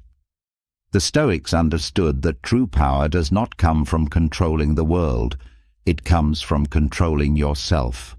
They faced failure without fear, rejection without doubt, success without arrogance, and adversity without breaking. They mastered time, knowing that every moment wasted is a piece of life that will never return. They trained their minds to be disciplined, their emotions to be steady, their actions to be deliberate. They embraced discomfort because they knew that the easy path leads nowhere. They prepared for the worst so they could face anything without panic. They freed themselves from the need for validation, approval, or recognition because they knew that true peace comes from within, never from the opinions of others. This is how you become untouchable. Not by avoiding difficulty, but by embracing it. Not by fearing loss, but by understanding that nothing is truly yours to keep. Not by chasing happiness, but by building a life rooted in purpose, resilience, and wisdom. And now you have a choice. You can let these ideas drift away as the night fades, or you can wake up tomorrow and begin to live them. Before you go, leave a comment below. Tell me, which Stoic lesson resonated with you the most? What mindset shift did you feel while listening? Your insights could be the spark that helps someone else on their journey. And if you found value in these lessons, make sure to subscribe to the channel. This is only the beginning. The path to mastery never ends, and there's more wisdom to uncover, more strength to build, more clarity to gain. Hit subscribe, turn on notifications,